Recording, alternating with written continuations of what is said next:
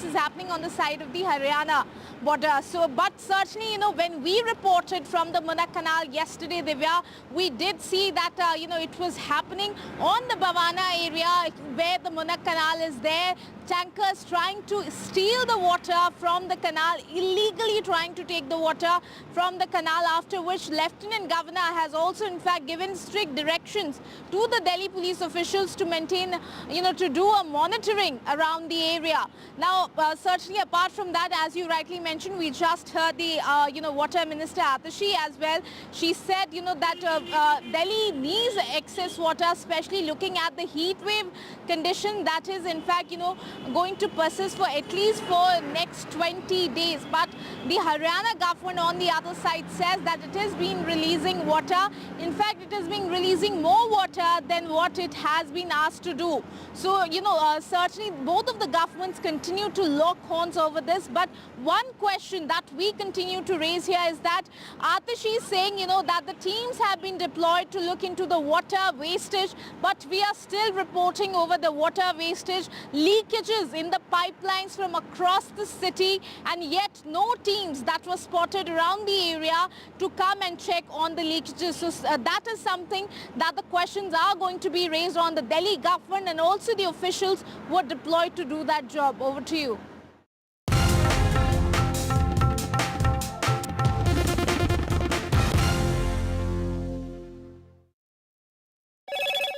Hello, Moto. Motorola, India's best 5G smartphone brand.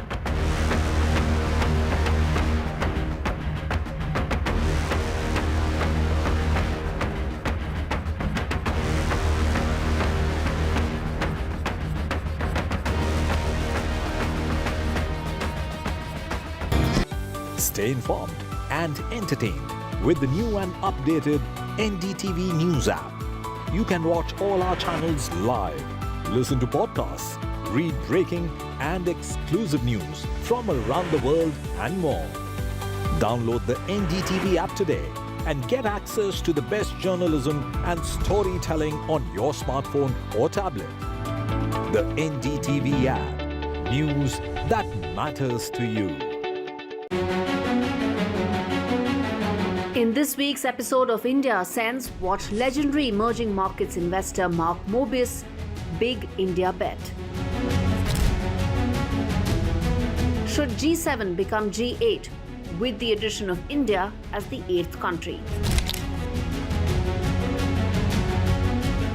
Modi 3.0's $5 trillion roadmap. 2023, mankind's most violent year. All this and much more on India Sense with me, Gauri Dwivedi, at these timings only on NDTV.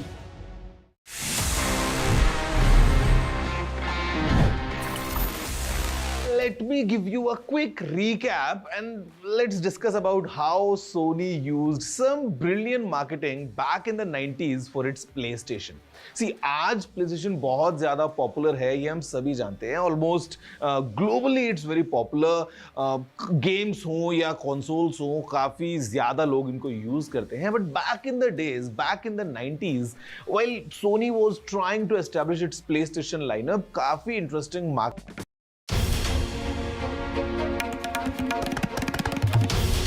This is NDTV, and you're watching NDTV 24/7.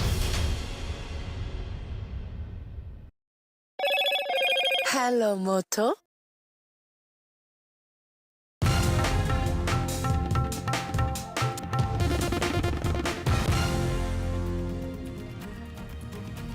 Hello and welcome. You're watching NDTV. I'm Gargi Rawat. Stay with us for all the news you need to know. Let's take a look at the headlines we're tracking at this hour.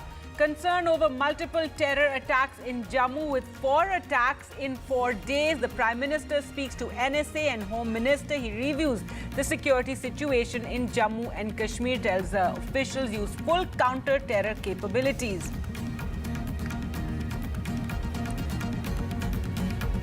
On the NEET row, the education minister backs the testing agency, says there's no information on paper leaks, and says the Supreme Court has endorsed a retest for over 1,500 students who were given grace marks. However, the Congress demands a judicial probe in the NEET row and asks for the sacking of the NTA chief. Will the centre crack the whip on airfare fluctuation as the new aviation minister Ram Mohan Naidu takes charge, says priority to bring down fares and the consumers' ease of travel is our top priority. In the murder case involving actor Darshan, NDTV accesses the remand copy and says the deceased was tied and locked up, beaten with sticks. The Kannada actor Darshan had also beaten the victim. He even offered 3 men to take the blame, offering them 5 lakhs for the cover-up. In the Delhi water crisis, a blame game and U-turns. No extra water to share with Delhi is what the Himachal Pradesh government has now told the Supreme Court. This as the government tells the Supreme Court that Haryana are responsible for water theft, and the BJP says Delhi government doing politics to hide their failures. NCP versus the RSS over the Maharashtra debacle. NCP responds to the RSS mouthpiece charge over the poor showing in the recent elections. Praful Patel says no rift in the BJP-NCP working as one. The organizer says allying with Ajit Pawar reduced the BJP's brand value.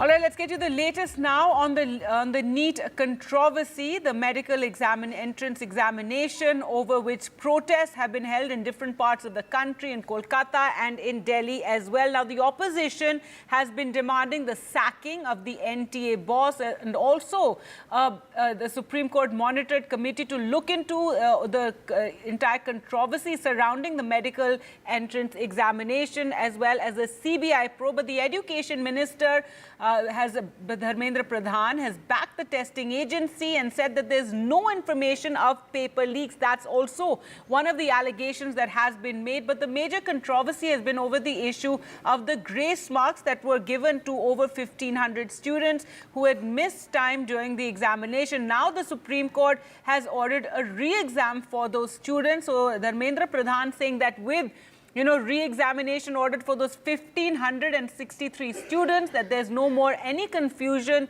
and that the entire issue has been resolved with this re-examination of the students who got those controversial grace marks for having missed some time during the exam, and they missed that time because they were given the wrong question paper. But the Congress and allies are demanding a full probe into the entire NEET controversy. देखो paper leak की हमारे पास कोई जानकारी नहीं है। मैंने उस REET petition को अनुध्यान कराया, कोई भी एक भी जगह पे प्रमाण नहीं है। एक एलिगेशन पेपर लीक हुआ है, कहाँ है प्रमाण हुआ है? एक दो चीजों की न्यूज आइटम पे अगर प्रमाण आधारित होता है तब कोर्ट उसको विचार करेगी, सरकार अपना पक्ष रखेगी, वो कोर्ट में 8 जुलाई को चर्चा भी होगी। मेरे जितना जानकारी है, नीट एक कॉम्पिटेंट एग्जामिनेशन करने वाला अथॉरिटी बन चुकी है। ये जो 3 प्रेस्टिजियस परीक्षा होते हैं, नीट, जेई और सीयूईटी, इसमें से देश की 50 लाख से ज्यादा स्टूडेंट्स की हर एक साल अभी एग्जामिनेशन हो रहा है।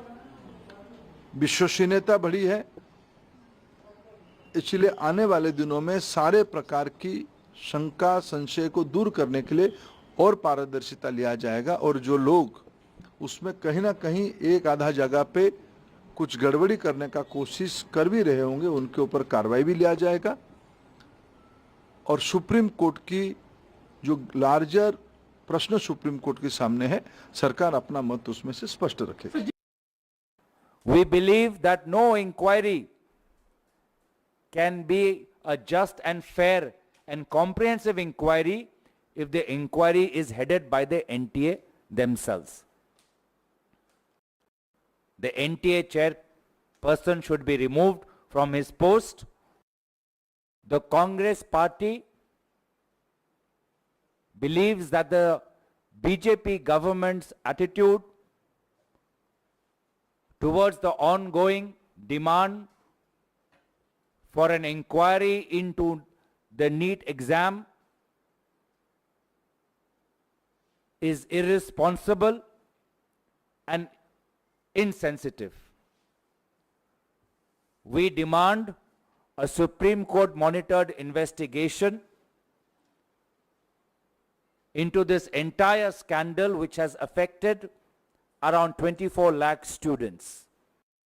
இன்னைக்கு முதலமைச்சர் அவங்களுடைய அலுவலகத்திலையும் இங்கே நடந்த குழப்படிகள் பற்றி எடுத்து சொல்லியிருக்கோம். ஆனால் பொதுவாகவே நீட் தேர்வுகள் ரத்து செய்யப்பட வேண்டும் என்பதுதான் திராவிட முன்னேற்ற கழகத்தின் கொள்கையாக இருக்கு. ஒவ்வொரு பிரச்சனையும் தனித்தனியாக நம்ம எடுத்துட்டு சரி செய்வதை விட முற்றிலுமாக நீட் தேர்வுகள் நிறுத்தப்பட வேண்டும் அப்படிங்கிறது தான் நம்மளுடைய கொள்கை. ஆனால் அதுக்கான முயற்சிகளை முதலமைச்சர் அவர்கள் செய்து கொண்டிருக்கிறார்கள். ஆனால் இங்கே நடந்திருக்கக்கூடிய பிரச்சனைக்கு நிச்சயமாக ஏதாவது ஒரு வழியிலே அங்கே பாதிக்கப்பட்ட மாணவர்களுக்கும் பெற்றவர்களுக்கும் நியாயம் கிடைப்பதற்கு வழிவகை செய்வோம். All right, so a massive controversy with students protesting, now a solution from the Supreme Court. The education minister saying that this should resolve the issue. Re-examination has been ordered for those people who were awarded the controversial grace marks. But it's also a huge political controversy with the opposition criticizing the government, asking for a probe into the entire matter. To talk more about this, we're joined by Arshpreet Khadial, national spokesperson of the Congress, Rajalakshmi Joshi, political analyst, someone who supports the BJP, Salem Dharanidharan, a national spokesperson of the DMK, and Ranbir Singh Pathania, a lawyer, also supports the BJP. Well, let's go across first to Arshpreet Khadial. The education minister saying, Dharmendra Pradhan saying, that now the Supreme Court has agreed to their, their solution that the 1,500 plus people who had got the grace marks, that those grace marks be taken away and they can then go in for a re-examination. So he says there is no paper leak and this issue of the grace marks has been resolved, so there should be no controversy now. No, that's not how things work. We don't know the reason as to why so many students in the first place were awarded grace marks. And it's not just a couple of students that have been given these grace marks. There are thousands of students. And this issue has impacted and adversely affected 24 lakh families, 24 lakh students. And despite that, Mr. Modi hasn't uttered a single word, as if the Prime Minister is not bothered by it, as if the Prime Minister does not care about the 24 lakh families that have been affected because of this. And this goes on to suggest that the BJP government's attitude is irresponsible and they have zero empathy, zero sympathy for all these families that are suffering because of this. And second of all, how can the Bharatiya Janata Party and Mr. Pradhan be judge, jury and executioner if the inquiry hasn't happened yet? How can you say there was no paper leak? That is for the inquiry to decide. Na? That is for the investigation agency to decide. And that's why we have demanded a Supreme Court monitored probe so that we can get to the depth of the problem. And third, and the important point is that the Bharatiya Janata Party and Mr. Modi, they are busy attending oath-taking ceremonies, are busy going on foreign trips, and this goes on to suggest that their priorities are in order. Students, lakhs of families at the bottom, and oath-taking ceremonies and trips are at the top. Then as the results, they came on the 4th of June of the exam, and on the same date, the election results were also announced. Was it kept for a reason so that the election results would eclipse the exam results, and so that nobody would pay attention to that, nobody would focus upon that, and the wrong can continue to happen? I mean, the BJP, instead of being instead of being active and instead of ordering an inquiry, is trying to brush things under the carpet. We want to know why. Joshi, your response to that, the demand for a CBI inquiry, the demand for a Supreme Court monitored committee to also look into these entire issue, because this involves, lakhs of students, 24 lakh students took this exam, and we can't be having this kind of a confusion with such a, prestigious examination.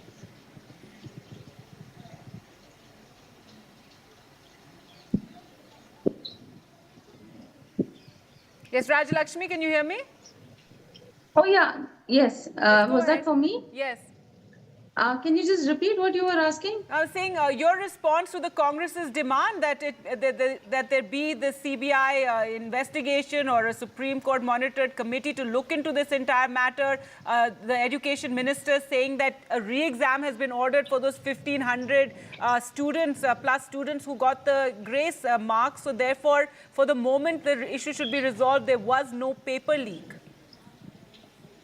What I think is the Supreme Court has taken a very wise decision, and the students have been given a choice that they either accept the original marks as they were without the grace marks, or they take a re-exam, and their results will be announced before the 30th of June, so that they can actually go ahead with the counseling in July as it was earlier supposed to be. So it doesn't affect the 24 lakh students, because otherwise that was a very grave situation. So I am thankful that that has not come to that.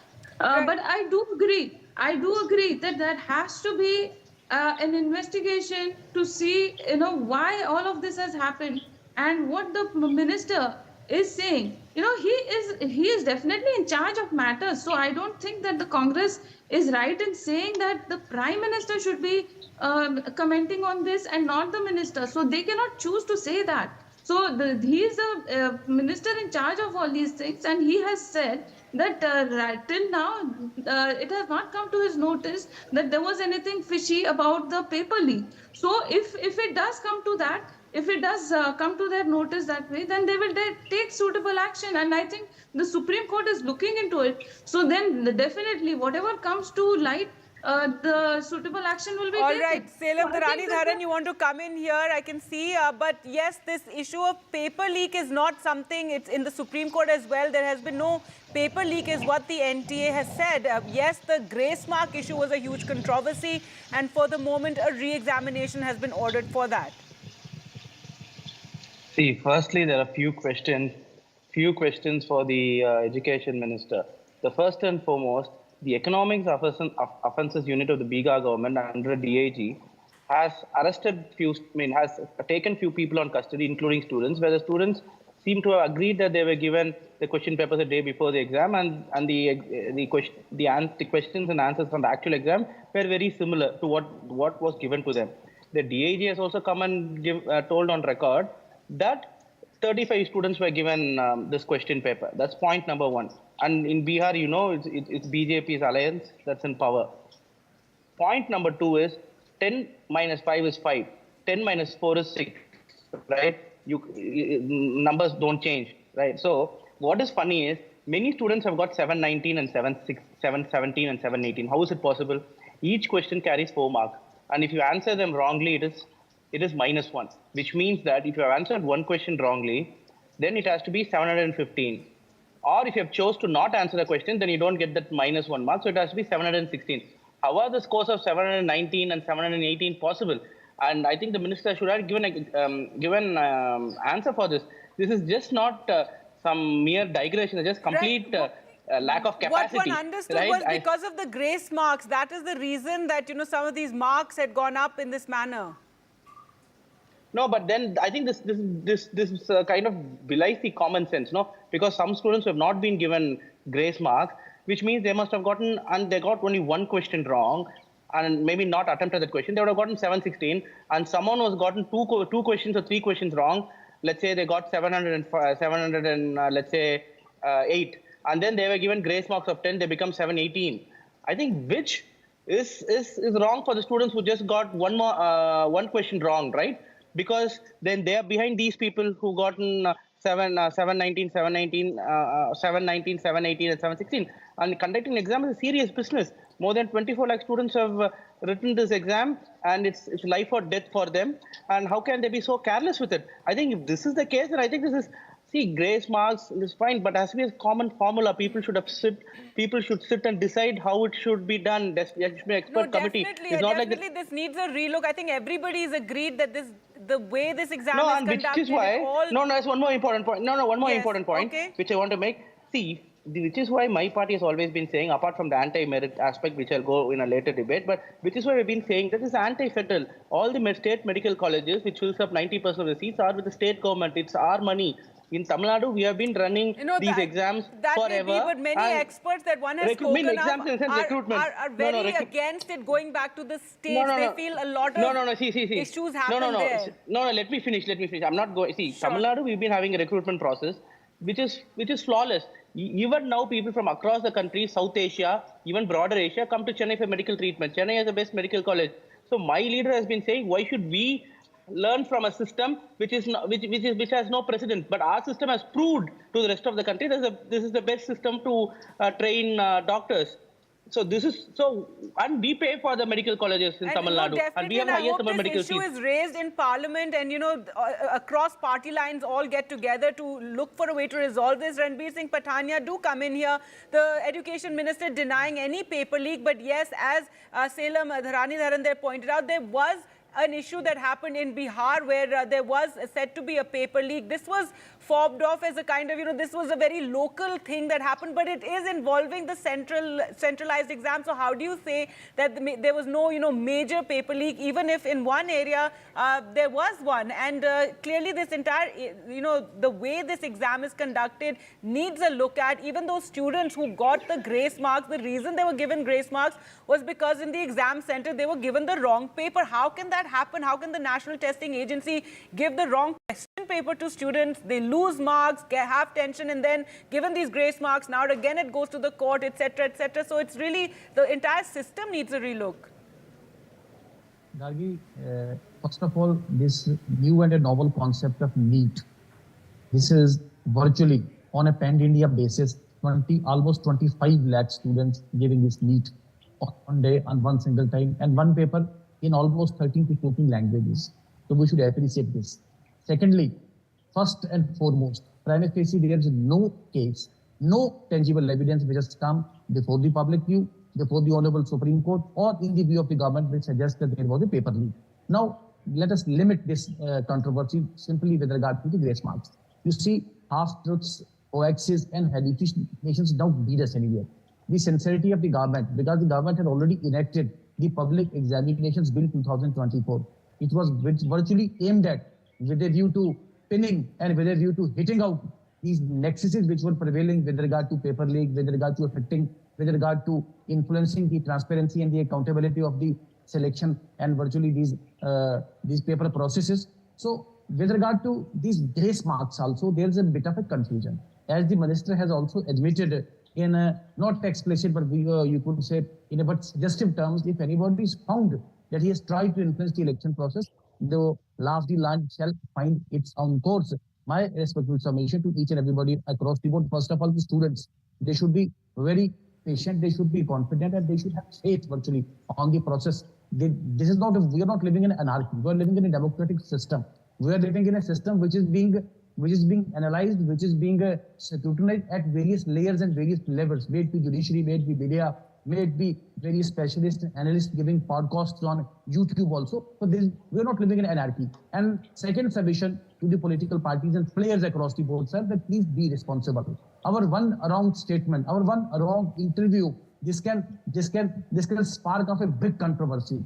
This can act a bigger fuel to the fire. So we need to take the plausible way out. I think the statement of the minister is very much concise. It is very much explanatory also, and I think it is very much fits the exigencies of time and place. All right, Ashpreet Khadiyal, your response to that, and we should, that let's not do politics over students in this manner. Yes, of course, their rights have to be looked into, and this exam has to be looked into. But if for the moment, too sensitive an issue to play politics over. Because we've spoken to many students here. Yes, we've spoken to many students here at NDTV before this, and many of them said what they wanted was exactly what has been decided, that those who got the grace marks should have a re-examination, that those grace marks should be taken away. And if for the moment, if this is going to, help settle the issue. Arshpreet Khardiyal, we shouldn't play with the emotions of students and create this, bogey of the question paper having leaked out. Well, number one, the foremost question here is that why is the Bharatiya Janata Party shying away from a probe? Is there something that the BJP's government is trying to hide from the people of India? Is there something that you're trying to ensure that doesn't get found out? Because the BJP, instead of being actively asking for or ordering a probe, is trying to brush things under the carpet. Everything is all right. There is no leak. I mean, until and unless there is a proper inquiry, you cannot comment upon it. And second of all, you see, how can the Bharatiya Janata Party's minister decide, sitting in his AC office, as to what has happened and what is not, if they were actively pursuing this matter, and if the lives of all these students were important to them? Then by now the inquiry would have concluded. We would have known if there are any perpetrators who need to be basically put behind bars, and if justice is to be done. And apart from that, students are protesting, and the BJP supporters and the BJP leaders are saying there is no need for Mr. Modi to speak on this.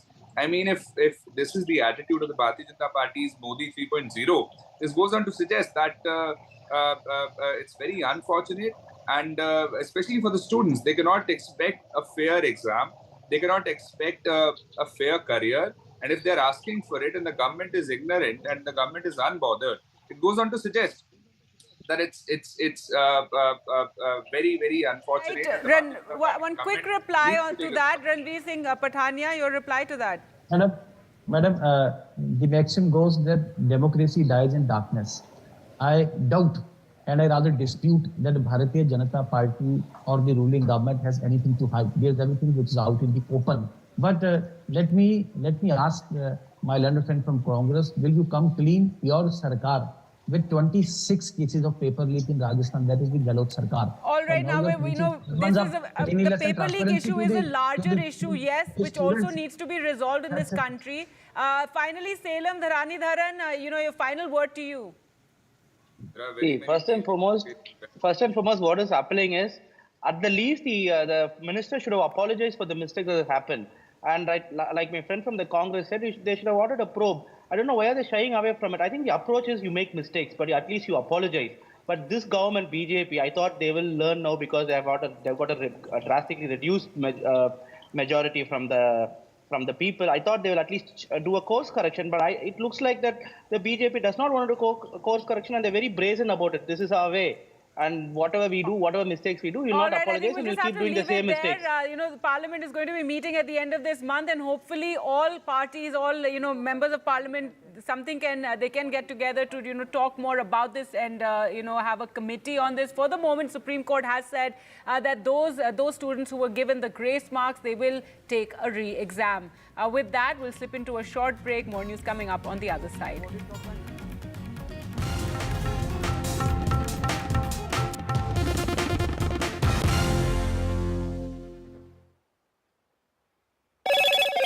Hello, Moto.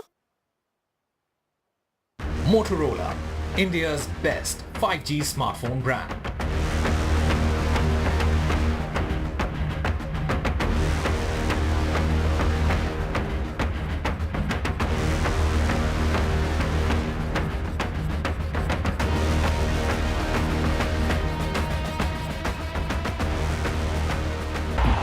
Hello and welcome. We are in Rome, Italy, on our way to Apulia in the south of Italy, where the G7 summit is going to be held. The Prime Minister will be here tomorrow. It's his first international visit since the NDA-3 government came into power. Why is G7 important? Because it is a collection of the world's most powerful nations. India now is in fact got a bigger economy than 3 of those nations. Italy, the host, Canada, and also France. What are the key issues over here? Why is it important for India to be attending? Join me, Vishnu Shom, for very special programming right here on NDTV 24/7. Stay informed and entertained with the new and updated NDTV News app. You can watch all our channels live, listen to podcasts, read breaking and exclusive news from around the world and more. Download the NDTV app today and get access to the best journalism and storytelling on your smartphone or tablet. The NDTV app. News that matters to you.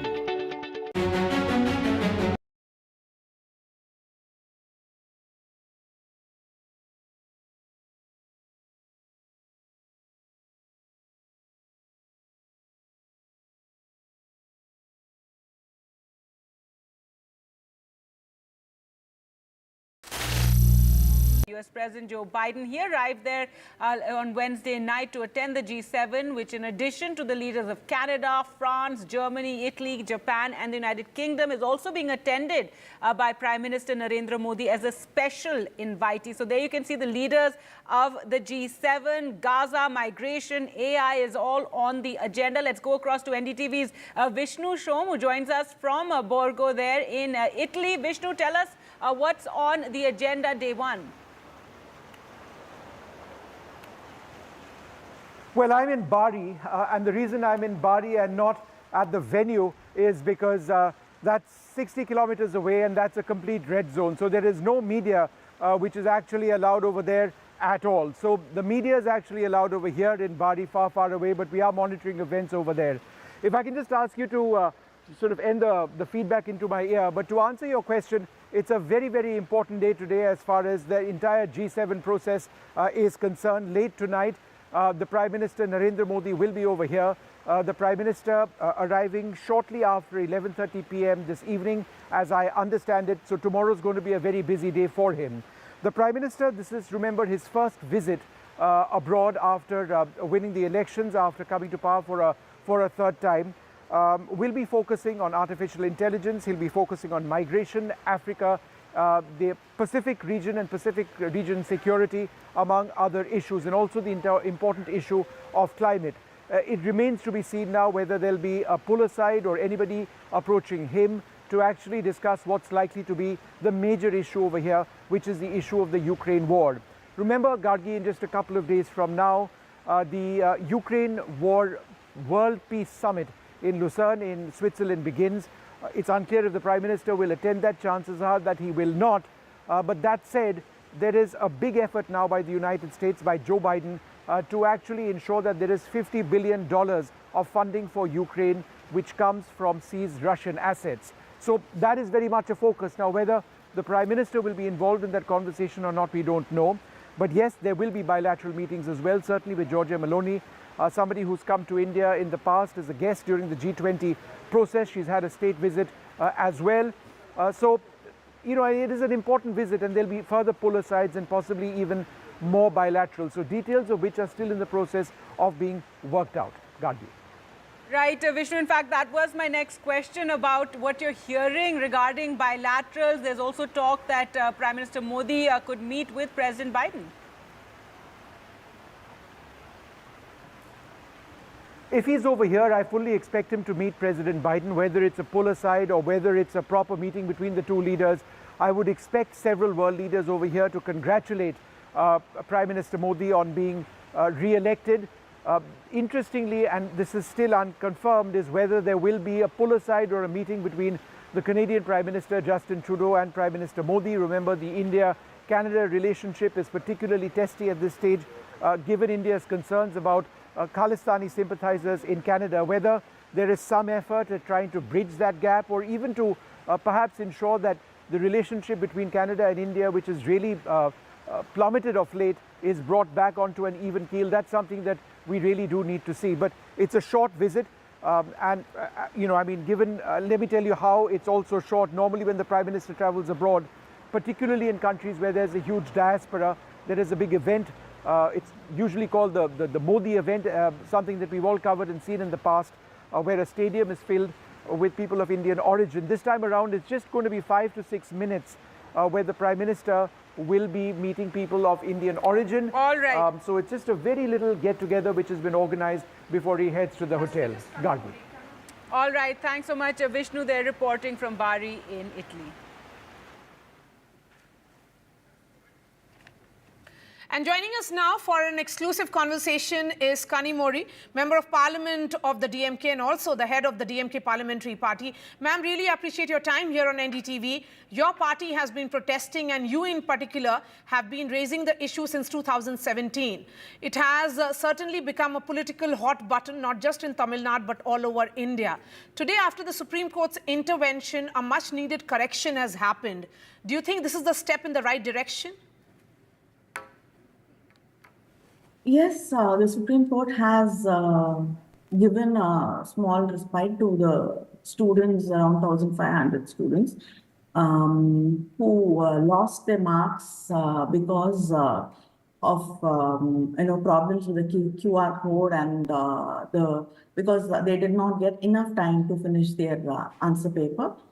But DMK's stand is much more than that. We want exemption from NEET. We are not talking, because there is many issues and many problems, like they have multiple question papers, and some question papers are very difficult, some are quite easy.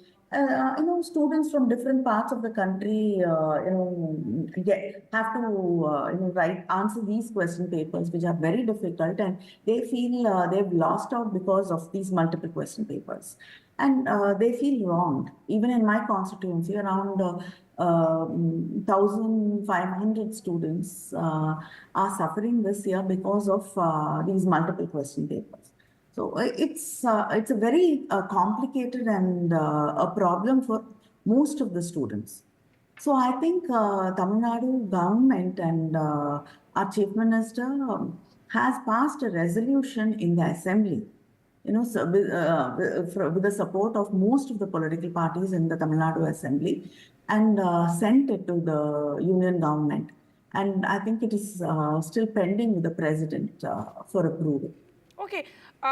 Talking about this particular, because we are looking at NEET UG examinations of 2024, the Union Education Minister, in fact, Mr. Dharmendra Pradhan, who addressed press conference just a couple of hours ago, ma'am, has said that there is no evidence of paper leak.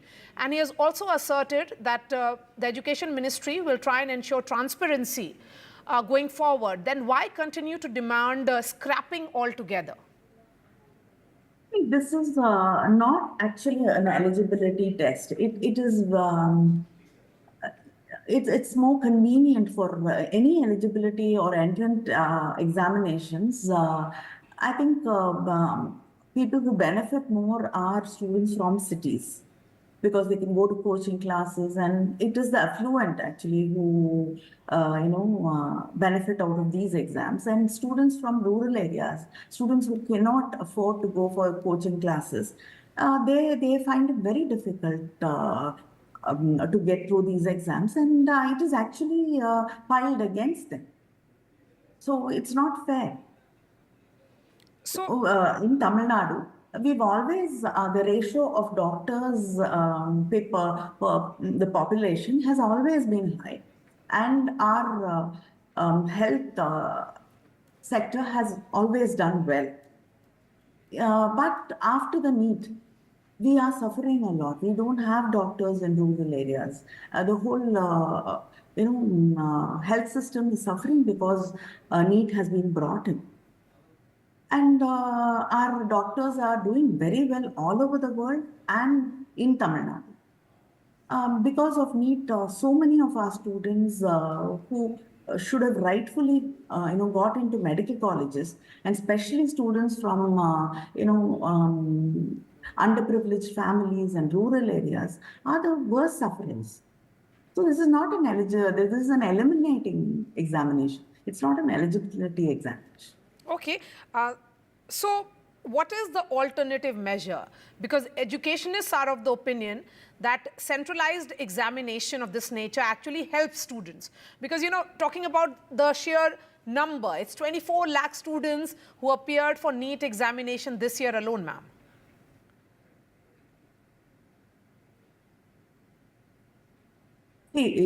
Everything cannot be centralized, and you cannot think that is the right way to go. We've had a very good system. We've had excellent doctors, and our health system has been really good without NEET. because it's always been based on students' marks in their 12th standard examinations. So it was a level playing field. And students from rural areas and the Tamil Nadu government, and especially when Dr. Kalaignar was the chief minister, he ensured, he wanted to make sure that we had one government medical college in every district in Tamil Nadu. I think today Tamil Nadu is one of the states which has the highest number of government medical colleges. NEET was brought in only for private colleges to ensure that students are not left out, and there is no wrong practices in these private medical colleges. We have no objections about private medical colleges. We're talking about leave government medical colleges out of it and give an exemption to Tamil Nadu students who are writing their exams for government medical colleges. Ma'am, you are a mother yourself, and I'm sure there are a lot of questions that are being asked by students these days. There are a lot of concerns that they have been sharing. But who will own up the misery of these students?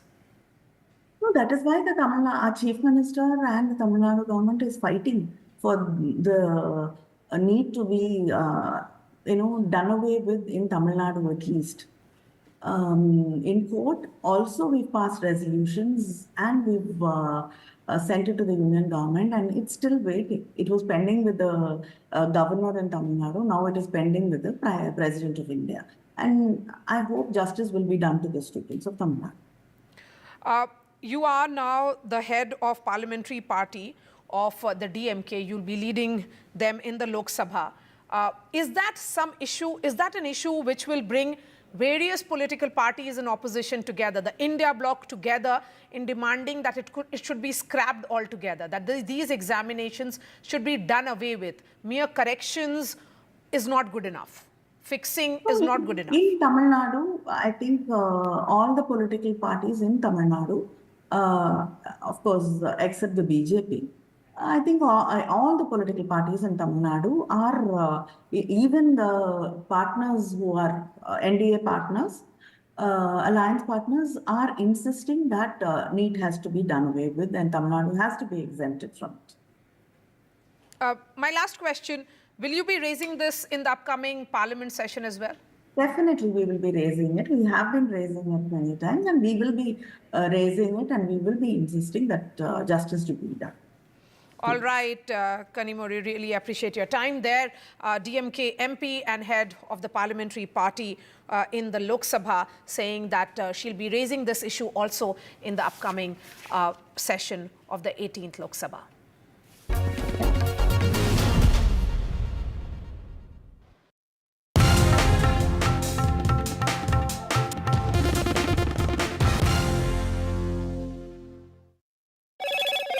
Hello, Moto. Motorola, India's best 5G smartphone brand.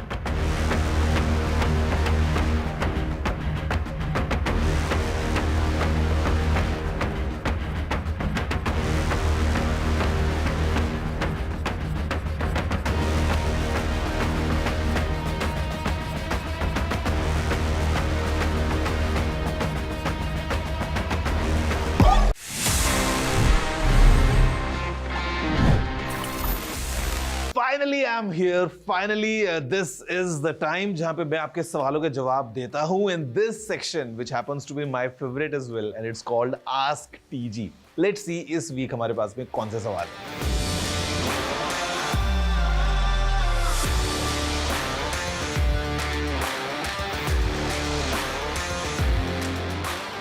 हैं. To be honest, in Android TV, we don't have any such features जहाँ पे आपको live जो सामने speech आ रहा है उसके captions screen पे दिखाई दे जाएं.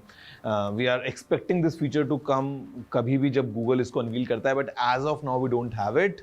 Samsung, however, in their latest AI TVs जो Samsung ने launch किए थे, उसमें demonstrated that how using AI they were able to put some captions for the text, जो भी dialogues या जो भी speech television में उस time पे है वो सामने captions के form में visible है.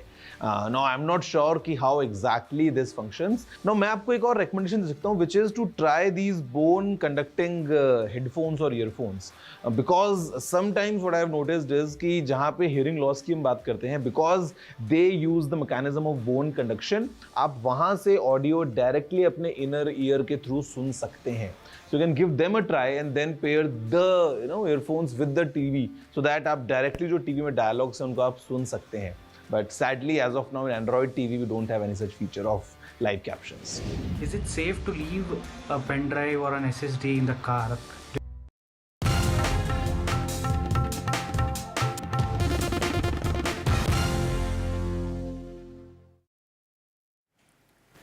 Welcome back. Prime Minister Narendra Modi today chaired a review meeting to assess the situation in Jammu and Kashmir after 4 encounters between security forces and terrorists took place in the last 4 days. There have been 4 terror attacks in the last 4 days. The Prime Minister spoke to Home Minister Amit Shah and National Security Advisor Ajit Doval. The Prime Minister was given a full overview of security-related situation of the Union Territory and the counter-terrorism operations that are being undertaken by armed forces. There you can see the Prime Minister there calling this review meeting after 4 instances of terror attack have taken place in the last 4 days. In fact, since the swearing in is when the first attack took place on a bus carrying pilgrims in which 9 people died, and since then there have been encounters as well. So 4 attacks in 4 days' time, and the Prime Minister has asked authorities to deploy a full spectrum of counter-terror capabilities according to sources. Let's go across to Neeta for more. And Neeta, it's been a big matter of concern by authority there as well as the security forces over these attacks that are taking place. There seems to be some sort of thought behind this attack in the Jammu region especially that's taking place. So tell us more about what you're hearing regarding the Prime Minister's meeting. Yes, Gargi, the Prime Minister chaired the meeting in which the Union Home Minister was also there, senior officers were also there. The entire review was done as far as the Jammu region is concerned. Interestingly, as we are speaking, the security is being upped in that region because a security audit was done both by security forces and intelligence agencies in last 2 days, and all the gaps are now being filled. Because earlier, the theatre of, as far as terror is concerned, earlier it was considered the north of Pir Panjal, that is Shopian, Baramulla, or even Anantnag and Kulgam and Pulwama. But now it has shifted to south of Pir Panjal, which was considered a relatively peaceful area. In last decade or so, there were not very many incidents which were reported. But in last 2 years, we've seen lot many incidents in which almost 2.5 dozen of our army men have been hit. In last 4 days, we have seen 4 big terror attacks taking place in this region.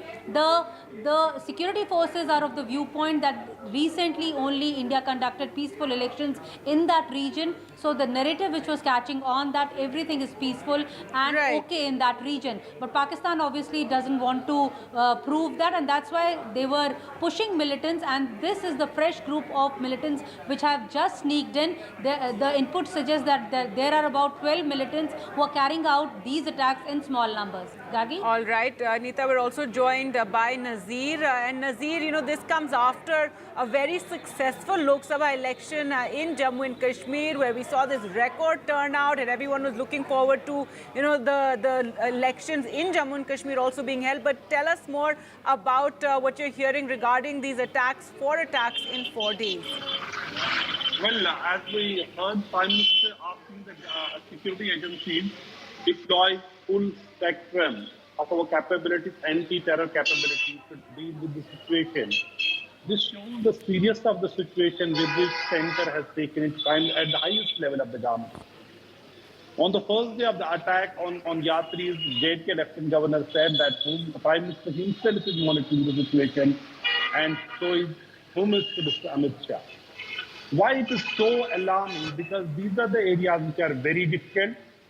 These are the areas which were freed from militancy after a lot of sacrifice by the local people, by security agencies, by political parties, between 1995 and 2003 and 2004. Since then, these places where this region was completely free from militancy. But over the last 3-4 years, we have seen this has become the real theater of militancy in Jammu and Kashmir. Militancy appears to have shifted its base from the valley to Jammu. But India, they were local militants, local recruits, ragtag, they had no training, no model. These militants were coming, which army has said. Some of them are actually from, have fought Afghan war also. So they are battle hardened. This is a tough challenge. For example, in most of the attacks which were carried out on the army, and including recent attacks, militants have managed to escape, and this has been a big challenge how to track them down. On our screen, if you see the sketch which have been released by the Doda police, 4 militants who are believed to be Pakistani, they are operating in Doda region. According to our sources, there are 3 groups which are operating in Doda region. It is first time in last 2 decades we hear about this number of militants, 3 major groups, Pakistani groups operating in this region, which has a very difficult terrain, mountains, large area, and a mixed population. But police have said they're actually trying to communalize the situation. JNK Director General of Police, Mr. R.R. Swain, also talked about, how they are preparing their response to deal with the situation. They are saying there's clear intent to, cause disturbance and destabilize Jammu region. He's saying their response would be, there would be a befitting reply to these, militants. He's saying that they have been actually, when Pakistan could not find locals here in Kashmir to destabilize the situation, they have recruited their own citizens, trained them and pushed them forcibly into Jammu and Kashmir and destabilize situation in Jammu.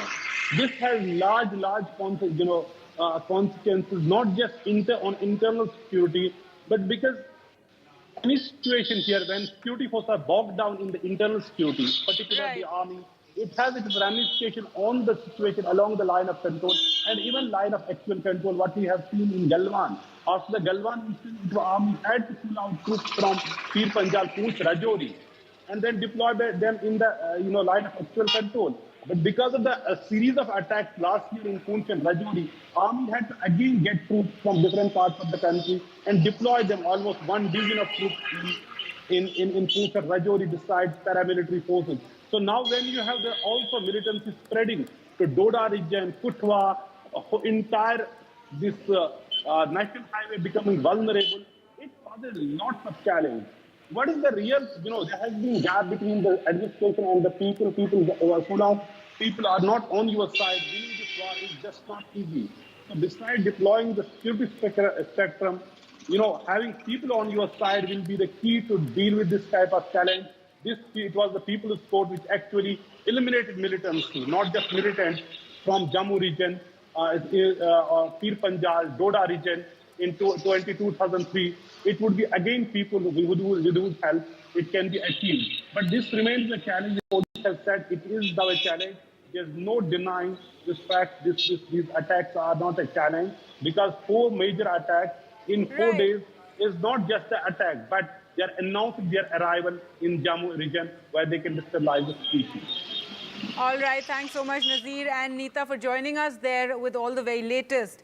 With that, moving on to news on the water crisis in Delhi and the blame game that continues with the BJP hitting out at the Delhi government, saying they're playing politics to hide their failures. The Delhi government claiming they need more water from the states of Himachal and Haryana. Now, in a twist in the Supreme Court battle over the spiraling water crisis, Himachal Pradesh has said it does not have surplus water to send to the national capital. This is a day after it had said that they had released the water for Delhi and the supply needs to go through Haryana.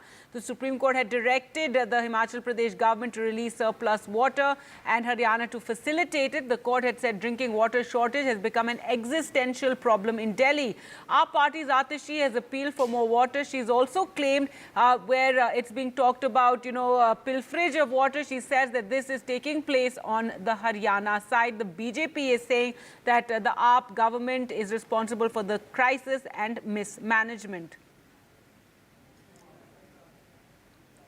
All right, let's go across to where Chandrababu Naidu is taking charge as the Chief Minister of Andhra Pradesh. Chandrababu Naidu back for a fourth term as the Chief Minister of Andhra Pradesh. Chandrababu 4.0 is how it is being described. Remember, he was sworn in yesterday, and at a grand ceremony which was attended by the Prime Minister and several celebrities as well, and 24 MLAs were also sworn in with Chandrababu Naidu. And there you can see Chandrababu Naidu. Now it is his first day as the Chief Minister. Yesterday we saw that grand swearing-in ceremony where he spoke about getting this historic mandate, and you had Chiranjeevi, Rajnikant, Ram Charan all attending the swearing-in ceremony, and you had the Prime Minister Modi, you had Home Minister Amit Shah, JP Nadda all attending. Now from today, Chandrababu Naidu is set to, take charge as the new Chief Minister along with his cabinet.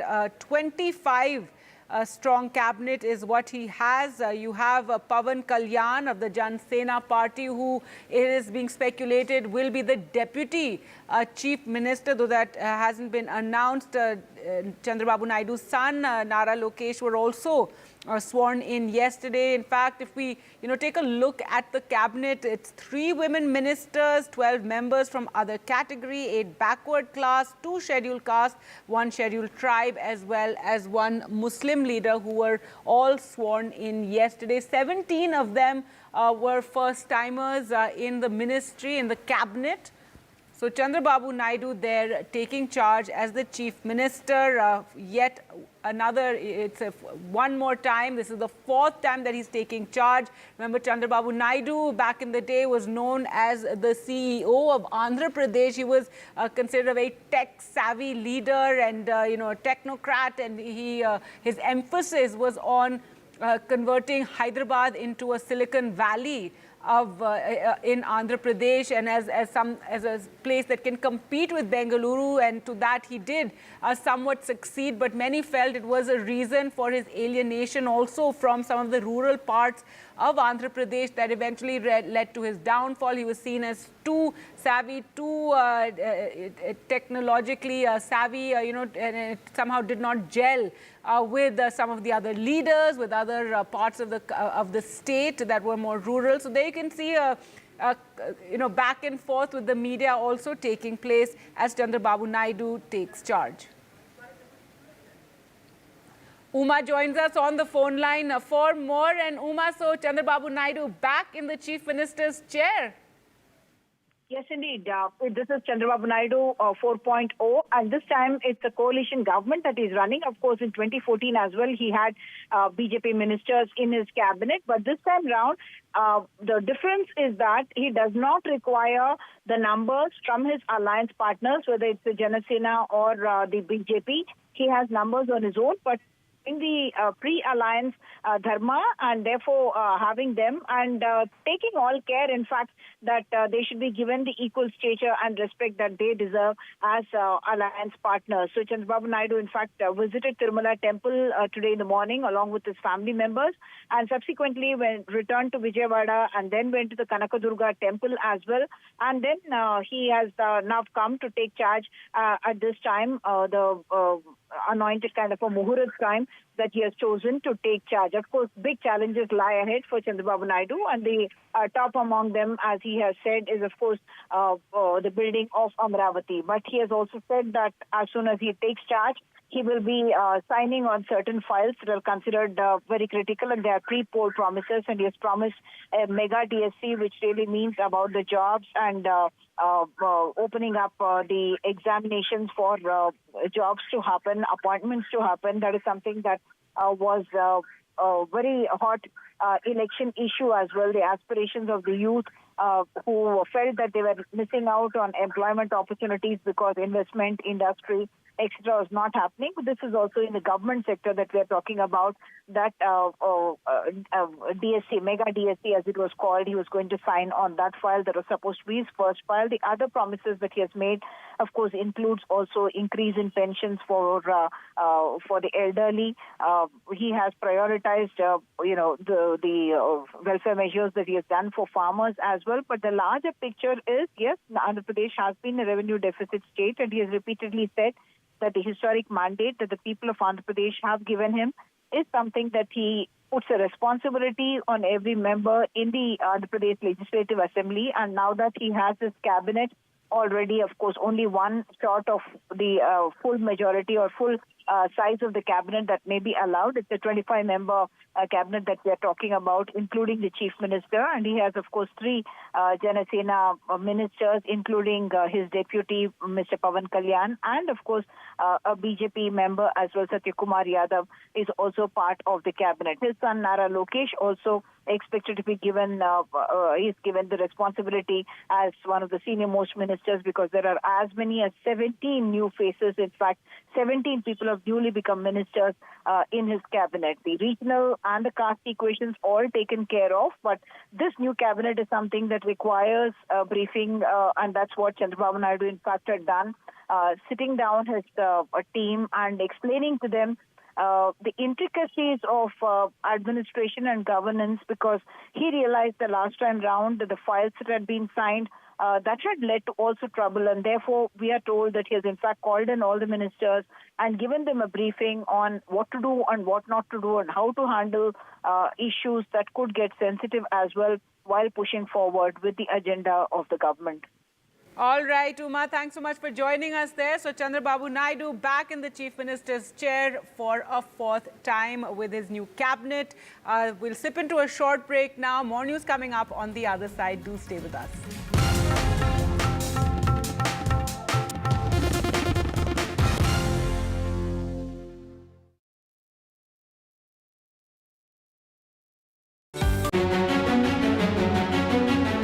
In this week's episode of India Sense, watch legendary emerging markets investor Mark Mobius' big India bet.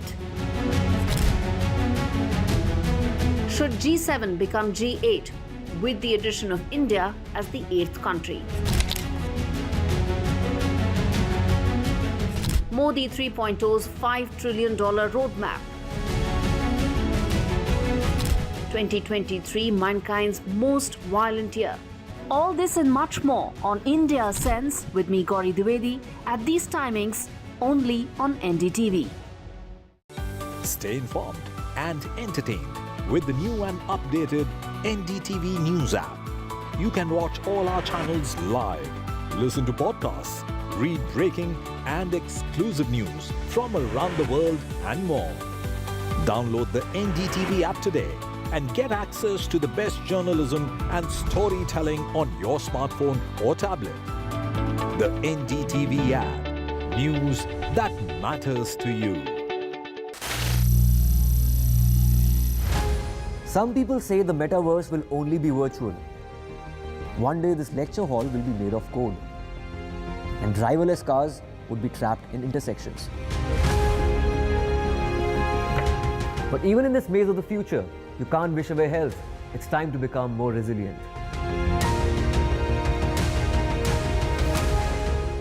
"10 years of Banega Swasth India, we have grown and achieved so many milestones.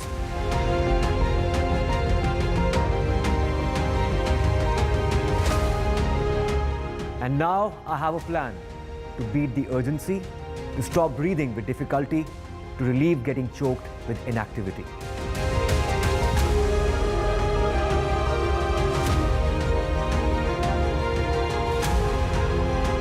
Energize our government, our environment, our society, and ourselves. Everyone, everywhere, every day.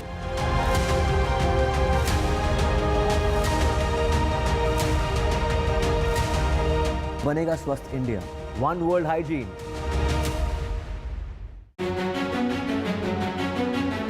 In this week's episode of India Sense, watch legendary emerging markets investor Mark Mobius' big India bet. Should G7 become G8 with the addition of India as the 8th country? Modi 3.0's $5 trillion roadmap. 2023, mankind's most violent year. All this and much more on India Sense with me, Gauri Dwivedi, at these timings only on NDTV.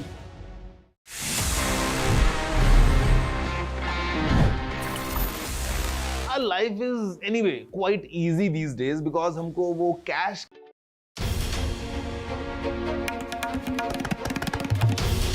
This is NDTV, and you're watching NDTV 24/7. Hello, Moto.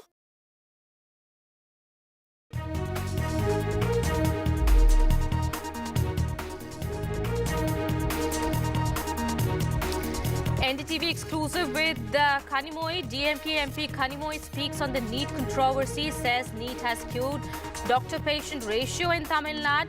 DMK is all for scrapping NEET, which is the way forward. You can also call in on NDTV at 5:30 p.m.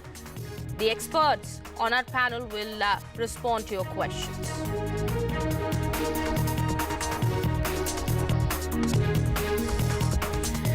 Union Education Minister backs NTA amid the NEET controversy. Dharmendra Pradhan says there is no information of paper leaks and the court has endorsed retest for over 1,500 students. Congress demands judicial probe, calls for sacking of the NTA chief. Concern over multiple terror attacks in Jammu Kashmir, 4 attacks in the last 4 days. Prime Minister Modi speaks to NSA and Union Home Minister Amit Shah. PM Modi tells officials that they must use full counter-terror capabilities. TDP's Ram Mohan Naidu takes charge as new aviation minister. He says that he will review the airfares list, bringing down fares as his top priority.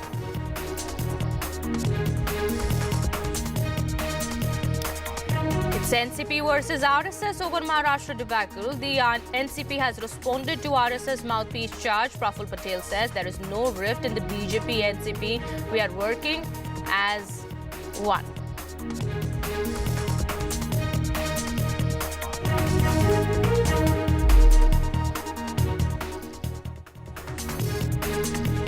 Hello and a very good evening. You're watching NDTV 24/7. My name is Kitty Bahal. We are starting this edition with our top focus. Prime Minister Modi today chaired a review meeting to assess the situation in Jammu Kashmir after 4 terror strikes in the last 4 days. Prime Minister Modi has spoken to Union Home Minister Amit Shah and the National Security Advisor Ajit Doval. The Prime Minister was given a full overview of the security situation of the Union territory and the counter-terror operations that are being undertaken by our armed forces in Jammu Kashmir. Well, sources have also told NDTV that the Prime Minister has asked the authorities to deploy the full spectrum of the armed forces counter-terror capabilities. Well, the 4 terror strikes in the last 4 days in Jammu Kashmir pose a huge challenge for the security forces on the ground, the authorities and the Modi government at the center. Well, yesterday, a fresh encounter had broken out in Jammu Kashmir's Doda district, leaving a soldier injured. It was the 2nd attack in Doda and the 4th in the Union territory in the last few days. Well, terrorists also had launched an attack on pilgrims in a bus in the Riyasi district, which had left 9 people dead. And the situation at the moment continues to be tense, and this is definitely a serious concern for the authorities at the moment. My colleague Nazir is now joining us on the broadcast, getting us more on that. Nazir, Anita also is now joining us on the broadcast. Let me go first to Nazir here. Nazir, even as the Prime Minister held an important meeting today to assess the situation in the Union territory at the moment, well, this, as we've been speaking about it, poses a huge challenge for the authorities, for the security forces on the ground as well. And we do understand as per sources, the information that is coming in, forces have also informed that there could be some more terrorists hiding in the Doda area where the fresh encounter took place yesterday. Well, as we have been reporting, our sources have been telling us that at least 2 to 3 large groups of foreign terrorists are operating in Doda. They have set up their bases in Doda region, which is a large region, mountainous region, difficult region for the security forces to operate and reach every place. And there have been 2 attacks in Doda within 24 hours. So clearly, theatre of militancy not just shifting, but it is spreading to one area after another area. So it was in Rajouri Poonch, the Riyasi, then Kutwa and Doda Poonch. And Prime Minister reviewing the situation clearly shows the seriousness with which the centre at the highest level is seeing the situation. Because it's not just, 4 attacks in 4 days. It is clearly showing the intent. And J&K Director General of Police, Mr. R.R. Swain talking about the intent from Pakistan that when they cannot lure the locals to destabilize situation in Jammu and Kashmir, they are actually getting their own citizens, training them and pushing them forcibly into Jammu and Kashmir where they carry out these major attacks. But what is the big worry? Number one is that it is bogging down large number of military and paramilitary groups in Jammu and Kashmir. Already the place is saturated with troops. Now they have to get more troops to ensure nothing goes wrong. Then when you have more troops, it has its own repercussions at the line of control when it comes to military's real duty. And also cost of engagement to fight this war is going. That has been always the policy of and the strategy of enemy or the adversary, to increase the cost of engagement so that more troops are involved. So 4 attacks on 4 days. Center has taken notes at the highest level. Here the police are saying they are preparing their response, and the response would be to be a befitting reply to those who are engaged, who are involved in this.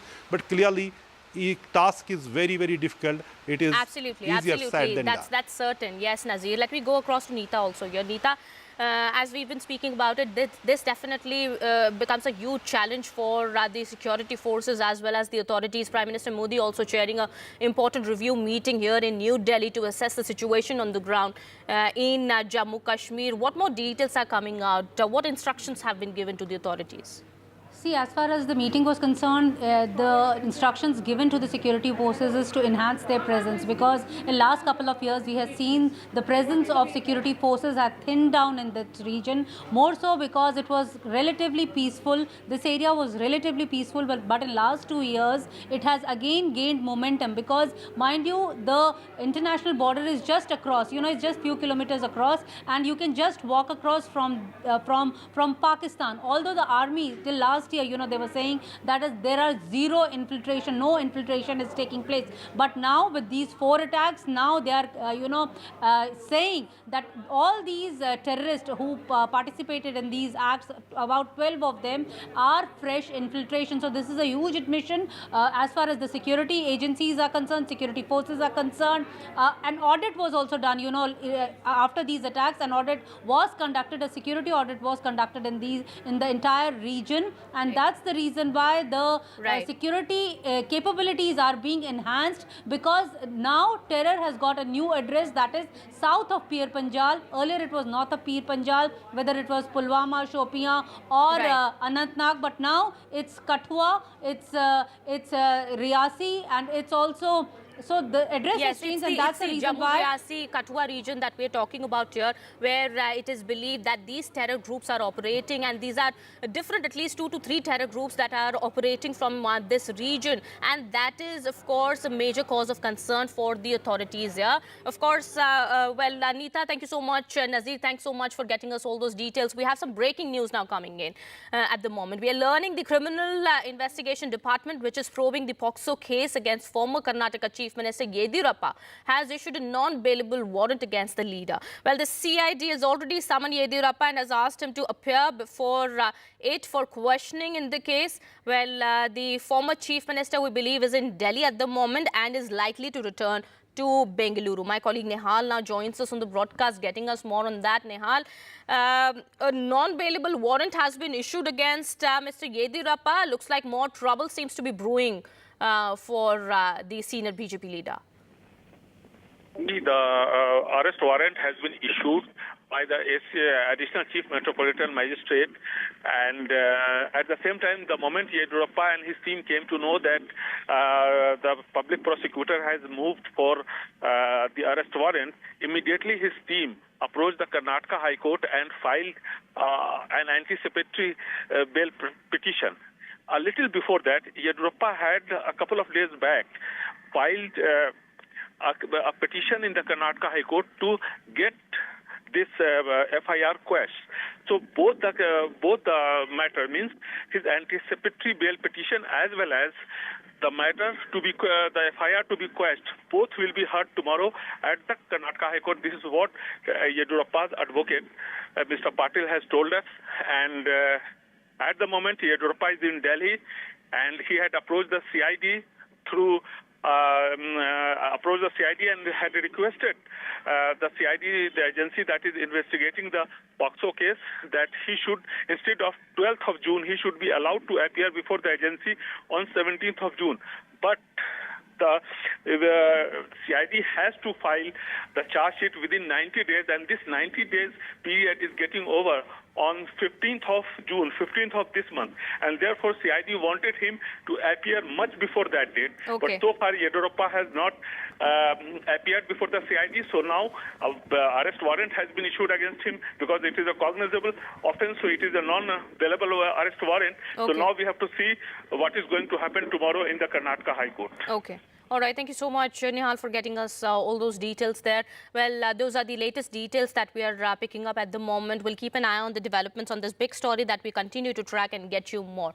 Well, shifting our focus now to some more news that we are tracking at the moment. Will the centre crack whip on airfare fluctuation?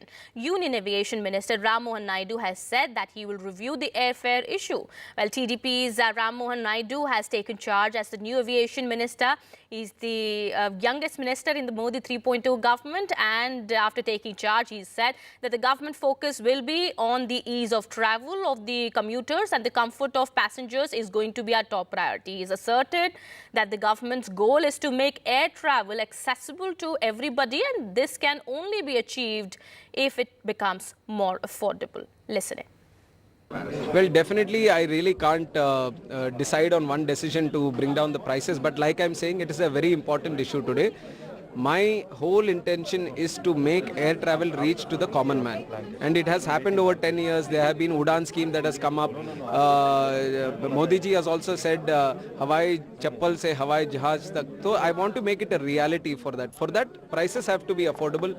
Now the market scenarios or the other external factors, COVID, so a lot of different factors have made in improving the prices. So we have to sit down, the department has to sit down, and whenever that thing is happening, my intention or my priority would be from the people of this country that to bring down the prices, and I would sit down with that point of view.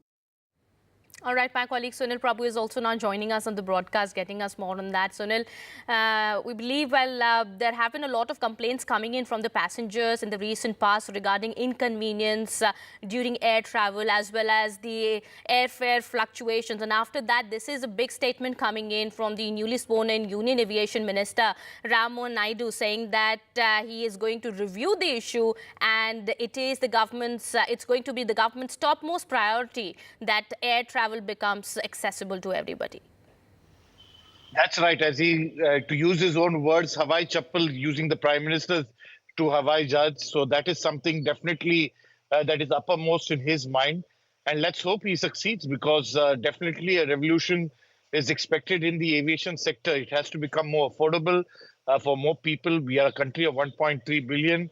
And if there is a sector that needs complete transformation and more affordability, it is the aviation sector. So definitely much will be dependent on whether the government will be able to ensure, for example, the aviation turbine fuel taxes on that are reduced or completely given a go-by, because that's something that is taxed on a regular basis, and that's what makes the cost of fares extremely high. So it's in that context we'll have to wait and see how airline industries respond to the new Civil Aviation Ministry and what can the ministry do, because after all airlines today are privatized, be it Air India, be it Indigo, be it SpiceJet, and the list carries on. So how will they do it? They can do it only if the various policies and various measures are taken, and in particular the fuel which runs those aircrafts, the taxes are reduced on that.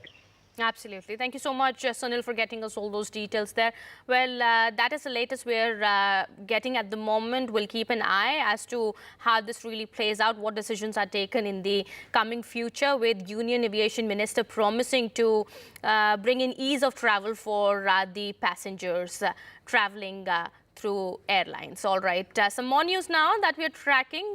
Well, even after the centre had told the Supreme Court that the grace marks allocated to more than 1,500 students in the NEET examination would be cancelled, protests seem to be erupting over the NEET controversy. The opposition now has demanded that the NTA boss be sacked. Amid the NEET row, the Education Minister has backed the testing agency. Dharmendra Pradhan has said that there is no information of paper leaks, and the SC has ordered re-examination for some students, while the Congress and its allies are now demanding a judicial probe in the NEET UG 2024 exam. देखो paper leak की हमारे पास कोई जानकारी नहीं है। मैंने उस REET petition को अनुध्यान कराया, कोई भी एक भी जगह पे प्रमाण नहीं है। एक एलिगेशन पेपर लीक हुआ है, कहाँ है प्रमाण हुआ है? कोई एक दो चीजों की न्यूज आइटम पे अगर प्रमाण आधारित होता है तब कोर्ट उसको विचार करेगी, सरकार अपना पक्ष रखेगी, वो कोर्ट में 8 जुलाई को चर्चा भी होगी। We believe that no inquiry can be a just and fair and comprehensive inquiry if the inquiry is headed by the NTA themselves. The NTA chairperson should be removed from his post.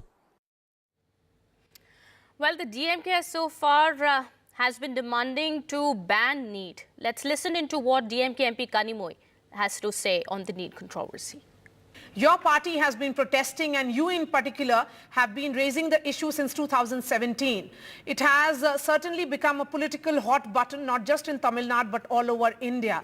Today, after the Supreme Court's intervention, a much needed correction has happened. Do you think this is the step in the right direction? Yes, the Supreme Court has given a small respite to the students, around 1,500 students, who lost their marks because of problems with the QR code and because they did not get enough time to finish their answer paper. But DMK's stand is much more than that. We want exemption from NEET. We are not talking, because there is many issues and many problems, like they have multiple question papers, and some question papers are very difficult, some are quite easy. Students from different parts of the country, have to answer these question papers, which are very difficult, and they feel they've lost out because of these multiple question papers, and they feel wronged. Even in my constituency, around 1,500 students are suffering this year because of these multiple question papers. So it's a very complicated and a problem for most of the students. So I think Tamil Nadu government and our Chief Minister has passed a resolution in the Assembly, with the support of most of the political parties in the Tamil Nadu Assembly, and sent it to the Union government. And I think it is still pending with the President for approval. Okay. Talking about this particular, because we are looking at NEET UG examinations of 2024, the Union Education Minister, in fact, Mr. Dharmendra Pradhan, who addressed press conference just a couple of hours ago, ma'am, has said that there is no evidence of paper leak. And he has also asserted that the Education Ministry will try and ensure transparency going forward. Then why continue to demand scrapping altogether? This is not actually an eligibility test. It is it's more convenient for any eligibility or entrant examinations. I think people who benefit more are students from cities. because they can go to coaching classes, and it is the affluent actually who benefit out of these exams, and students from rural areas, students who cannot afford to go for coaching classes, they find it very difficult to get through these exams, and it is actually filed against them. So it's not fair. So in Tamil Nadu, we've always, the ratio of doctors the population has always been high, and our health sector has always done well. But after the NEET, we are suffering a lot. We don't have doctors in rural areas. The whole health system is suffering because NEET has been brought in. And our doctors are doing very well all over the world and in Tamil Nadu. Because of NEET, so many of our students who should have rightfully got into medical colleges, and especially students from underprivileged families and rural areas, are the worst sufferings. All right. We'll be doing a special show at 5:30 p.m. You can also call in and express your views on the NEET controversy on the numbers given on your TV screens. Well, with that, it's time for a short break here. More news and updates continue on the other side. Stay tuned.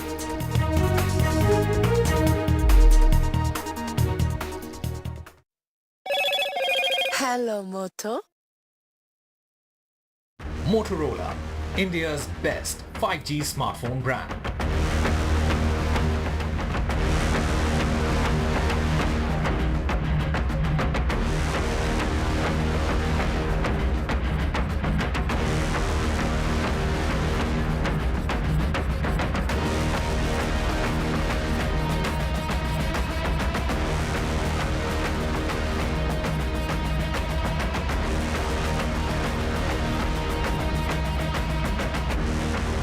Brought to you by.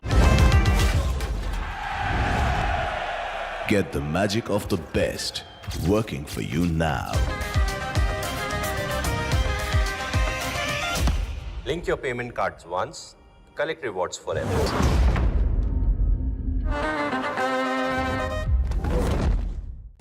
Stay informed and entertained with the new and updated NDTV News app. You can watch all our channels live, listen to podcasts, read breaking and exclusive news from around the world and more.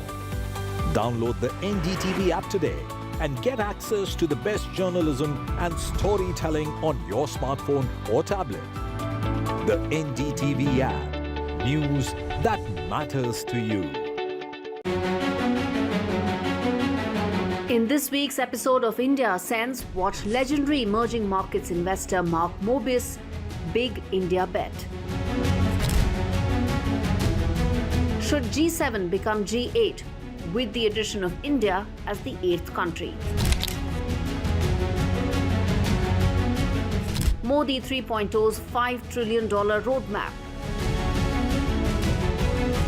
2020.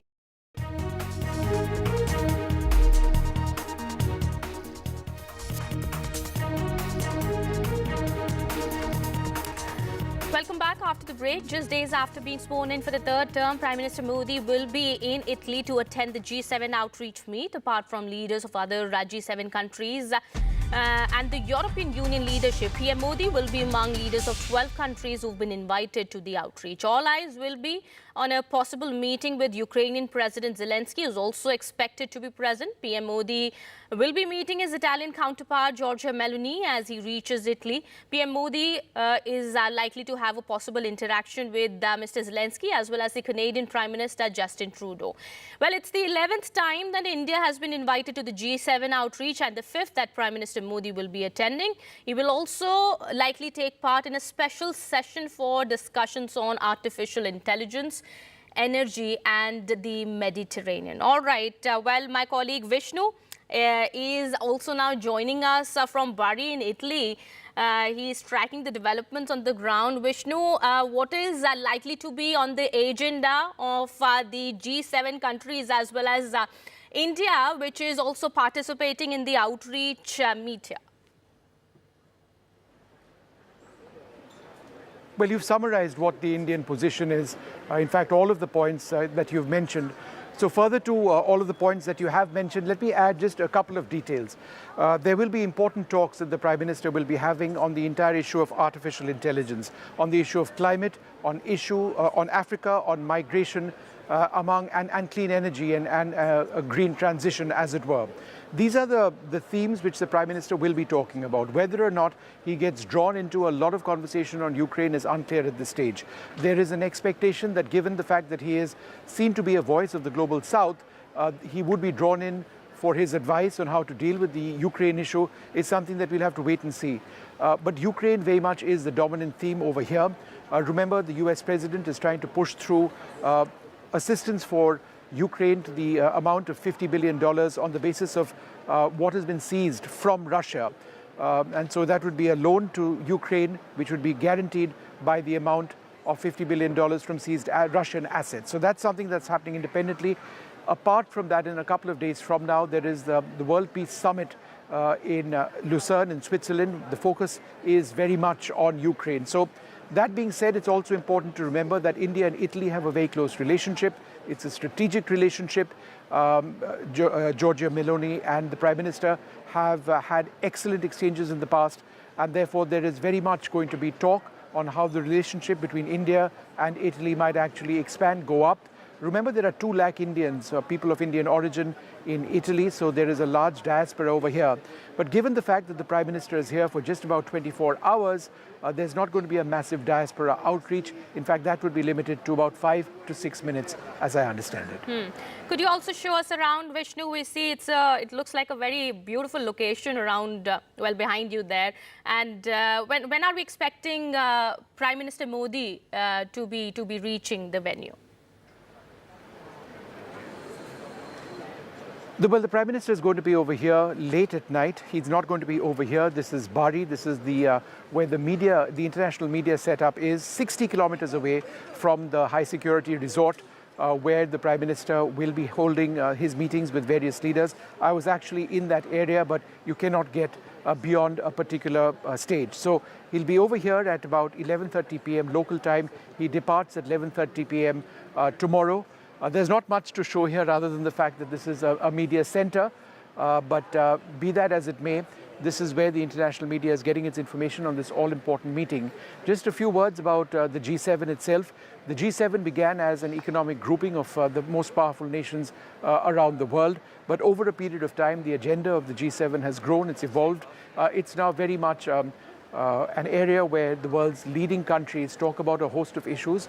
This time around, the war in Gaza, Ukraine, and some of the other issues that I've discussed will certainly come up.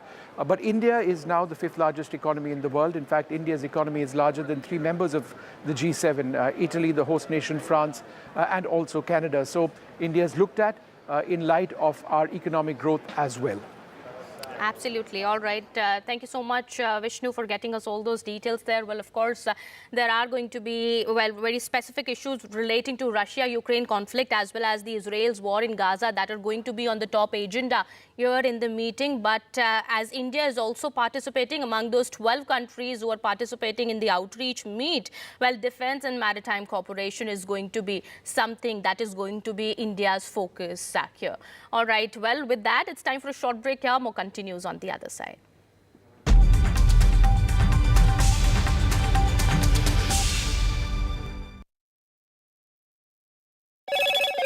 Hello, Moto. Motorola, India's best 5G smartphone brand.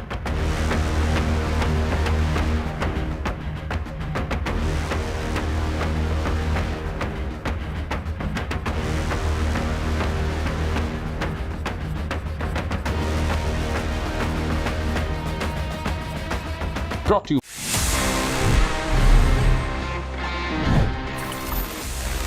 let me give you a quick recap and let's discuss about how Sony used some brilliant marketing back in the 90s for its PlayStation.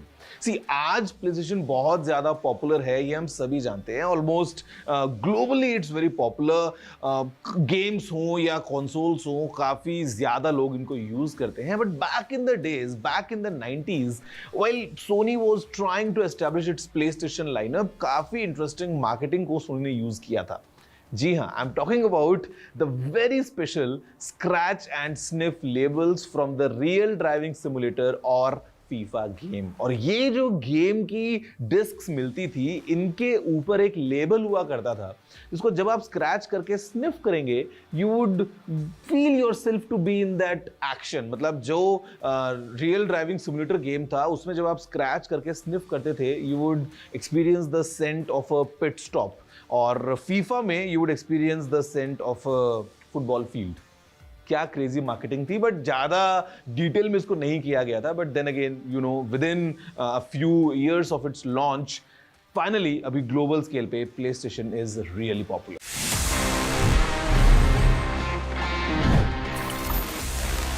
Hello and welcome. We are in Rome, Italy, on our way to Apulia in the south of Italy, where the G7 summit is going to be held.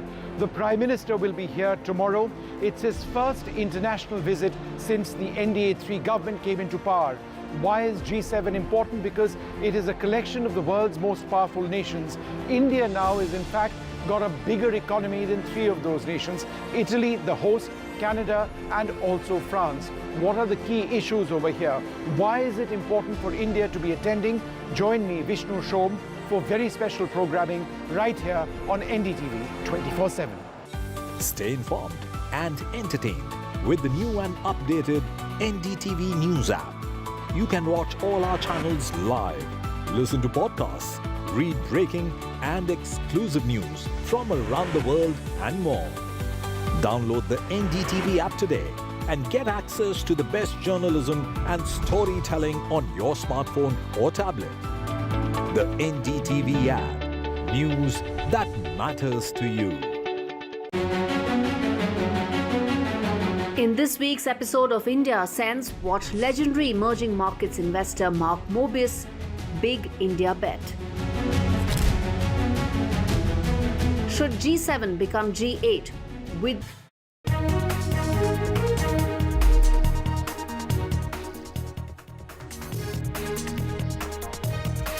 Welcome back. Now the scorecards of 1,563 NEET candidates seeking admission to medical colleges will be scrapped after they were given grace marks for a wrong question and for time that they lost out during the examination. This is what the center told the Supreme Court today, and the Supreme Court accepted this. The students can opt for a retest on the 23rd of June. The results will be declared on the 30th of June. This is after a massive controversy broke out after the NEET results were declared. After, as you saw there, over 1,500 students got these grace marks. Many students protested. Now, the government's decision today follows allegations of massive irregularities and unfair marking in the nationwide medical entrance exam. It's also become huge political controversy with several political parties, opposition hitting out. The Congress has said there should be a CBI probe, that there should be a Supreme Court monitored probe, and the issue also went all the way to the Supreme Court that said that this re-examination for the students who were given the grace marks should take place. So does this now satisfy the students? Many of the petitioners are now satisfied, but is this the end of the matter? And why is it that year after year we continue to see these controversies also breaking out? Well, joining us on the program, we have with us Dr. Rakesh Verma, former additional DGHS, Health Ministry, Government of India. Thank you so much, for being with us. And you can also call in with your questions, with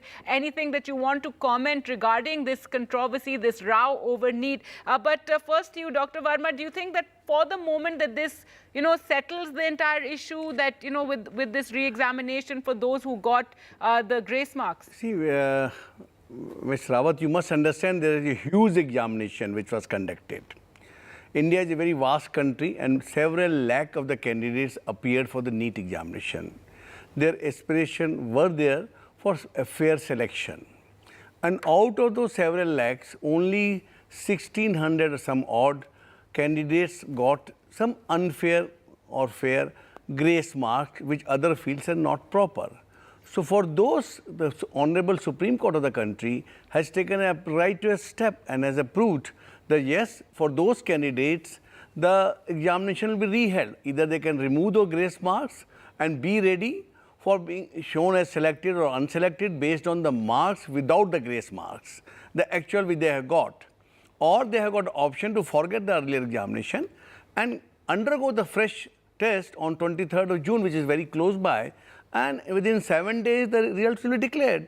So this seems to be a very balanced approach by the central government of India, as well as has been accepted by the Honorable Supreme Court.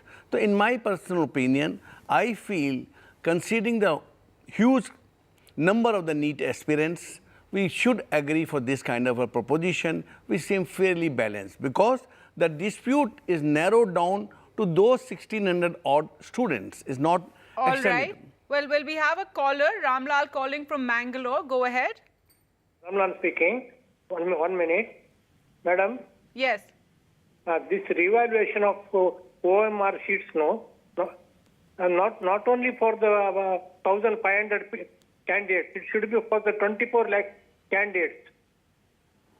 But sir, I mean, how can we, redo the exam for 24 lakh? And that's not what the students, what the petitioners wanted either, isn't it, Dr. Varma? Reevaluation, recorrection. See, there has been no CBI should reevaluate it, not NTA. All right. Your point is taken. Yes, Dr. Rakesh Verma. See, the question mark is only on those 1,600 odd students. There is no question mark on several lakhs of the students who have appeared.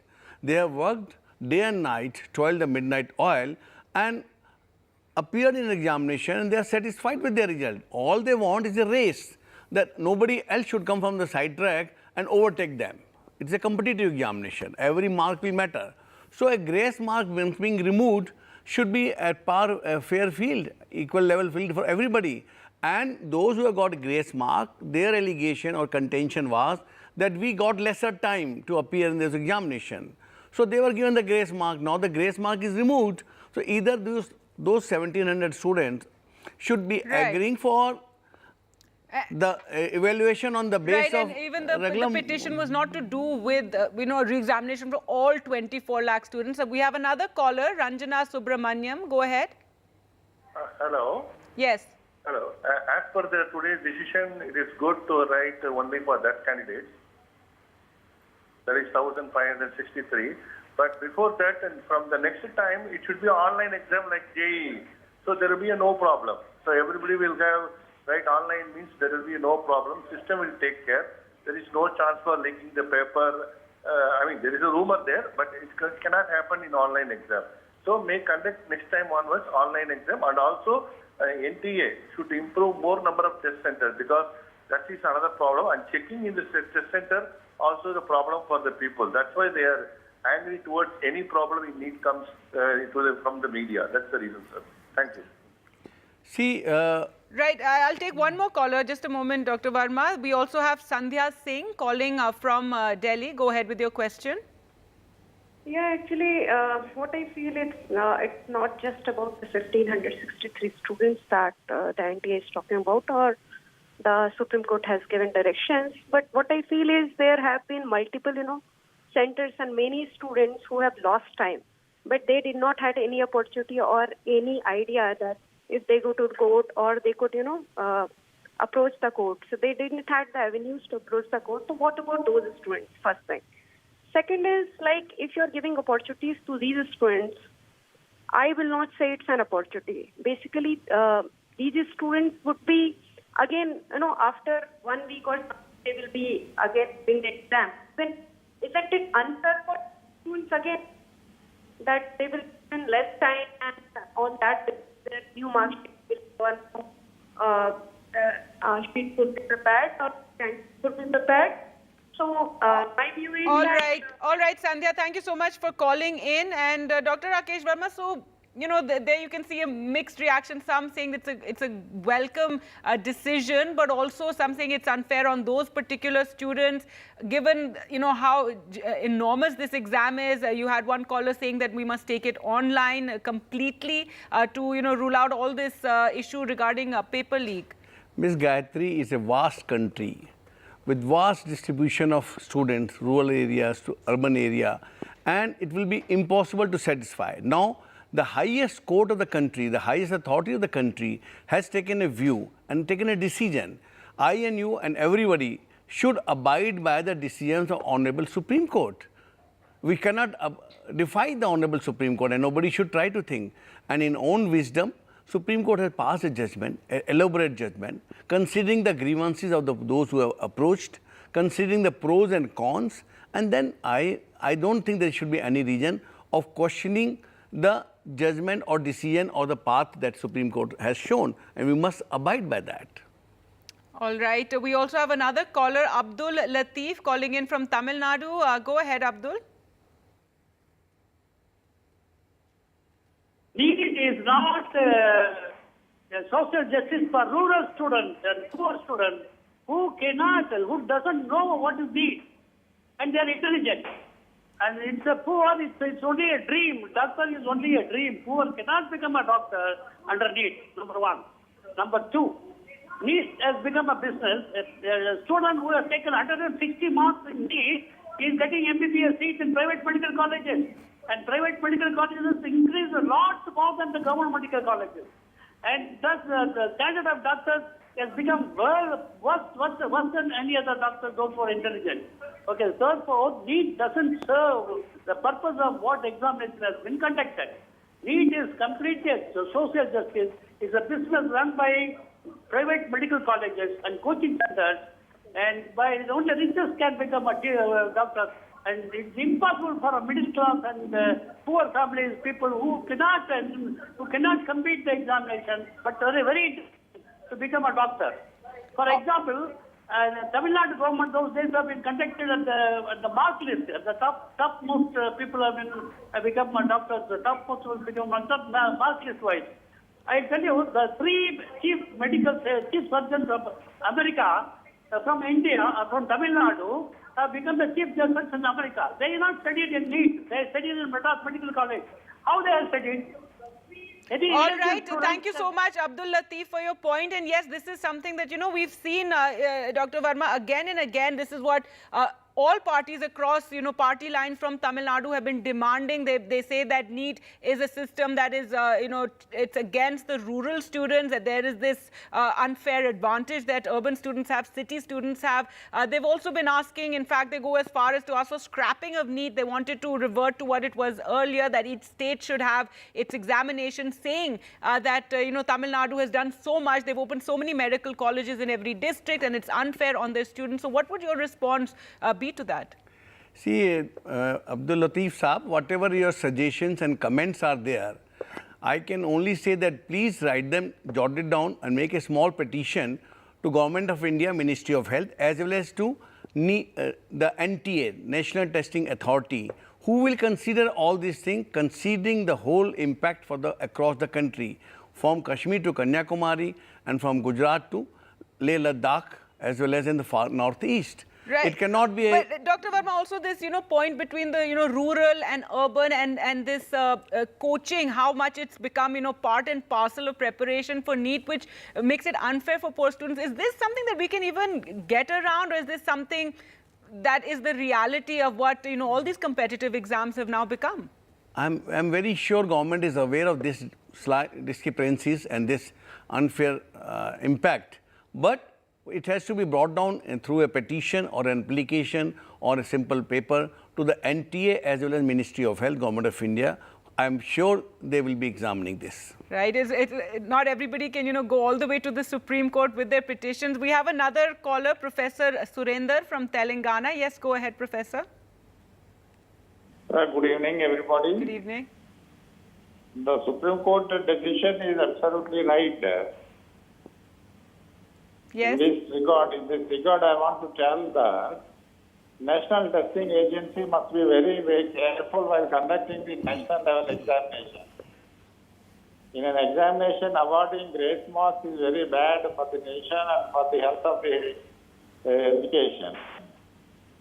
But this is the reason why there is an option to the students. They can take the re-examination or they can skip it.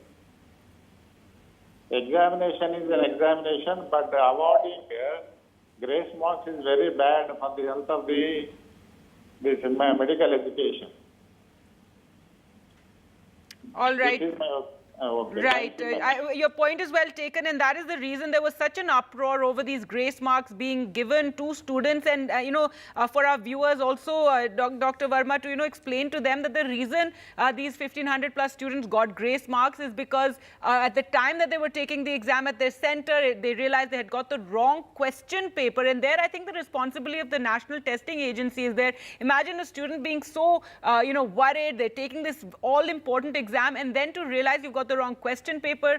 The question paper had to be brought, the right one had to be, organized for them, and then losing out on time. So what is the answer there also? Because the Supreme Court had ruled earlier that grace marks would be given, but I think the manner in which it was given, the extent of the grace marks is what was very unfair, that pushed them up significantly, it's a competitive exam, and if we talk about the list of students and the marking, it pushed them up quite a bit and pushed out students who would have got a chance at a better college. I'm afraid I'll be repeating same thing. Now that a decision has been taken by the Honorable Supreme Court. But I'm just saying that the fact that these poor students to get the wrong paper, so this is also something the NTA must look into. It must be looking into it. The notice was issued to NTA. Honorable Supreme Court issued a notice to NTA for all these regions. Right, absolutely. And this is what the Congress too has been raising regarding, an inquiry into this entire matter. Prabhat calling in from MP. Go ahead with your question. Hello, sir. I'm Prabhat from Andhra Pradesh. According to the key released on May 30, I got 509 marks, but in the result I got 474. I got 35 marks lost. So how can I appeal for recorrection of the paper so that I can get my original marks?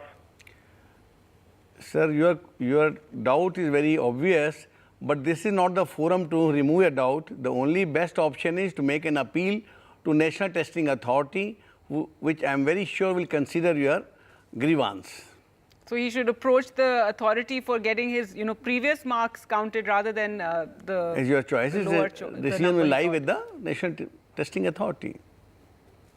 All right, so clearly lots of, questions that students have, but hopefully most students now will be satisfied with this aspect at least. But also, Dr. Verma, there's been talk of, the paper leaking, and there's an incident in Bihar that keeps getting referred to, saying that there was a local issue there. But we heard the education minister today saying that there's been no instance of paper leak as such with this examination, and therefore this confusion should not be there.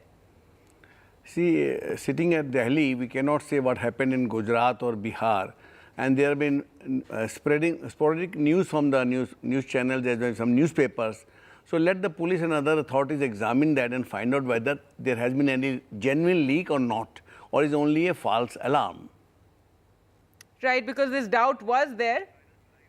Definitely. How can we sitting here in Delhi can say that any leak was there or not? All right, well, let's go across now to Jantar Mantar, where, students have been protesting over this, and one of those students joining us. Let's just go across. If you'd like to make your point, I think Anuj is with us. Anuj, if you'd like to, express your grievance. Yes. Yes, ma'am.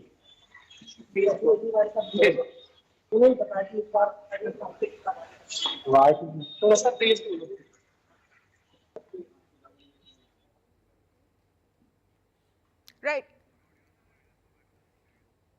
Right. I don't know if we can, connect with them, but these students are sitting in protest. And also, now we're going to have Parliament, convening soon. And Dr. Verma, are you hopeful that since this is such a, a sensitive issue, it's an emotional issue, so many students are involved, 24 lakh students took the NEET exam, and clearly given that it's such a huge exam, you can't have these hiccups happening, these issues happening in which, students are unhappy. And so, do they need to sit together and find a way forward? There needs to be a committee to see how they can improve all these matters so that no student is left, feeling dissatisfied or that something unfair has happened. Gayatri ji, this is not 24 lakh students, this is 24 lakh families which are involved. Yes. Any young boy or young girl getting into a medical college is a very big achievement for the family and for the career of the whole family. So, and the problem is grave, and that is why the NTA was founded, and NTA by and large has done a wonderful job. We cannot question, when you do such a mass scale, even these kind of irregularities, mishaps should not happen. But you see the enormous volume conducting the examination for 24-25 lakh students, that too young people, 17, 18 years, is not a small job. So they have done a good job, and there is always scope of improvement. So far as the parliament question is concerned, obviously our parliamentarians are aware of the grievance of the youth of this country.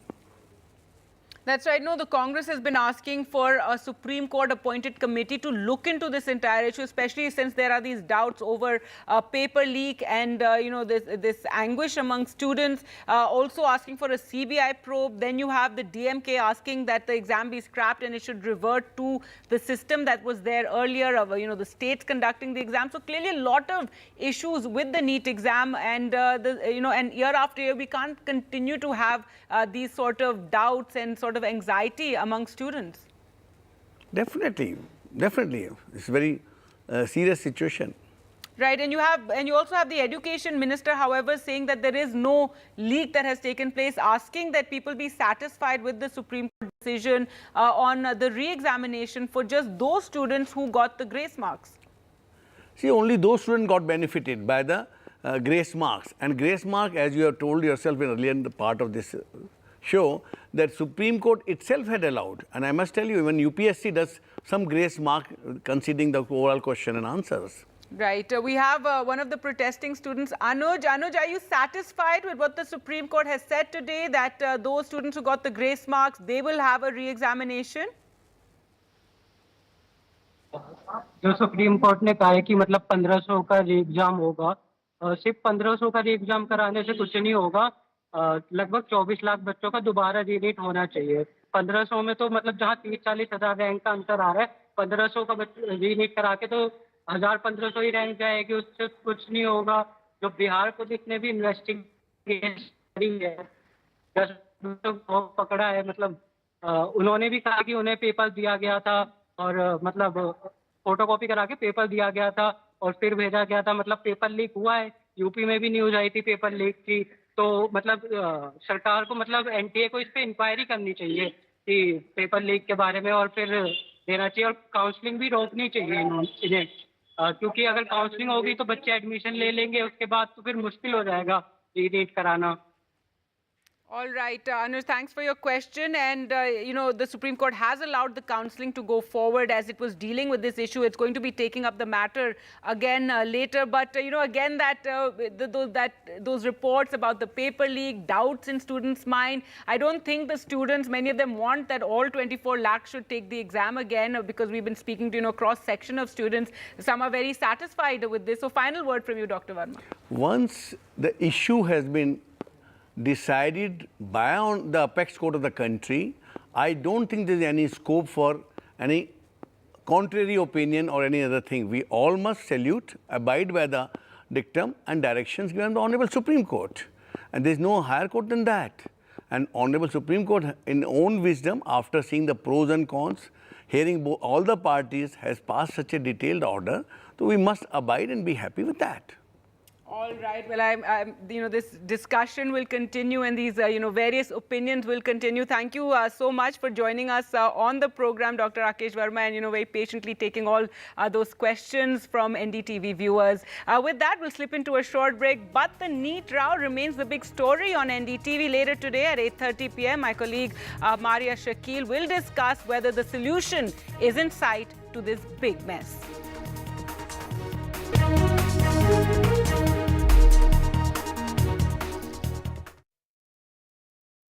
Brought to you. Some people say the metaverse will only be virtual. One day this lecture hall will be made of code, and driverless cars would be trapped in intersections. But even in this maze of the future, you can't wish away health. It's time to become more resilient.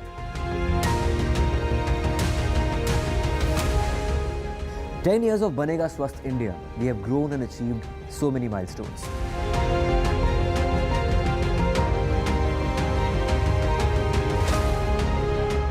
And now I have a plan to beat the urgency, to stop breathing with difficulty, to relieve getting choked with inactivity.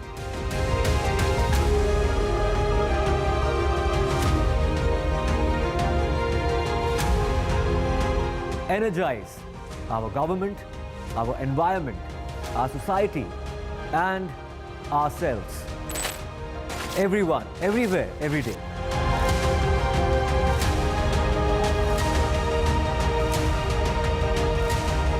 Banega Swasth India.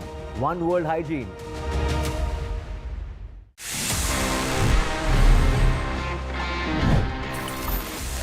Finally, I'm here. Finally, this is the time जहाँ पे मैं आपके सवालों के जवाब देता हूँ in this section, which happens to be my favorite as well, and it's called Ask TG. Let's see इस week हमारे पास में कौन से सवाल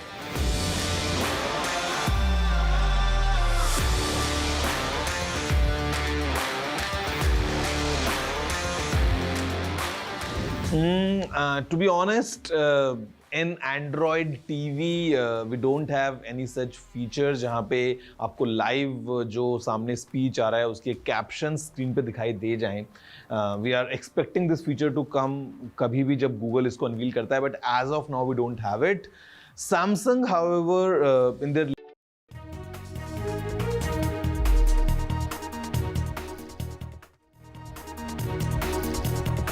Welcome back. It's NCP versus RSS over the Maharashtra debacle. Praful Patel responded to an opinion piece by the RSS worker Ratan Sharda that said, and I quote, Maharashtra is a prime example of unnecessary politicking and unavoidable manipulations. Sharda in his piece insinuated that allying with Ajit Pawar-led NCP reduced the BJP's brand value. NCP maintains that the article was Sharda's personal opinion. He clarified that all is well in the Mahayuti. Meanwhile, earlier today, Ajit Pawar's wife, Sunetra Pawar, filed nomination for the Rajya Sabha by-election from Maharashtra. This is after Praful Patel had declined an offer of Minister of State from the BJP, saying it would be a demotion. The NCP chose Sunetra as the Mahayuti's candidate and informed the Shiv Sena and BJP about their decision. हम सब लोगों ने हमारे जो alliance parties है, Bharatiya Janata party और शिवसेना, उनको भी सूचना की कि हम हमारे इस उम्मीदवार का अर्ज भर रहे हैं, क्योंकि ये बाई इलेक्शन है और बाई इलेक्शन में मेजॉरिटी से इलेक्शन होता है, इसलिए हमारे जो मित्र पक्ष है, पार्टनर्स हैं, उनको हमने इन्फॉर्म किया.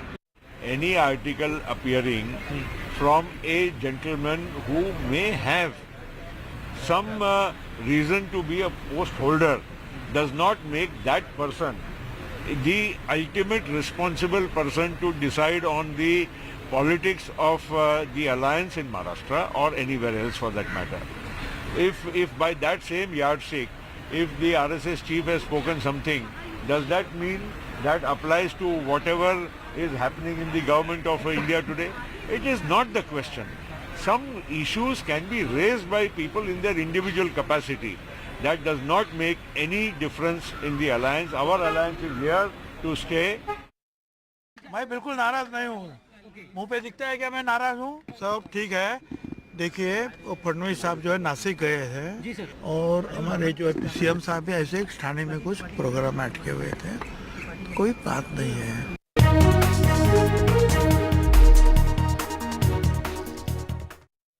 Hello and welcome. We're coming to you from southeast Italy. The Prime Minister will be over here in the Apulia region, where he's a special invitee for the G7 process. What's the G7 meeting all about? And the significance of this visit by Prime Minister Modi, his first since he was sworn in for a third consecutive time.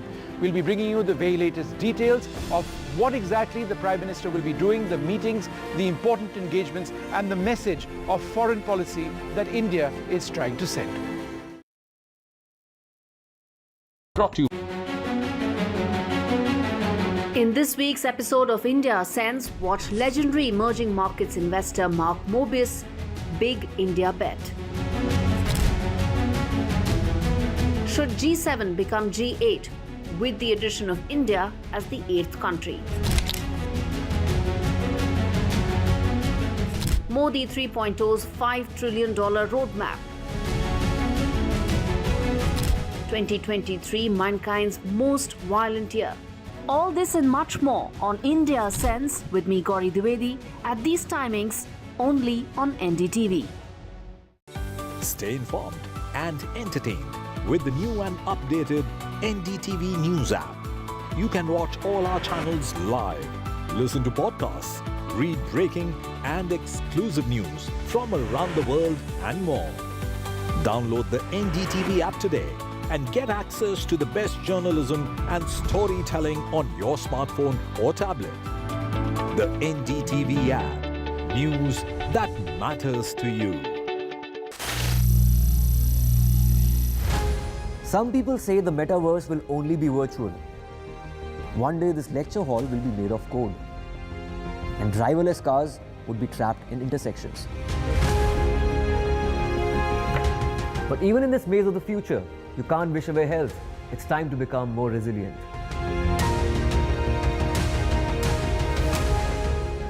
"10 years of Banega Swasth India, we have grown and achieved so many milestones.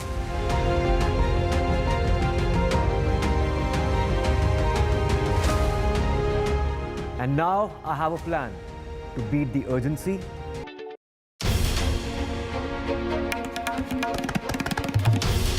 This is NDTV, and you're watching NDTV 24/7. Hello, Moto.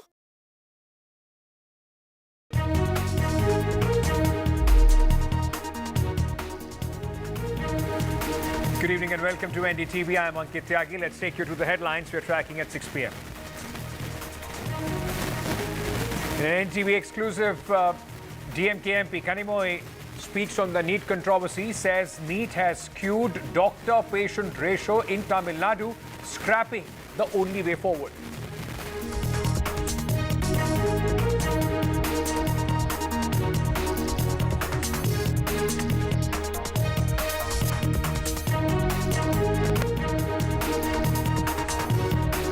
Education Minister backs testing agency. Dharmendra Pradhan says no information of paper leaks. Court also endorsed retest for 1,500 students.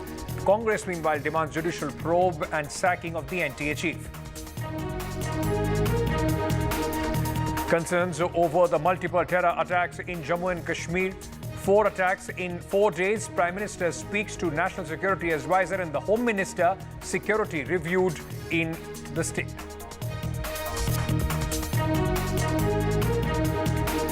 TDP Ram Mohan Naidu takes charge as the new aviation minister, the youngest in the Modi government 3.0, says will review airfares. NCP versus RSS over Maharashtra debacle. NCP responds to RSS mouthpiece charge. Praful Patel says no rift in the BJP NCP, working as one.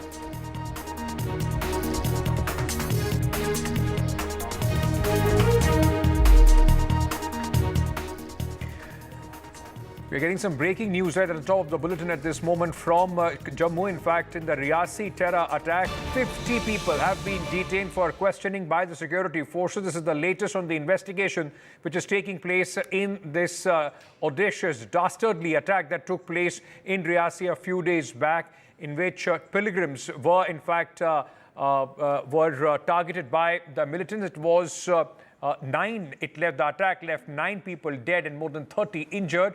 Let me go across to my colleague Nazir Masoodi, who is joining us with more details at this moment. Nazir, 50 people have been rounded off. This is a major crackdown as far as the attack and the investigation is concerned.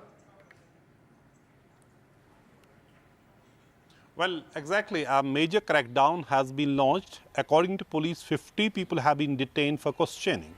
Well, it may sound a big number and they are doing much, but the fact it appears that they may be groping in the dark because when you detain so many people, you don't have, that means you don't have a pinpoint information.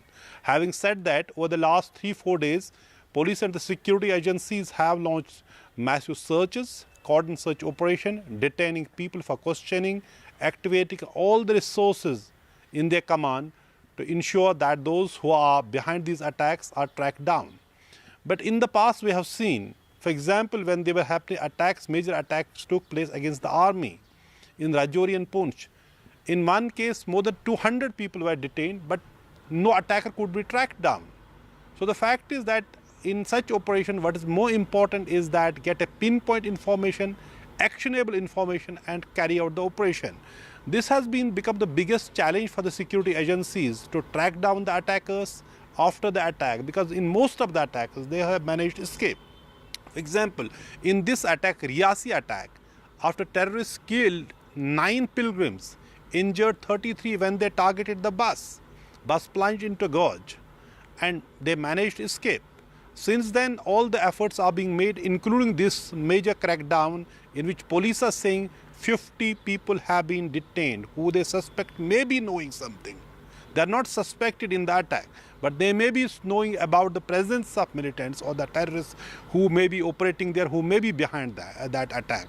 Riyasi police has already released sketches of 2 suspected terrorists who could be behind this attack, and have announced a reward of 20 lakh rupees for anyone who can give them information which will lead to the arrest or tracking down of these attacks. Similarly, this Doda police have released sketches of 4 Pakistani terrorists who they believe could be behind the recent attack. There have been 2 attacks on security forces in Doda within 24 hours. Yesterday evening, a police picket was targeted. 1 policeman, Head Constable Farid Ahmed, was injured. And earlier, a army camp was targeted. 5 army soldiers were injured. 1 special police official was also injured. So the 4 attacks in 4 days. Now the government at the highest level has taken note of it. Prime Minister himself reviewed the security situation and asked the security agencies use all the anti-terror resources in the command of the government to ensure that these things are not repeated. And here, Director General of Police Jammu and Kashmir, Mr. R.R. Swain, saying that they will give a befitting reply to those who are behind it. He said the situation which was in Jammu between 1995 to 2005, when the militants had created mayhem in Jammu region, but with the help of people, with the help of security agencies, they were actually completely eliminated. He is saying they the militants are trying to do the same situation, create same situation in Jammu, but they are determined to wipe them out one by one, and has in fact said those OGWs, overground workers, who may be helping militants here, they will not be spared. Their property, everything will be, would be seized, which Sikh police have been doing here in Jammu and Kashmir.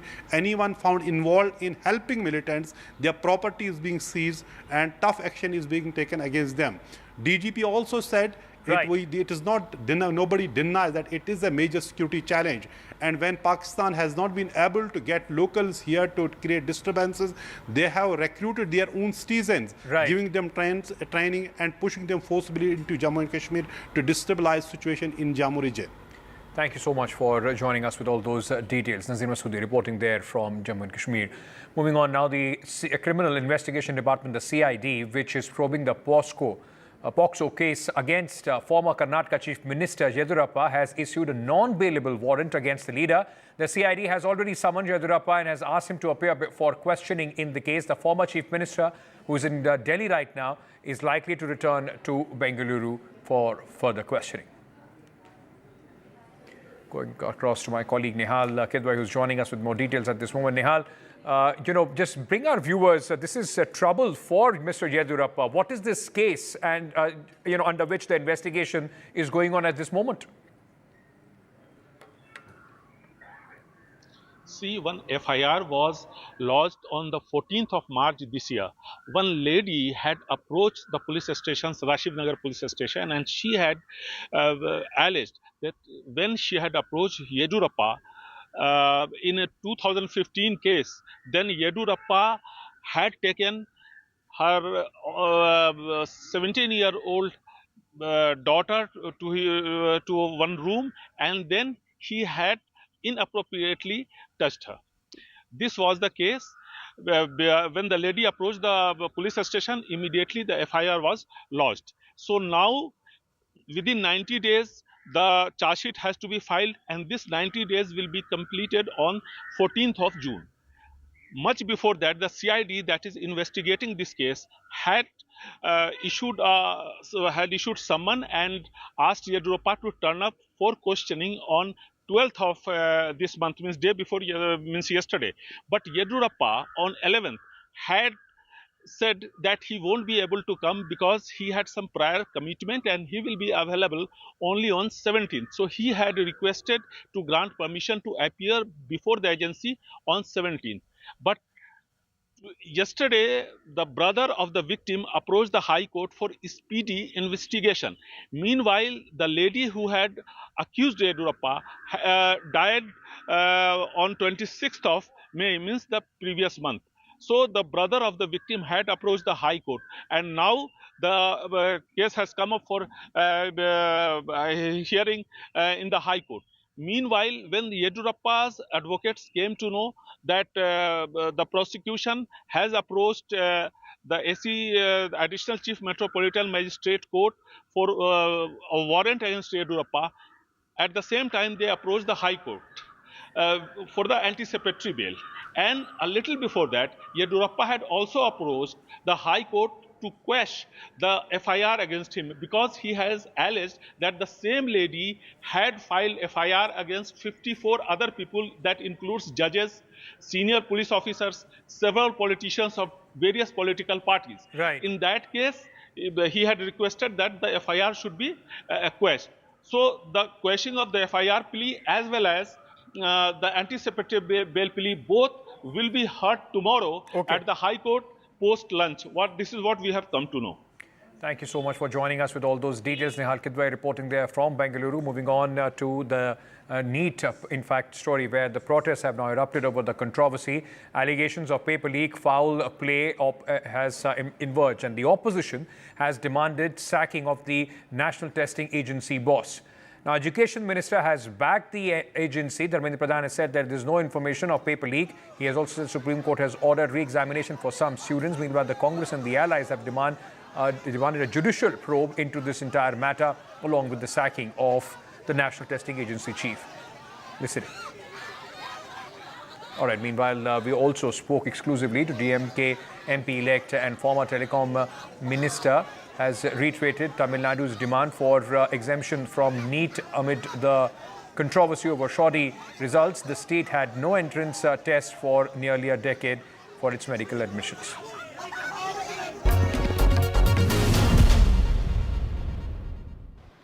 Right from day one, Tamil Nadu has been opposing NEET, especially the DMK party under the leadership of the MK Stalin. In fact, our leader, Udayanidhi Stalin, has been protesting for several years to do away with NEET. But the union government tried to belittle us by saying that this is one to a particular state of Tamil Nadu. Today, we see the evils of NEET spreading across India. In fact, in Rajasthan, in Kota district, several students, more than 26 of them, have committed suicide because they are unable to face the pressure of NEET. And the Rajasthan government came up with a wonderful plan that since the students were hanging by the fan, they decided to put springs on the fan so that they can avoid the suicide. But what was done, really done, to ensure that the evils of NEET has been eradicated? Today, we see that in Supreme Court, the union government has come forward and said that the grace marks given for 1,560 students will be taken off. So the issue is resolved. How is it resolved? What made them give the grace marks? And the funny thing is that in all the previous years, 3 or 4 students will get centum in NEET. But this year, the number has gone to about more than 63 and above. And it is quite surprising that the NEET question paper was leaked a week before the examination. A lot of malpractice has been happening across the country, and especially in the northern states. This is the reason we said NEET is not necessary. We want to do away with NEET. We've been trying to point out that NEET is an evil on the society for the very reason that right now, if a student has to pursue a medical career, he has to go to the coaching centers and pay a FT fee to get into the coaching centers and do his need. And where are these coaching centers? Only in the cities. There are no coaching centers in the rural areas, and the rural students are not able to afford. And in fact, the number of aspirants for medical students in rural areas is coming down drastically, which will have a great impact in our country in the future. In future, we'll have doctors only from the urban centers who will only want to work in the cities, and no one will be willing to go to the rural areas. In fact, we feel that enough is enough. Enough children have died because of NEET. The union government should not be arrogant. And please, let's go back. It is that NEET is producing excellent doctors. In fact, a student need not do the 3 subjects, physics, chemistry and biology. He just can take one subject and still pass NEET and do a medical. It's not that the capitation fee has been eradicated. In fact, the annual fee for the medical colleges have increased 10-folds or 20-folds. We request that union government to get down. Please look at future of our students. देखो paper leak की हमारे पास कोई जानकारी नहीं है। मैंने उस REET petition को अनुध्यान कराया, कोई भी एक भी जगह पे प्रमाण नहीं है। एक एलिगेशन पेपर लीक हुआ है, कहाँ है प्रमाण हुआ है? एक दो चीजों की न्यूज आइटम पे अगर प्रमाण आधारित होता है तब कोर्ट उसको विचार करेगी, सरकार अपना पक्ष रखेगी, वो कोर्ट में 8 जुलाई को चर्चा भी होगी। We believe that no inquiry can be a just and fair and comprehensive inquiry if the inquiry is headed by the NTA themselves. The NTA chairperson should be removed from his post. Right. At this moment, in fact, this has erupted into a huge controversy. It's still, despite the Supreme Court orders, there have been a lot of people, those who are not happy with this order. Moving on now, Chandrababu Naidu has taken charge as the Chief Minister of Andhra Pradesh. He offered prayers before taking charge as the Chief Minister. Naidu signed a file at the Andhra Pradesh Secretariat and, in fact, came back to power after this massive victory of the NDA in the recently held assembly and, of course, the Lok Sabha elections. Now, Naidu now becomes the 4th-term Chief Minister of Andhra Pradesh. He is in alliance with TDP, Janasena and the BJP in this entire 175-member assembly, in which the alliance won 164 seats.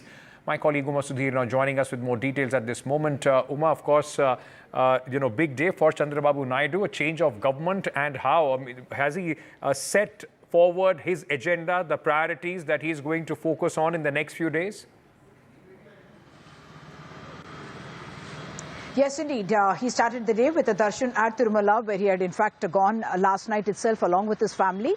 And then he came to Vijayawada and visited Kanakadurga temple at Vijayawada. And then in his own office, he prayed to the Balaji image there and then went into his office. And after signing the file, taking over charge as Chief Minister, as promised, he signed in fact on 5 files. One was the DSC, which is the District Selection Commission, which is about recruitment of teachers, about 16,000 jobs of teachers in the districts, in the government schools. That's what he signed the first file on. Second one was on Land Titling Act. A lot of campaign had happened around the Land Titling Act, saying that the government's attempts to kind of use all the documents and the information regarding the ownership of lands could result in them losing their lands, in inheritance of lands, etc. The entire campaign had worked very, very powerfully and effectively for the NDA. And yes, now the Land Titling Act has been scrapped. The third one was on increase of pensions from 3,000 rupees to 4,000 rupees to all those who are eligible in the state itself. And the fourth one, in fact, was again talking about the skill census. That was something that was promised by Chandrababu Naidu. That is something that they have now implemented, saying that we will have a skill census first in the state, and then we will go around finding out what kind of gaps are there in the state which need to be now filled. So Chandrababu Naidu implementing his 5 promises, the signs on the 5 files that he had, and the beneficiaries were also along with him. Of course, he's going to have quite an onerous task in front of him. He is running a coalition government that is expected to be politically pretty smooth, and the kind of a mandate that he has had. But Now the real work will start about negotiation with the centre for the funds, because the large perception is that he has agreed for 2 ministries, as in a Minister of State and a Cabinet Minister at the centre, and he is rather hoping for a big chunk of money to come in so that he can fulfill the promises that he has made to the people of Andhra Pradesh, and also of course build Amaravati, get national project status for Polavaram and finish that project. All that certainly on his agenda. Back to you. Thank you so much for joining us with all those details. With that, we are slipping into a very short break. News and updates on the other side. Stay tuned.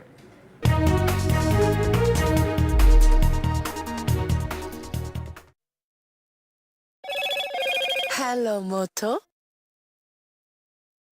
Motorola, India's best 5G smartphone brand.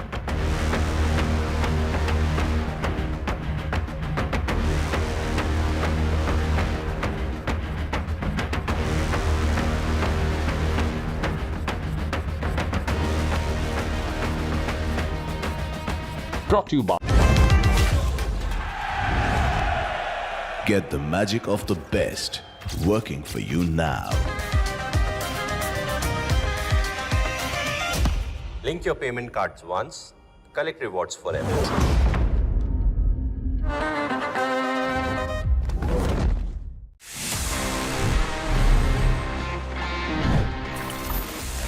Our life is anyway quite easy these days because हमको वो cash carry नहीं करना पड़ता है. We can make the payments just using UPI. हमारे phone से instant एक QR scan करके हम payment कर देते हैं. But the question is कि अगर आपके पास में आपका wallet नहीं है और आप UPI के भरोसे घर से निकल गए, let's say you don't get internet signal as well. Sometimes ऐसा होता है और आपको अगर वहाँ पे UPI से payment करना है, how would you do it? Guys, the simple answer is कि आप बिना इंटरनेट के भी UPI से पेमेंट्स कर सकते हैं if you just follow the following instructions. सबसे पहले आपको आपके फोन से डायल करना है *99#. जी हाँ, ये कुछ ऐसा ही है जो पहले हम डायल करते थे *123#, *121#, for all our balance check inquiries. तो जब आप इस नंबर को डायल करते हैं उसके बाद you can follow the prompts और आप जिसको भी पैसा भेजना चाहते हैं उसका UPI ID या फिर मोबाइल नंबर एंटर करने के बाद अपना UPI पिन साथ में ऐड करके पेमेंट कर सकते हैं even while you are offline. It simply means that it's functional and it's secure as well क्योंकि आपको आपका UPI पिन यूज करना होता है. So next time you're in the mountains, next time you are stuck somewhere with no internet and you want to make an payment कहीं पे भी, तो आप कर सकते हैं with the help of offline technique जो मैंने आपको बताया. Tip is very useful. याद कर लो.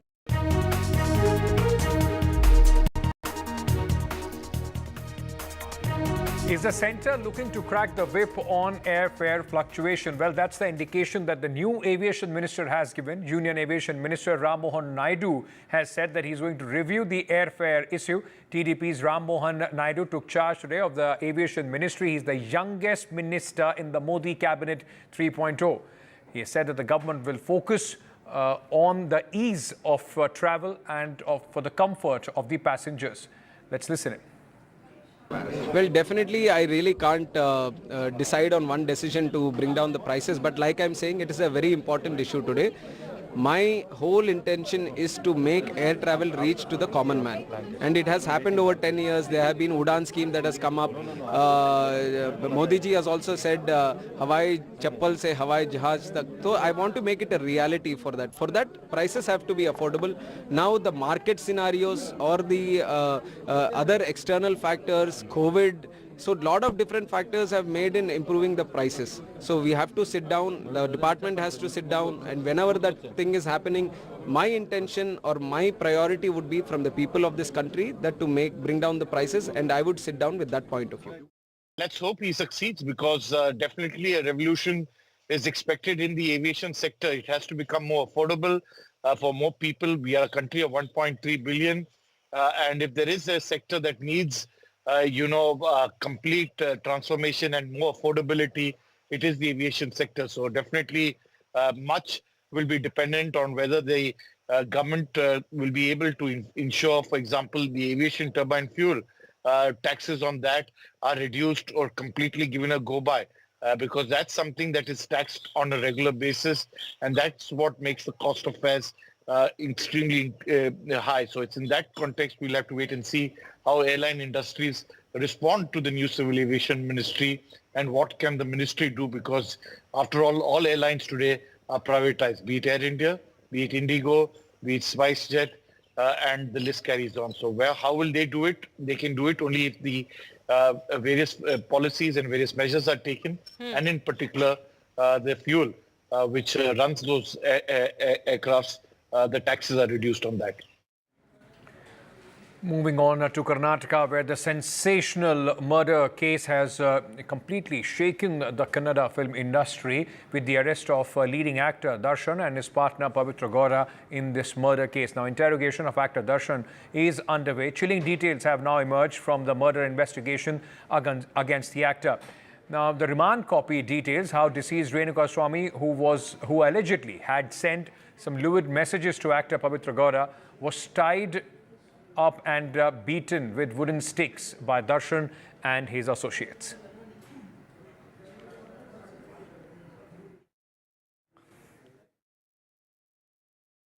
Sensational revelations have come out in the alleged murder of Renuka Swamy, in which actor Darshan is an accused along with his partner as well as 11 other people who are his aides as well as his fans. Now, this is the place where Darshan and his aides had taken Renuka Swamy. This is a shed where he was taken inside, allegedly beaten and tortured. He was tied with a rope and beaten with wooden sticks, and then he, in fact, dropped dead, after which he was taken from here and his body was dumped in a drain nearby. So this is what happened on the day of the alleged murder, where from Chitradurga, Renuka Swamy was kidnapped, taken here, allegedly killed, and then his body dumped nearby. Now, of course, post the murder, post the incident, 3 people had confessed to the crime before the police. In fact, they had said that they had killed Renuka Swamy due to financial disputes, post which, of course, police found their version suspicious, and therefore further interrogation revealed that Darshan was behind the crime, and in fact Darshan was enraged over Renuka Swamy sending lewd messages to Darshan's partner that angered him, and therefore he conspired to allegedly kill this man. And therefore he in fact asked these 3 people who are his fans and aides to own up to the murder in return for rupees 5 lakh each to the 3 of them who had in fact confessed to the crime. So multiple revelations coming out. Of course, several CCTV footage being checked, which showed his car in fact leaving this particular place.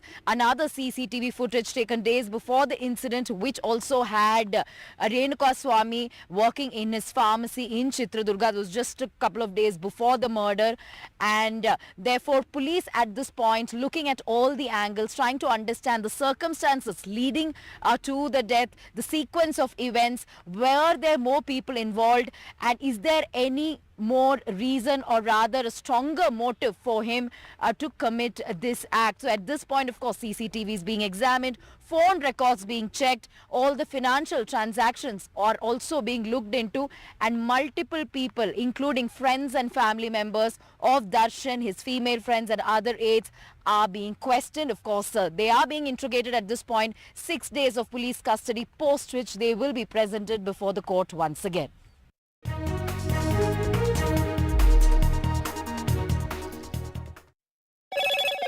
Hello, Moto.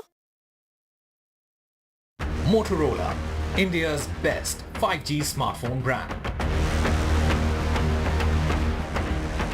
NDTV exclusively speaks to DMK MP-elect Kanimoy on the NEET controversy. She says that NEET has skewed the doctor-patient ratio in Tamil Nadu.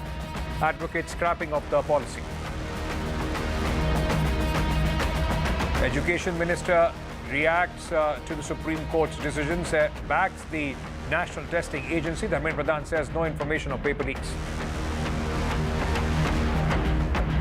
Concern over multiple terror attacks in Jammu, 4 attacks in 4 days. Prime Minister speaks to NSA and the Home Minister reviews the security situation. Aviation Minister Ram Mohan Naidu takes charge of his ministry. The youngest in the Modi government says will review airfares.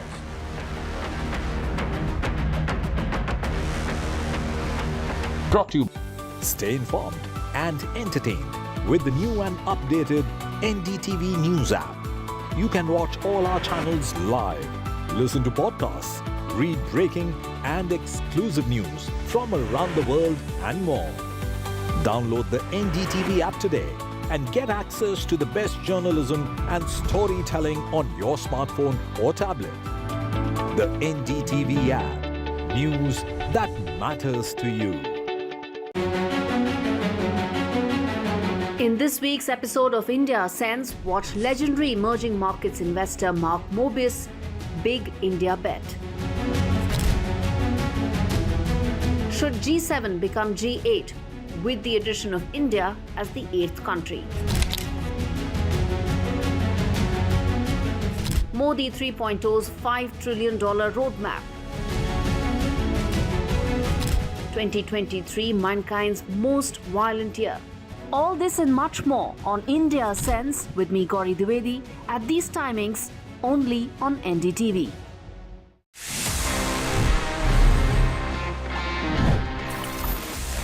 Let me give you a quick recap and let's discuss about how Sony used some brilliant marketing back in the 90s for its PlayStation. See, आज PlayStation बहुत ज़्यादा popular है, ये हम सभी जानते हैं. Almost globally it's very popular.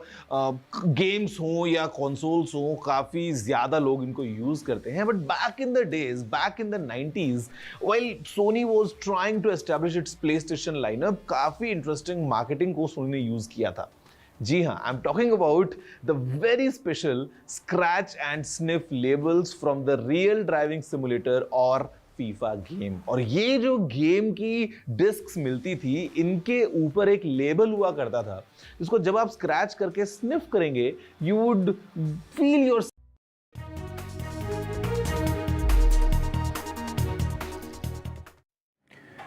In a twist in the Supreme Court battle over Delhi's spiraling water crisis, Himachal Pradesh government has said it does not have the surplus water to send to the national capital a day after the hill state had promised to release water for Delhi and the supply needs to go through Haryana.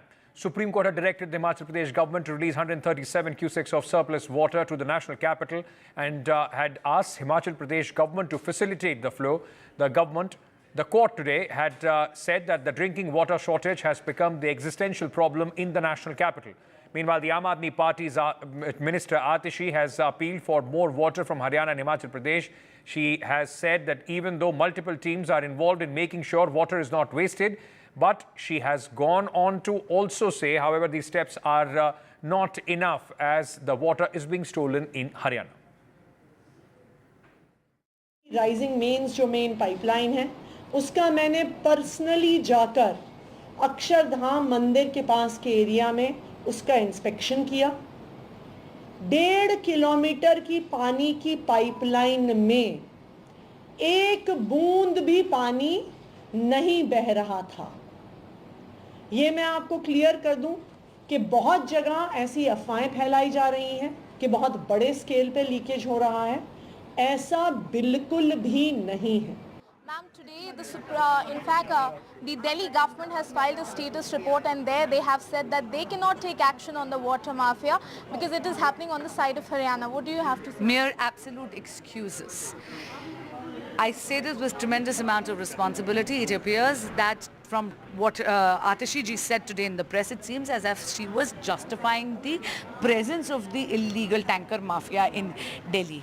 I want to know, it almost seems as if they are in cahoots with the illegal tanker mafia. The Aam Aadmi Party government had filed a petition before the Honorable Supreme Court of India and Supreme Court came down heavily on them.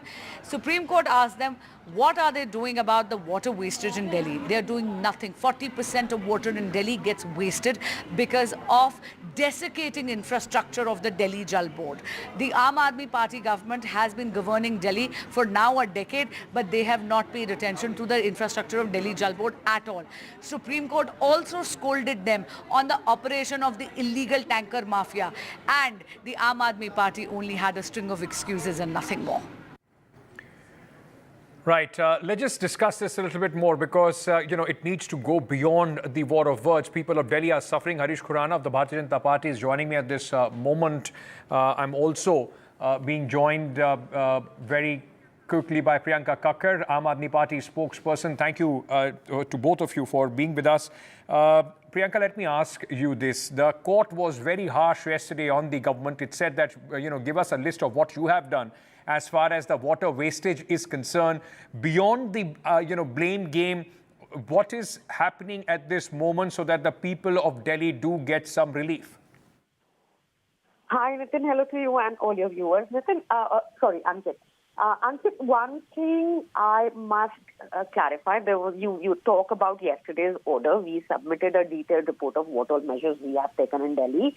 The problem, the BJP is trying to politicize this issue, bringing up the tanker mafia, which we very well agree is a serious problem. If it exists, an action should be taken. But, it is the prerogative of the BJP to take an action on the tanker mafia if there exists any, because the law and order, the police comes under them. We have been requesting them. It's good they have deployed some people now, but this is solely law and order and police is solely the responsibility of the BJP. If a tanker mafia exists, one is that.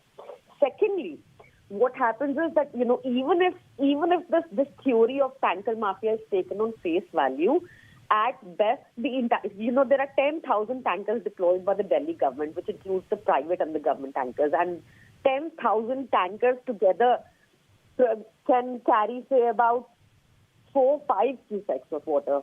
And this stealing, if it is happening at any place, will only be about 0.25%, which is not the shortage of Delhi. The shortage that Delhi faces currently right now is about 50 MGD, which is million gallons.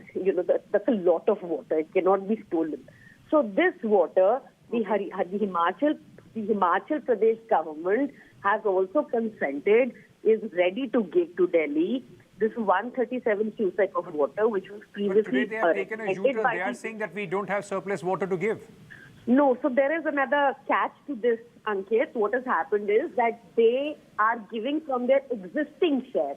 They don't have surplus water. They are saying we can spare 137 cusecs from our existing share. They're ready to give this. Now, as our systems and canal systems and drainage systems are designed, the reservoir is only at the Hathnikund barrage at Haryana. Right. So Haryana has this water.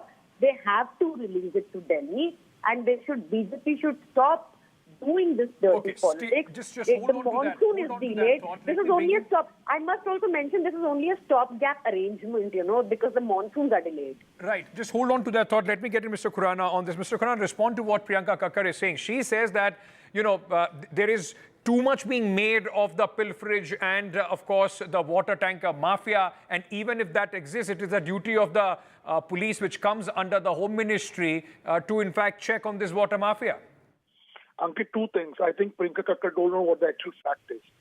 Fact is 54% of the water is either being leakage or being waste, unaccounted for. That's the actual fact of the Delhi story is. And since last 10 years, Arvind Kejriwal government has not taken even a single action on that. Today, Priyanka Kakkar, my friend from Aam Aadmi Party, is saying कि हमारे under the police आती नहीं है जी. Since last 10 years, how many campaigns have you launched against tanker mafias? Not even one. They are having a habit of passing on the buck to each and every time. They are in a habit of that. Today, 1,050 cubic water has MGD has been released by Haryana government since quite long, which is excess to what their share is. They're not arguing with what the Haryana government has said. Himachal government has said. Couple of days back, Himachal Pradesh CM has on the record said we have released the water. Today, their own government council has clearly said in an affidavit we don't have excess water. That means they have told the lie to the whole country and to the Supreme Court. Okay. They will not argue on that. Point number one. Secondly, my point is from Priyanka Kakkar. Before elections, Arvind Kejriwal used to come and say, मैंने एक letter लिख दिया jail से, and Atishi, please take care of Delhi people. Since last 15 days, people of Delhi are facing acute shortage of this. Where Arvind Kejriwal letter is? Because Arvind Kejriwal and whole government is taking revenge from Delhi people for not putting for them. That's the actual fact. Okay, hold on to that thought, sir. Let me get Priyanka Kakkar. Priyanka Kakkar, I have one very straight question to you, and then I'm going to ask a straight question to Mr. Khurana. It's been 10 years that you have been, almost 10 years that you've been in government continuously as far as the national capital is concerned. Even after 10 years, if the basics to the people are not being provided at the peak of the summers, it has been a brutal summer. Who should the people go to? Or is it just that the government will come out and say that, the BJP is not letting us do our job? Ankit, I'll tell you that we have always made provisions for water. There is no problem. Now, what has happened this time is because of the heat wave, unprecedented heat wave, which can be a different debate why this drastic climate change is happening in the country. But because of the heat wave, what has happened is that our demand increased. The water is allocated between different states. For example, in the northern belt, the water flows through, say, Chenab, Jhelum, Indus, Ravi, Bias, and Satluj. So all the northern states, there's a upper Yamuna river board which decides which state will get how much water. There is a Munak canal. One channel of it provides 1050 cusecs of water. Yes. But even that has now dropped to 850 cusecs and even lower yesterday. Okay. So this cannot be pilferage. 250 MGD is not pilferage. Honestly, answer me this question very quickly. Don't you think at a crisis like this, when the people of Delhi are facing, this is the time when you need a chief minister who is available 24/7? Isn't this the problem at this moment the people of Delhi are facing with the chief minister behind bars? The chief minister also cannot go to Himachal and Haryana and tell them to release the water which they are supposed to release, which is meant for Delhi, which the Himachal Pradesh government is ready to give to us. The chief minister is running the government fine. I'm sorry, I'm just coming in here. I wanted to, go to Harish Khurana as well, but Prime Minister Narendra Modi at this moment is leaving. He is, in fact, getting on board the plane which is going to take him to Italy for the G7 summit, where India is a special invitee. Remember, this is the first visit of the Prime Minister in his of taking over as the Prime Minister of the third term. So Prime Minister Narendra Modi's first visit after he takes over as the PM for the third consecutive term. Prime Minister Narendra Modi, remember, is representing India, and India, of course, is a special invitee for the G7 summit, which is taking place in Italy at this moment. And my colleague Vishnu Shom is in Italy. Very quickly going across to him. Vishnu, Prime Minister has, in fact, is on his way. He has embarked that aircraft and will be flying for Italy. Just bring our viewers a sense of how important this entire summit is and the role that India is going to play.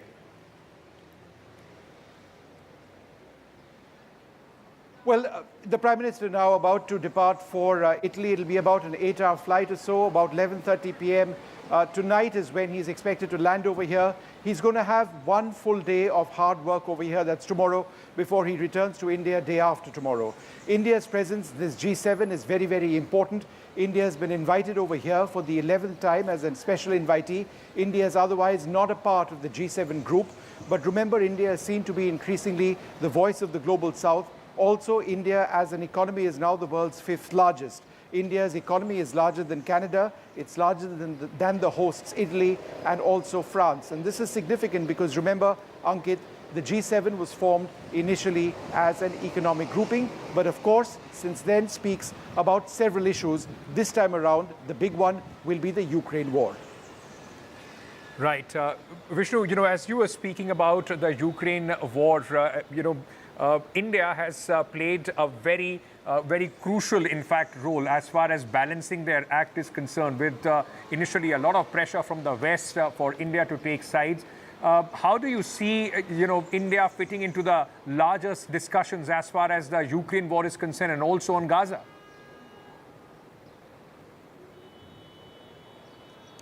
Well, I think that's an important point. Remember, Ankit, India is not drawn into any one power bloc. And I think the strength of India's foreign policy has been the fact that we are non-aligned. The word non-aligned is no longer used. It's possibly considered passé. But India is no longer part of any, or is not part of any power bloc. And in the context of Ukraine, we are excellent friends with Russia. We are excellent friends with Ukraine. The Prime Minister has repeatedly spoken about the need for hostilities to come to an end. At the same time, we've got a strong economic relationship with Russia, where oil imports do continue. But at the same time, there's been a lot long-running relationship with Ukraine, not least of all, for example, when it comes to education of thousands of Indians who study over there. There has also been a strong desire for the war to actually come to an end. Now, there has been a hope, certainly among Ukrainian leaders, that Prime Minister Modi is able to reach out to President Putin and make a change and make a difference. But whether that actually takes place or not is still unclear. It's not happened thus far. But India is seen as an independent player and an important player in various blocs around the world, certainly in the G7 bloc as well.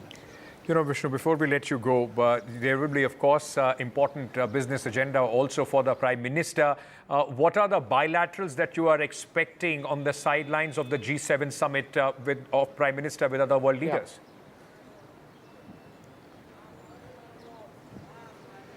Well, a couple of important ones. Firstly, there will be a bilateral between Giorgia Meloni, the Italian Prime Minister, and Prime Minister Modi. Prime Minister Meloni was in India for a state visit. Before that, she was in India for the G20.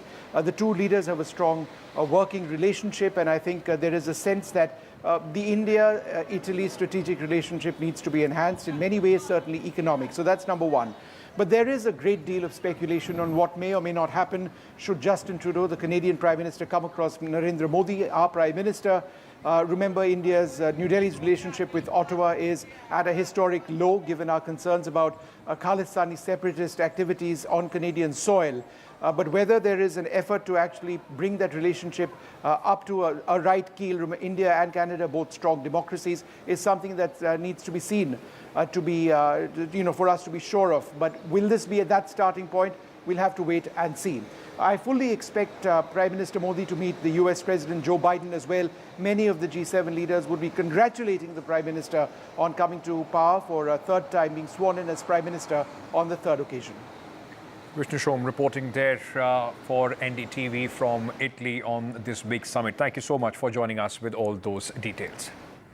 With that, we are slipping into a very short break. News and updates on the other side. Stay tuned.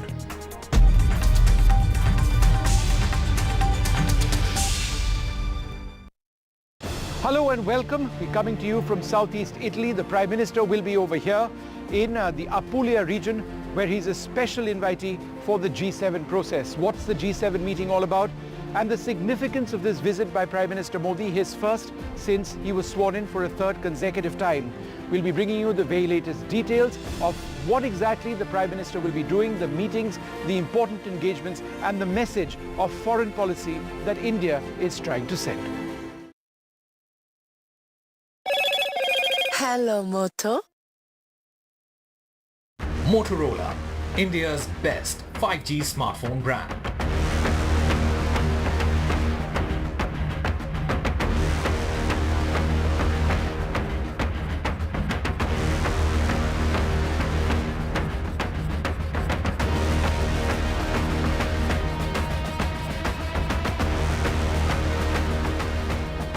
Brought to you.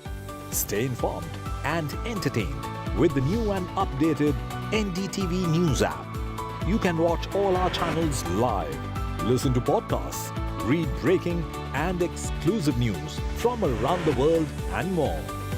Download the NDTV app today and get access to the best journalism and storytelling on your smartphone or tablet. The NDTV app. News that matters to you. In this week's episode of India Sense, watch legendary emerging markets investor Mark Mobius' big India bet. Should G7 become G8 with the addition of India as the 8th country? Modi 3.0's $5 trillion roadmap. 2023, mankind's most violent year. All this and much more on India Sense with me, Gauri Dwivedi, at these timings only on NDTV. Some people say the metaverse will only be virtual. One day this lecture hall will be made of code, and driverless cars would be trapped in intersections. But even in this maze of the future, you can't wish away health. It's time to become more resilient.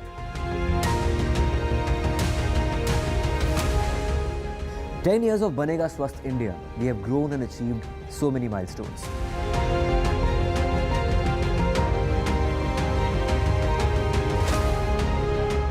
And now I have a plan to beat the urgency, to stop breathing with difficulty, to relieve getting choked with inactivity.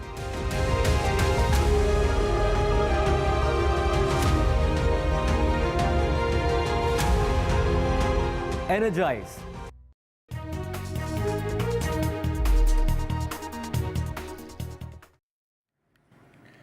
Right. In fact, let's move on to the other stories that we are tracking at this moment. It seems that the NCP versus RSS battle over Maharashtra debacle.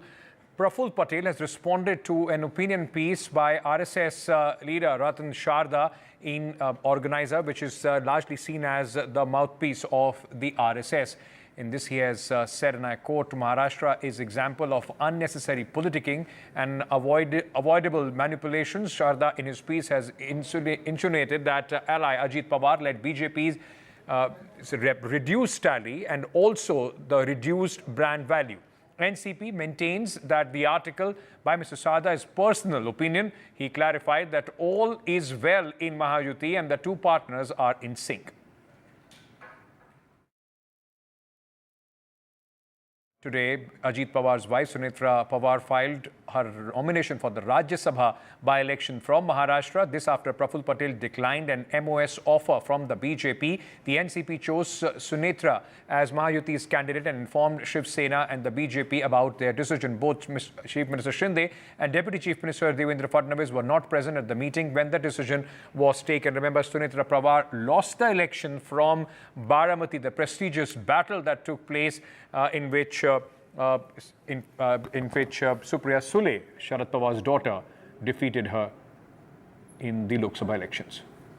हम सब लोगों ने हमारे जो alliance parties है, Bharatiya Janata party और शिवसेना, उनको भी सूचना की कि हम हमारे इस उम्मीदवार का अर्ज भर रहे हैं, क्योंकि ये बाई इलेक्शन है और बाई इलेक्शन में मेजॉरिटी से इलेक्शन होता है, इसलिए हमारे जो मित्र पक्ष है, पार्टनर्स हैं, उनको हमने इन्फॉर्म किया.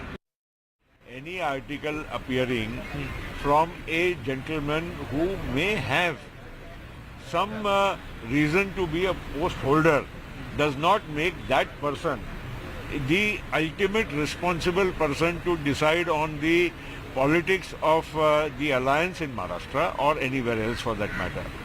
If by that same yardstick, if the RSS chief has spoken something, does that mean that applies to whatever is happening in the government of India today? It is not the question. Some issues can be raised by people in their individual capacity.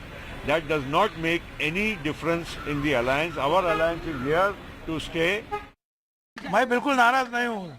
मुंह पे दिखता है कि मैं नाराज हूँ. सब ठीक है. देखिए, वो फडणवीस साहब जो है नासिक गए थे और हमारे जो सीएम साहब भी ऐसे एक थाने में कुछ प्रोग्राम अटके हुए थे. कोई बात नहीं है. It seems like the Maharashtra politics has changed into the game of chess, as we can see different characters popping up every day, and there is a new thing which is coming up in this entire political situation, which has started from last few years. We had seen many parties splitting up and then just starting a new game in this entire Maharashtra politics. Now the Bharatiya Janata Party, NCP, Ajit Pawar alliance and the Shinde Gath, the Mahayuti, have some issues within them. So now the fight is between the NCP Praful Patel versus the RSS, as there was a small thing which was said by the RSS member that after joining NCP, the Bharatiya Janata Party has lost his credibility plus has lost his image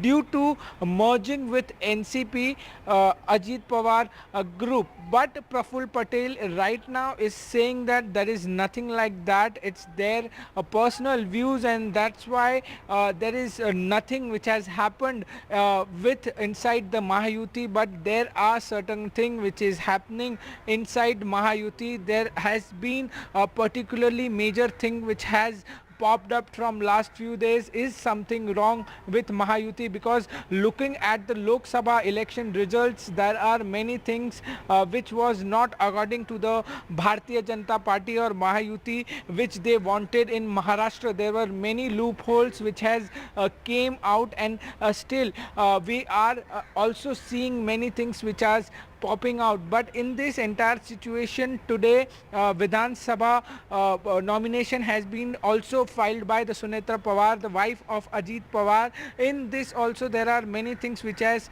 come out. Chhagan Bhujbal was not happy because it was not asked within the party that Sunetra Pawar should go for the Vidhan Sabha and file her nomination. As there is no opponent, she is already the winner from the Baramati Vidhan Sabha seat. But there are many situations which has been created inside the Mahayuti, and it seems like there is something wrong within this Mahayuti, within Bharatiya Janata Party, NCP, Ajit Pawar group, and the Shiv Sena Mahayuti have something inside that they need to solve before the Vidhan Sabha elections. Prime Minister Narendra Modi today chaired a review meeting of the situation in Jammu and Kashmir after 4 terror strikes in the last 3 days. Prime Minister Narendra Modi spoke to Home Minister Amit Shah and National Security Advisor Ajit Doval. In fact, Prime Minister was given a full review of the security-related situation of the Union Territory and counter-terror operations being undertaken by the security forces. Sources have told NDTV Prime Minister has asked the authorities to deploy the full spectrum of armed forces counter-terror capabilities. 4 terror attacks have taken place in Jammu and Kashmir, and they pose a huge challenge for the forces and the government. Yesterday, a fresh encounter broke out in Jammu Kashmir's Doda district, leaving a soldier injured. It was the 2nd attack in Doda and the 4th in the Union Territory in the last 96 hours. Remember, on June 9, terrorists launched an attack on pilgrims in a bus in Riasi district, leaving 9 people dead and 30 others injured. A day after, an encounter broke out between the security forces and terrorists in Katwa region as well. Nazir Masoodi joins us with more details at this moment. Nazir, how does this all translate on the ground? What are the changes as far as the security grid that we are seeing at this moment after these 4 attacks? Well, Jammu and Kashmir DGP Mr. R.R. Swain has said that there are efforts to actually destabilize Jammu, and terrorists are trying to create situation like what Jammu witnessed between 1995 and 2005. It was really mayhem, I remember.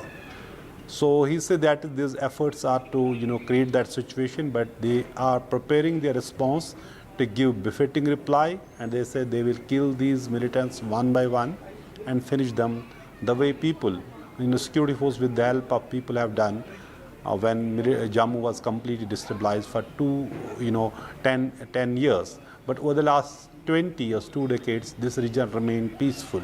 But again, we see attack after attack, 4 attacks in 4 days.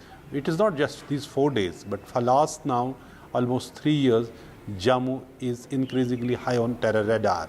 As we have been reporting, in Poonch Rajouri alone, since October 2021, 39 army soldiers, including paratroopers, have been killed, also officers. 20 civilians have been killed. Now we see the spike soon after the elections, 4 attacks, first attack on Yatris, which clearly shows the intent, to which point they can go. They can go to any extreme, kill innocent people because of their faith, create communal disturbances. But police say they are determined to wipe them out with the help of police, and police have also said that since Pakistan has failed to lure locals to create disturbance in Jammu and Kashmir, they are inducting their own, these citizens, training them and forcing their entry into Jammu and Kashmir to, cause this disturbance. So the police is also, police security agencies, there have been a lot of meetings to how to deal with the situation. There's already a lot of security force deployed in the area. But now the areas which have been chosen by militants, by their handlers, and clearly would be security force would be now hard pressed. There would be a challenge how to get more troops into these areas which were free from militancy, because already you have a large chunk of paramilitary forces, army are deployed in Jammu and Kashmir, and when you have the situation along the line of control, line of actual control, so managing both is just not an easy task. But the police are saying they are determined to wipe them out. And if they say it is a challenge, there's no denying that it is not a challenge. Thank you so much for joining us with all those details. Nazim Masoodi reporting there from Srinagar. With that, we are slipping into a short break. News and updates continue here on NDTV. Stay tuned. Hello and welcome. We're coming to you from southeast Italy. The Prime Minister will be over here in the Apulia region, where he's a special invitee for the G7 process. What's the G7 meeting all about? And the significance of this visit by Prime Minister Modi, his first since he was sworn in for a third consecutive time. We'll be bringing you the very latest details of what exactly the Prime Minister will be doing, the meetings, the important engagements, and the message of foreign policy that India is trying to send. Brought to you.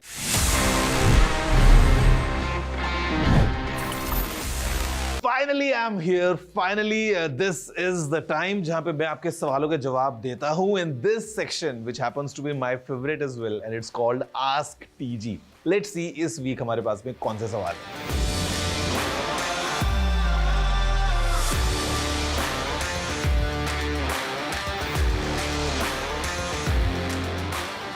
हैं। To be honest, in Android TV, we don't have any such features जहाँ पे आपको live जो सामने speech आ रहा है उसके captions screen पे दिखाई दे जाएं. We are expecting this feature to come कभी भी जब Google इसको unveil करता है, but as of now we don't have it. Samsung, however, in their latest AI TVs जो Samsung ने launch किए थे, उसमें demonstrated that how using AI they were able to put some captions for the text. जो भी dialogues या जो भी speech television में उस time पे है वो सामने captions के form में visible है. Now I'm not sure कि how exactly this function.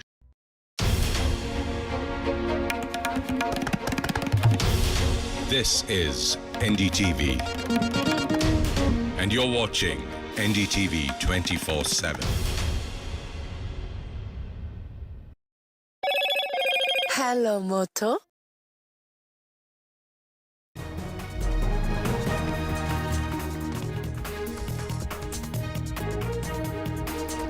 Actor Darshan case, NDTV accesses remand copies. Deceased was tied, locked up, beaten with sticks. In fact, actor Darshan assaulted the victim before he killed him. That's what sources have said. And of course, Darshan offered 5 lakh rupees for the cover-up.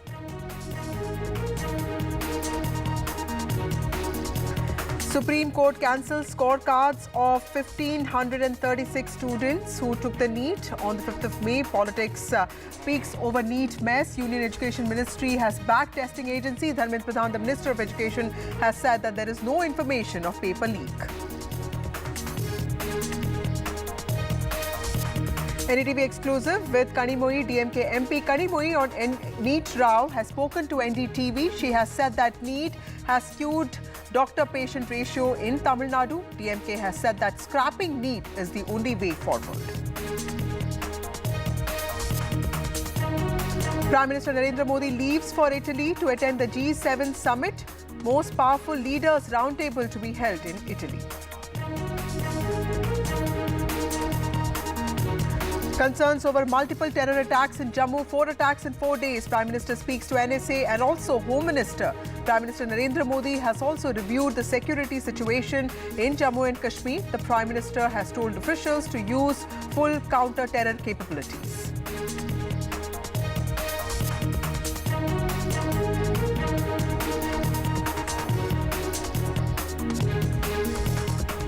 There are some sensational details that have come out in the actor Darshan accused in a murder case. Kannada actor Darshan Togudipa, who has been arrested in a murder case, has allegedly asked 3 other men to take the blame for the crime in exchange of cash. That's what police said today. In fact, the actor who was arrested on Tuesday offered the men 5 lakh rupees each to implicate themselves in the case. NDTV has also accessed the remand copy, which says that he assaulted the victim before he was killed. The body of 33 33-year-old Renuka Swamy was found in a drain at the Sumanalli Bridge in Bengaluru. In fact, it was a food delivery agent who had alerted the police about it. Now, what led to this murder? The investigation is going on, but what we know so far is that Renuka Swamy had allegedly sent obscene texts to Darshan's co-star and girlfriend Pavitra Gowda. The online harassment and use of objectionable language are now being probed as potential triggers for this ghastly murder. But there are other changes that have also happened today. The investigating officer probing the murder case was also reportedly changed. Now, the actor here, Darshan, is not new to controversies. He is amongst the well-paid, highest paid actors of Karnataka, and his popularity in the industry seems unparalleled. However, he is no stranger to controversies. His off-screen image took a huge hit in 2011 after he was arrested for assaulting his wife, Vijay Lakshmi. But what are the events that led to the alleged murder of Renuka Swamy? What stopped Pavitra or Darshan from actually lodging a complaint with a cyber cell if he was actually threatening them with messages? Is this a case of toxic masculinity? Where does the investigation stand now? Renuka Swamy, who was allegedly beaten to death by Darshan and his associates, was also one of his staunchest fans. Is that something to show that the nature of fandom in India is changing? How is social media influencing personal and public lives of celebrities? That's what we will try and understand tonight. But first, let's take a look at this report by my colleague Radhika.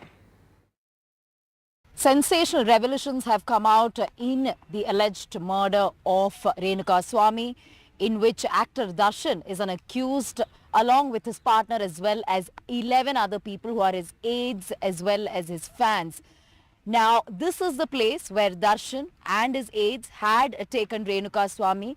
This is a shed where he was taken inside, allegedly beaten and tortured. He was tied with a rope and beaten with wooden sticks, and then he, in fact, dropped dead, after which he was taken from here and his body was dumped in a drain nearby. So this is what happened on the day of the alleged murder, where from Chitradurga, Renuka Swamy was kidnapped, taken here, allegedly killed, and then his body dumped nearby.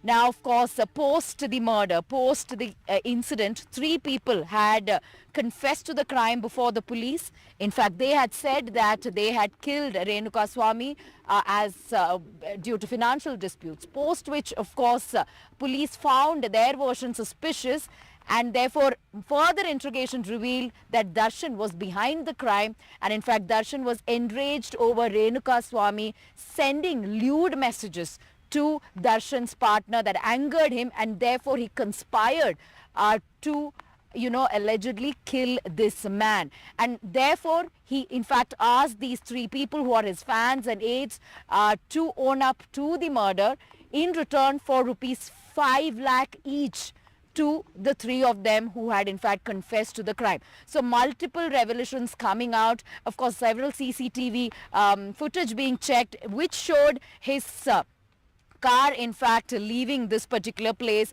Another CCTV footage taken days before the incident, which also had Renuka Swamy working in his pharmacy in Chitradurga. It was just a couple of days before the murder, and therefore police at this point looking at all the angles, trying to understand the circumstances leading to the death, the sequence of events. Were there more people involved, and is there any more reason, or rather a stronger motive for him to commit this act? So at this point, of course, CCTV is being examined, phone records being checked, all the financial transactions are also being looked into, and multiple people, including friends and family members of Darshan, his female friends and other aides, are being questioned. Of course, they are being interrogated at this point. 6 days of police custody, post which they will be presented before the court once again. So some revealing details on the sensational murder there. Joining us now is Chetan Kumar Ahimsa, who is a Kannada actor. We have Priya Chetty Rajagopal, founder of Multiversal Advisory LLP. We have Sanjay Sahai, who is a former ADGP Karnataka and cyber expert, and also Saloni Sharma, who is a member of the SRK universe. Thank you all of you for joining me on this show. To you first, Mr. Chetan Kumar, here is a fellow actor who is now accused of murdering somebody, a fan actually, and he's also seen as the most challenging star. That seems to be something that people seem to be calling him. He's called Dasa Darshan or D-Boss. So clearly this is an actor, with clearly, an exalted image of himself, and he's also very popular. How do you see this case, especially when you see the controversies that surround his life, be the domestic violence case, or the boycott by Kannadiga media, or even for that matter, the violation of Wildlife Protection Act, and now this murder case. So how do you see something like this happening to Darshan, who clearly enjoys an exalted sense of popularity as well?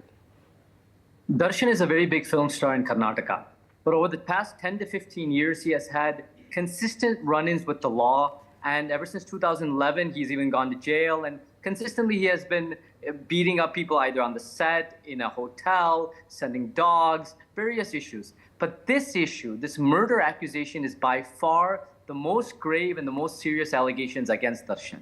And I see this as threefold if I look at it. Threefold being, number one, toxic masculinity and this manifestation. Number two, in terms of violence and how violence blurs the lines between real cinema fictional and real life. And number three, this exaltation of star culture, which is detrimental to an equalitarian society that we fight for. Number one, toxic masculinity, the fight for the honor of a woman, which instead of, if there were lewd photographs, you could go to the cyber committee. If Darshan mentioned anybody in Chitradurga, in the authorities, they would have taken it up seriously. But instead of going by the rule of law, they want this vigilante violence. He wants to show how much he could rescue the honor of his partner or his woman through this kind of violence. And whether it was intentional to murder or intentional to just beat up will come out soon. But this led to this toxic masculinity, which has been seen in many issues, such as Neha Hiremat's issues, Anjali, Rukhsana, and even the pen drive issue, which Karnataka is unfortunately known for. And this is toxic masculinity manifesting in many ways. We need action against that in society too. Number two, in terms of the kind of culture, violence, culture, cinema makes money off of violence. There's big time Kannada films that have made money off of violence. When you're a spectator, you also, when I went to jail, there were people in jail who were saying, I went to jail because I watched your movies and then I committed a crime. So that affects the people, it affects the actor too. And the third is this exaltation of star culture, where there's an apotheosis of these film stars who are put on a pedestal undeservingly. Their contribution to the success of a cinema itself is very minimal, let alone their contribution to a good society. So star culture must be eroded and dismantled. And these are all affecting, even there might be psychological issues that have seriously affected Darshan in this kind of thing. But that's a very important point, because clearly there are limits to the kind of admiration that you have for a celebrity, and the South of India has always known to sort of have larger than life actors. Now, let me ask this question to Priya Chetty. Ma'am, how do you see us as a prominent citizen of Karnataka? How do you see something like this? Because, we've seen in the 90s the kidnapping of actor Rajkumar. I come from the South of India. We've seen Rajnikant. We've seen, Shivaji Ganeshan. We've seen NTR. And Darshan also had, a very popular image about himself. But clearly, like Mr. Himsa also pointed out, there are run-ins with law that he has had. And this, whatever he seems to have done, or allegedly what he has done, seems to be just showcasing that I don't care attitude and I would get away come what may attitude. As a prominent citizen of Karnataka, how is the society looking at something like this? First, thank you for having me on the show. And it's really horrific to see the kind of damage that is being done. It is also, truth being stranger than fiction is something that's coming out in this particular discussion, because it really seems almost too amazing to believe that something like this would be attempted by a person of that stature and somebody who has that kind of influence. Having said that, the crime is quite horrific. If we had read about it for any, in quotes, normal citizen, we would have been still quite, taken aback, would want justice to be done. So there are three layers to this. One is a crime is a crime is a crime and must be taken and dealt with and actioned and taken to task exactly like it would for any other person.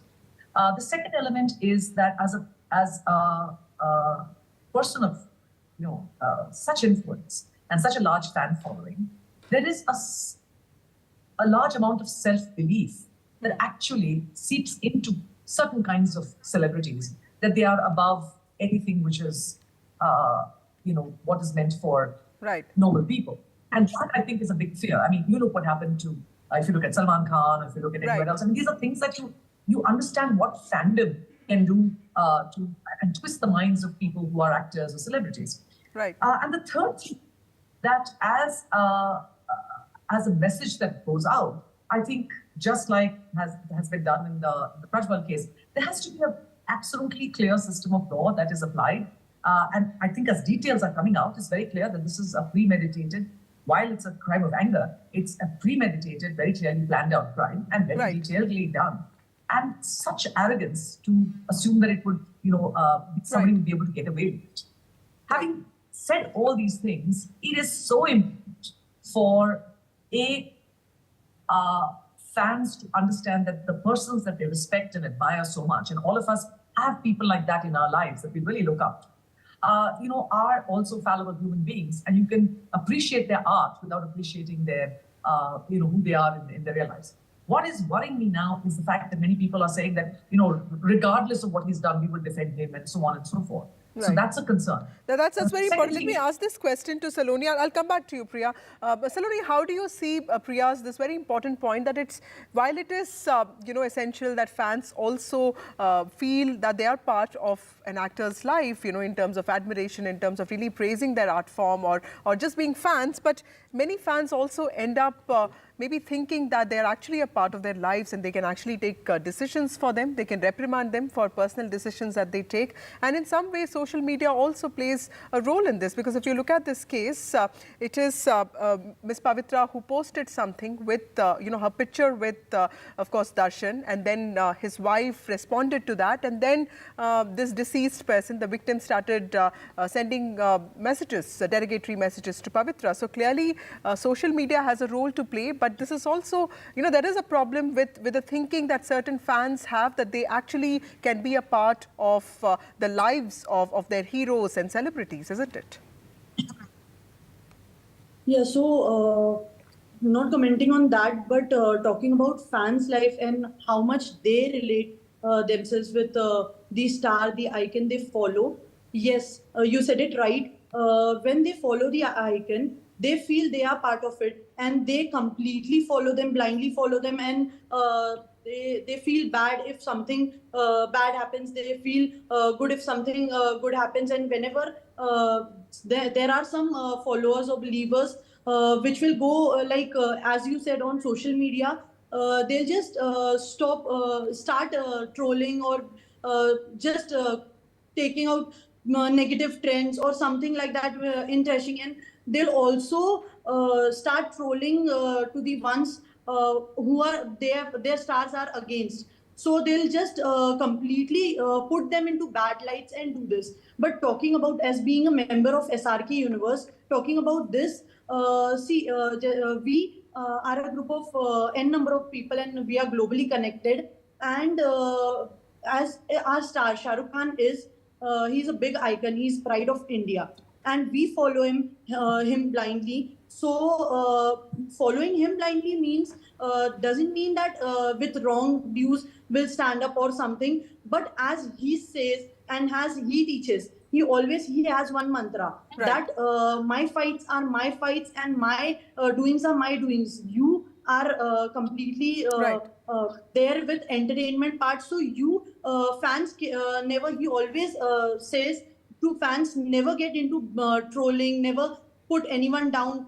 Be it about other stars only, like there are Khan wars or other wars. So he completely requests his fans that don't ever get into that negative side. And then there are fans who also, if something bad happens, they'll harm themselves or they'll harm someone else. So he completely stands up against such violences, and to his fans as well as the ones who are trolling him or who is bad shaming him or talking about them, to them also he requests them politely that be you are a fan of any star or anyone, and you support anyone. There's a but certain responsibility that actors and public personalities have, which is a very important point. Let me go across to Mr. Sahai. So you have been a former cop and you've handled so many cases like this. Tell us, how do you see the investigation in this case proceeding? Because as a reporter, I feel incremental details are coming out every day and most of them seem very interesting. And this is a person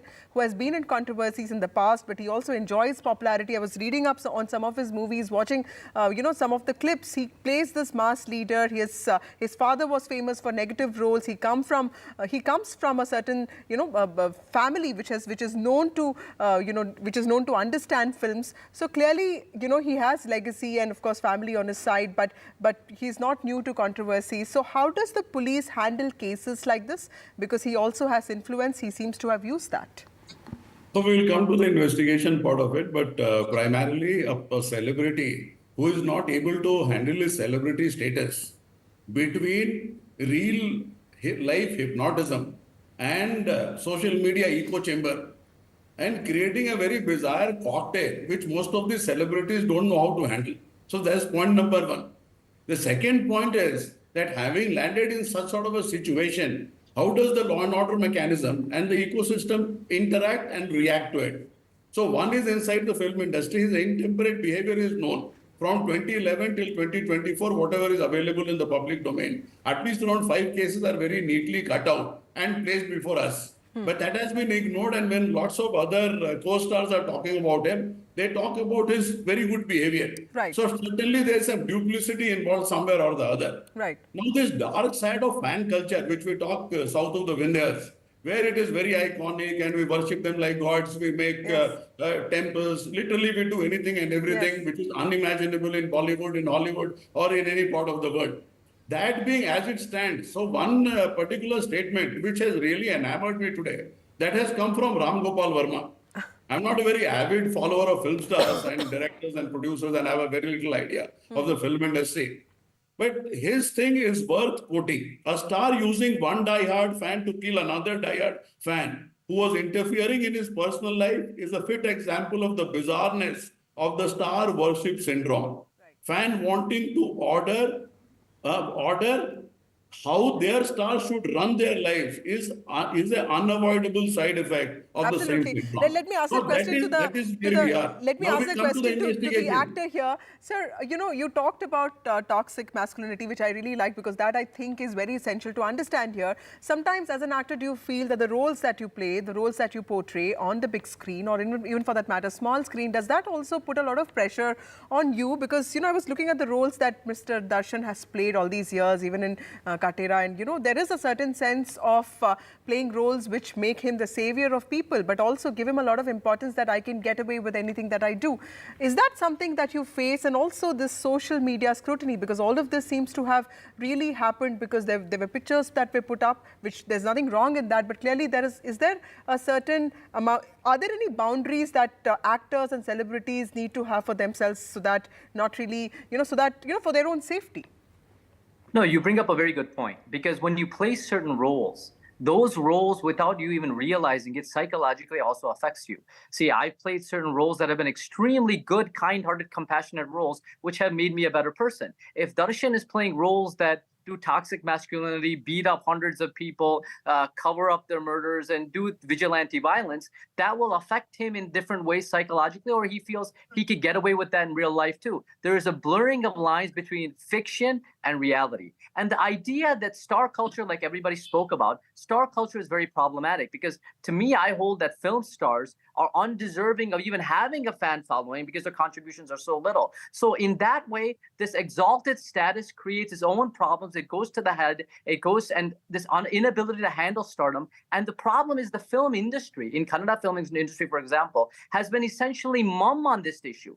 Nobody's taking a stand. Everybody either knows Darshan or in some way says or accepts this reality or is afraid to talk or doesn't have the concern or doesn't have the insight to talk. So no one is actually taking a stand, except the media is doing a very good job, but the film industry is essentially mum. If you cannot self-correct and introspect, there is no way to build a better film industry, to make the right necessary impact on society, and to correct the wrongs that someone like Darshan is allegedly has done, and the black market has created on the film industry and Karnataka society as a whole.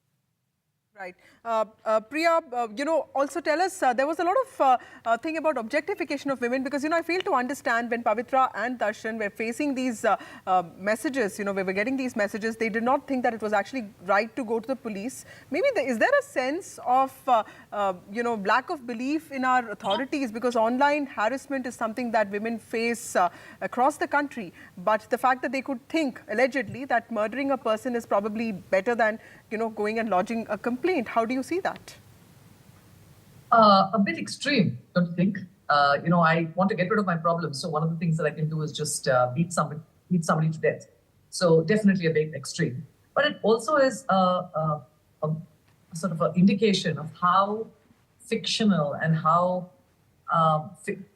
far away and unreal sometimes a celebrity life can be. Because you live inside a bubble where everything is right and everybody's sort of cheering you on or thinking that, there's gold coming out of your mouth or whatever. So there is a sense of unreality, of dislocation with reality that makes you probably do things like this. And what needs to be done to balance it out is have very stringent laws. If you look at any cases, right now, the Trump case, the fact that he was found guilty of 34 of the crimes shows also it doesn't matter who you are, that the crime, if you've done the crime, you have to do the time. Okay. And the get out jail free card that is happening now. Sorry, Priya, I'll have to go to some breaking news first. Yes. There is a fire that has broken out in Chandni Chowk area of New Delhi. 14 fire tenders have been rushed there. The cause of the fire is yet to be known, but this is a tragic incident. A fire has erupted at a shop in Chandni Chowk area. This is in North Delhi. It is seen as an area which has a lot of shops and industrial and of course shops and several markets there. According to officials, what we know so far is that 14 water tenders have been rushed to the spot to douse the fire. And what we also know that there was a call that was made around 5 p.m. To alerting the police officials and also fire security officials about the fire in Chandni Chowk.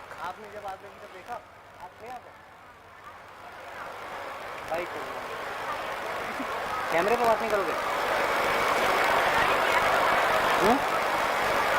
कैमरे पे बताना है, बस इतना बताना है कि मेरा नाम ये है, मैं यहाँ पे हमने देखा आज यहाँ से लगी अब पीछे चली गई, बस इतना.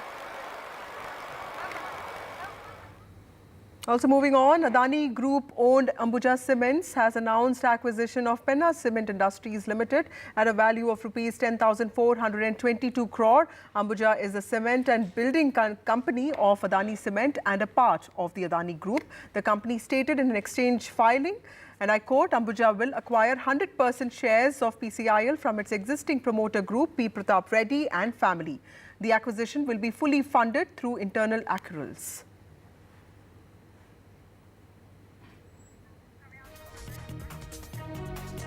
Time for a short break. For news and updates on the other side.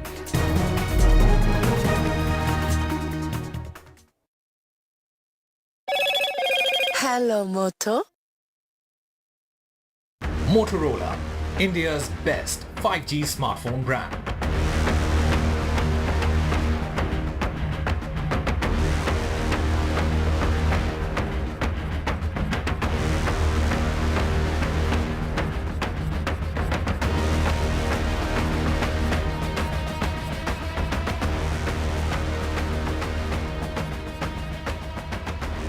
Platinum. Get the magic of the best working for you now. Link your payment cards once, collect rewards forever.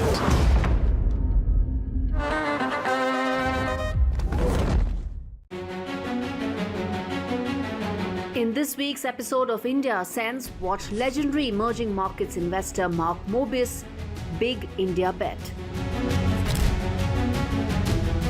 Should G7 become G8 with the addition of India as the 8th country? Modi 3.0's $5 trillion roadmap. 2023, mankind's most violent year. All this and much more on India Sense with me, Gauri Dwivedi, at these timings only on NDTV. Stay informed and entertained with the new and updated NDTV News app. You can watch all our channels live. listen to podcasts, read breaking and exclusive news from around the world and more. Download the NDTV app today and get access to the best journalism and storytelling on your smartphone or tablet. The NDTV app. News that matters to you. Some people say the metaverse will only be virtual. One day this lecture hall will be made of code, and driverless cars would be trapped in intersections. But even in this maze of the future, you can't wish away health. It's time to become more resilient.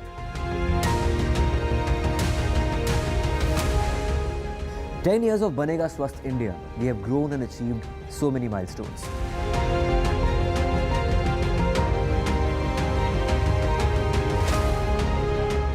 And now I have a plan to beat the urgency, to stop breathing with difficulty, to relieve getting choked with inactivity.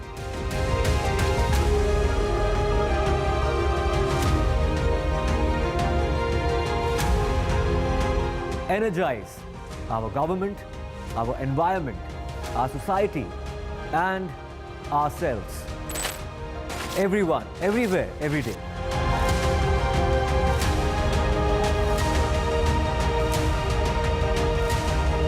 Banega Swasth India. One world hygiene.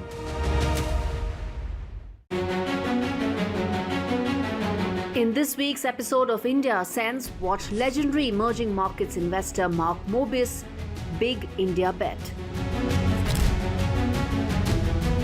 Should G7 become G8 with the addition of India as the 8th country? Modi 3.0's $5 trillion roadmap. 2023, mankind's most violent year. All this and much more on India Sense with me, Gauri Dwivedi, at these timings only on NDTV.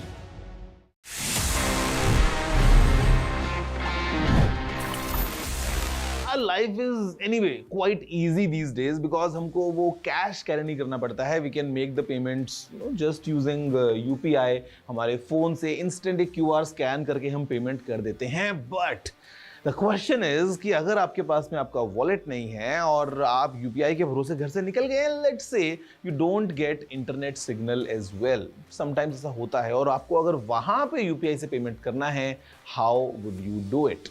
Guys, the simple answer is कि आप बिना internet के भी UPI से payments कर सकते हैं if you just follow the following instructions. सबसे पहले आपको आपके फोन से dial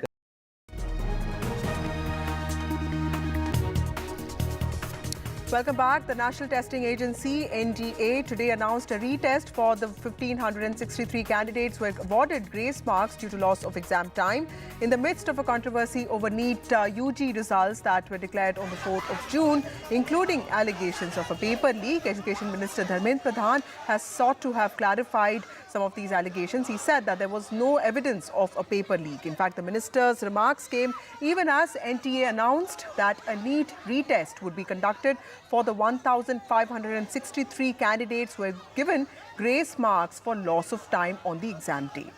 It also said that these grace marks stand withdrawn.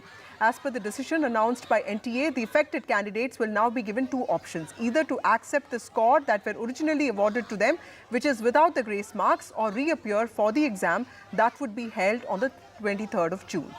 Now, the May 4th examination conducted by NTA across 4,000 centres for nearly 24 lakh students has been plagued by accusations of question paper leaks and also awarding of questionable grace marks. Now, these allegations had also sparked protests and legal challenges in several high courts and Supreme Court. But of course, the centre had also put in place a committee that examined all these issues. Now, this issue, of course, has taken a political turn. Congress Party on Thursday reiterated its demand of a Supreme Court monitored probe into the NEET examination issue, and it asserted that the anger in the country over this matter will also be heard in the parliament. Now, the opposition parties have also demanded removal of the NTA Director General, and they have claimed that the BJP government's attitude towards handling this issue was irresponsible. Of course, government has responded to this and clarified to this. Let's first listen in to what the Education Minister Dhamna Pradhan said today.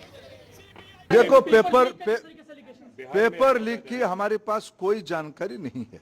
मैंने उस REET petition को अनुध्यान कराया, कोई भी एक भी जगह पे प्रमाण नहीं है। एक एलिगेशन पेपर लीक हुआ है, कहाँ है प्रमाण हुआ है? कोई एक दो चीजों की न्यूज आइटम पे अगर प्रमाण आधारित होता है तब कोर्ट उसको विचार करेगी, सरकार अपना पक्ष रखेगी, वो कोर्ट में 8 जुलाई को चर्चा भी होगी। मेरे जितना जानकारी है, नीट एक कॉम्पिटेंट एग्जामिनेशन करने वाला अथॉरिटी बन चुकी है। ये जो 3 प्रेस्टिजियस परीक्षा होते हैं, नीट, जेई और सीयूईटी, इसमें से देश की 50 लाख से ज्यादा स्टूडेंट्स की हर एक साल अभी एग्जामिनेशन हो रहा है। विश्वसनीयता बढ़ी है, इसलिए आने वाले दिनों में सारे प्रकार की शंका संशय को दूर करने के लिए और पारदर्शिता लिया जाएगा, और जो लोग उसमें कहीं ना कहीं एक आधा जगह पे कुछ गड़बड़ी करने का कोशिश कर भी रहे होंगे, उनके ऊपर कार्रवाई भी लिया जाएगा।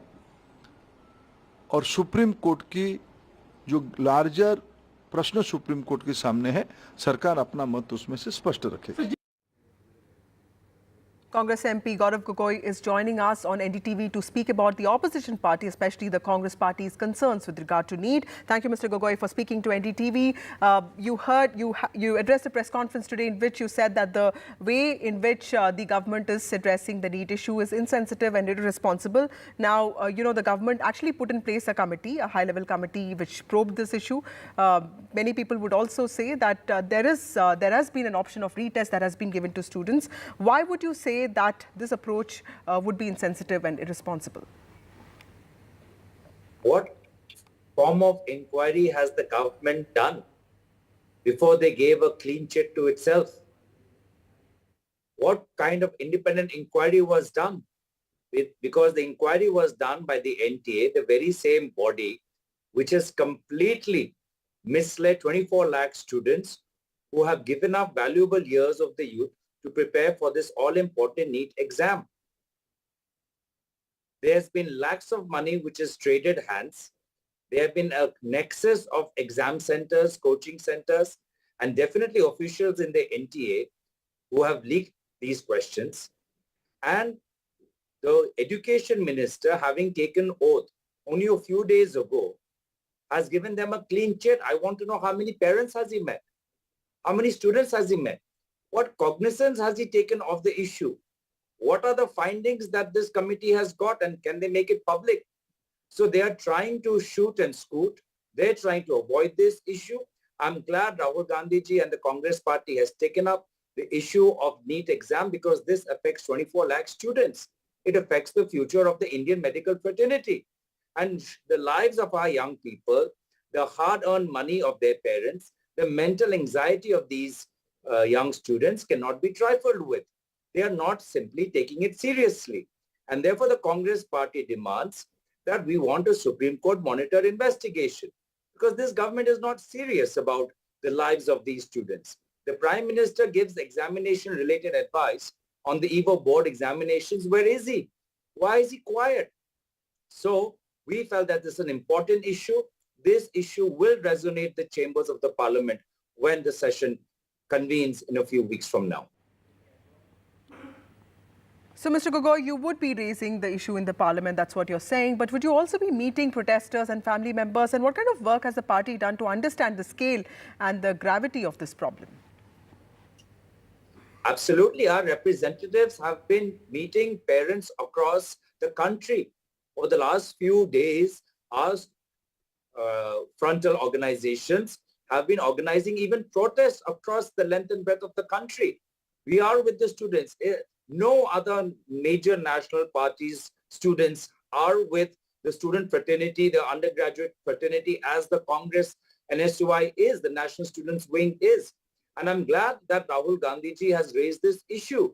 And that shows that's the power of democracy, that today, when the ruling party is not being accountable to these people, the opposition, the India Alliance, is standing with them.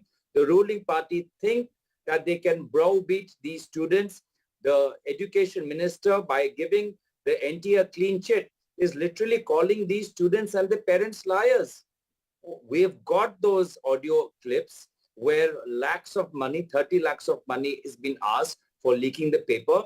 there has to be a complete overhaul of the NEET examination system, and the education minister, without having done any inquiry, without having met any student or parents, is quick to give a clean chit because he wants to protect the image of the prime minister. So nothing has changed. This is the same government which shoots and scoots, which runs and avoids. They stay silent on Galwan, they stay silent on Manipur, they stay silent on Jammu, and now they're staying silent on the NEET exam. No more. Democracy needs to be visible, accountability needs to be tangible, and that's what the opposition party is going to do with the bolstered numbers of the India Alliance.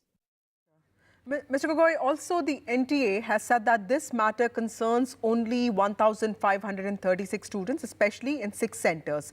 Now, the centre has also said that the Congress is politicizing the matter and undermining institutions now, because NTA is also known to be experienced in handling and also holding examinations like JE or, for that matter, CUET.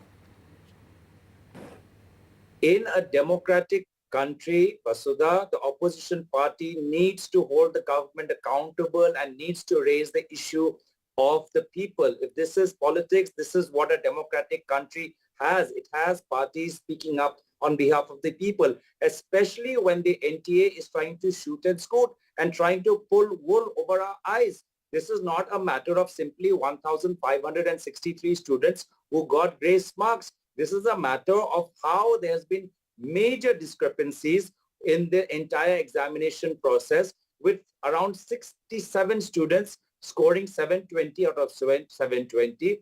Many students who are getting marks like 718, 719, which is just not possible under the current framework. Many coaching centers and examination centers having spread this nexus where students are not able to devote time to their regular school or regular studies. They are giving precious hours, they are burning the midnight oil and pleading with their parents to spend more and more of their hard-earned money. So there's an entire nexus which is simply going to take away the brightest and the best of our Indian student fraternity, and we cannot have that. The NTA, by limiting this issue to simply 1,563 students, shows how they know that they're trying to cover something up.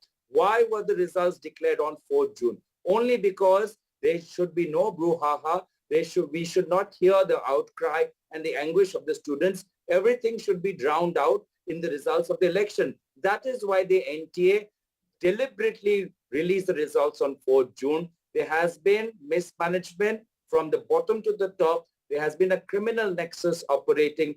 That is why paper leak featured so prominently in the Congress manifesto. And that is why we will not let the NTA, the Education Minister or Prime Minister Modi get away with this flimsy excuse. Okay, thank you, Mr. Gogoi, for speaking to NDTV. That's Gaurav Gogoi, Congress MP, raising not just allegations but also demanding a Supreme Court monitored probe into what really happened with the NEET examination. Also joining me now is Lavanya Balal Jain, spokesperson of the Congress Party. We have Anurag Naidu, political analyst.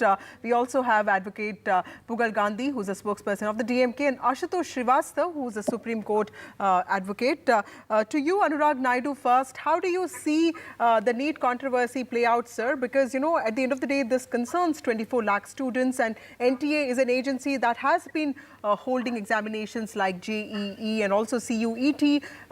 You know, some would say that there is also a sense of panic among students, especially with many opposition parties asking for judicial probe. On the other hand, some people would talk about the exam leaks that have been happening. How do you see this issue, particularly because admission process is going to begin in a few days from now? Medical entrances is really critical in this country, and 700 institutions will be looking forward to having over 1 lakh students aspiring doctors. Very good evening, Vasudha. I'm glad you are one of the anchors who really showed concern about the timeline of admission. That's very critical. When you go on politicizing, you need to have this check on the timeline. No, I'm very glad, Vasudha, that students have voiced their opinion. And I'm speaking here not just in the capacity of an analyst, but I've been a victim in 2008 in my 12th standard in information technology exam, which has to be supposed to be on a computer. I remember it was Maharashtra Knowledge Corporation, some Maharashtra body that used to conduct this in IT examination, which was to be an optional subject in 12th. The batch of students who gave from one center ended up getting 50 marks. We never got 50 out of 100. We used to, on an average, get around 90 1995 in a mock test. So there was a glitch in the technical glitch, and we could not voice our opinion because I come from a tier 2 town, right? So I understand the pain where the students are coming from. But having said that, to completely dismiss or politicize the issue that NTA kharab hai, that is, taking or conducting over 50 lakh examination, right? 50 lakh students appear overall cumulatively. So, as Mr. Dharmendra Pradhan also mentioned, to say that the entire framework is dismissed is jeopardizing or just playing with the emotion of these 24 lakhs people who have appeared for the examination. Why can't, for once, Vasudha, we all talk about having a pragmatic or a practical approach toward an investigation? Now, what are the genuine concern? The genuine concern is a paper leak. The genuine concern is the fact that entire examination, the NEET examination process for this particular academic year should be reinvestigated as a whole. Totally accept it. Totally, celebrate this thought process and totally support it. But what I don't support is politicians jumping into the system. Now, we heard Gaurav Gogoi in your show, Vasudha. He mentioned in the next upcoming parliament session, we are going to take it up. So what is the party essentially saying is, the parliament session is going to happen in some time. We will make sure and we will come to the floor very strongly, heavily, and we will ensure that this entire process is dismissed.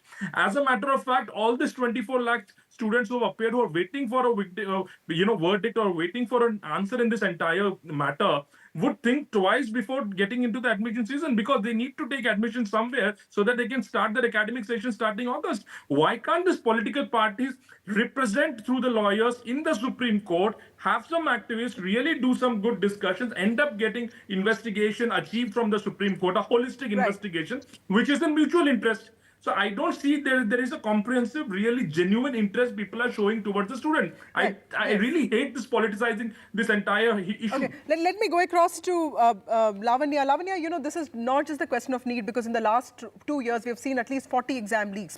So I completely agree with the Congress party raising this issue. But what would you have to say about the centre's, claim that, there is a certain politicization of this, of NEET especially happening, because NTA here is not like some state authority. It is, it's known to have held examinations in the past. Of course, there could be loopholes. Also, competitive examinations need a rehaul of sorts. We need an alternate model. That's all said. But what do you have to say about possibly, having, an approach which basically believes in dialogue? Or do you think that it's important to get the probe out, understand what went wrong, and then basically decide what's the way forward? Good evening, Vasudha. NEET has had a lot of allegations leveled against it from day one of the NEET examinations. It was announced. A lot of states have complained and fought against NEET examinations because it puts a lot of students at disadvantage, and it is not a level playing ground for many students. Having said that, this particular instance, when NTA, which has conducted multiple examinations, is not exempt from the allegation that is leveled against it. The allegation is there is somebody within the NTA who must have helped for the leak of papers, right? So you cannot be a body which gives itself, a claim that, hey, you know what, if you are accused, you cannot come out and say, we are not a part of this allegation, right? You cannot, what do I say, give a clean sheet to yourself. That is exactly what is happening right now. And the second accusation is Congress is politicizing it. Let me make it very clear. It is a duty of the opposition party to raise the subject. And if it is affecting the life of 24 lakh students, it is not just about the paper leak. It is about how the marks were awarded to multiple students, and it is not possible in the current framework to be given those marks. That is also a problem. So entire NEET examination that was conducted this time has a lot of loopholes, and all of this must be questioned within the parliament, because education minister, who's just taken oath a couple of days back without meeting any of the parents or students, has been giving a clean sheet for a lot of people who are accused here, right? Which is not fair. It is a matter of our medical fraternity, which is going to come out in 5 years or 6 years or 7 years. It is a matter of 24 lakh students' lives. So, of course, it is the duty of the opposition parties to speak up about it, especially in the parliament. All we are asking, which is a very reasonable ask, is to have an investigation which is monitored by the Supreme Court. We want justice for these students. It's a matter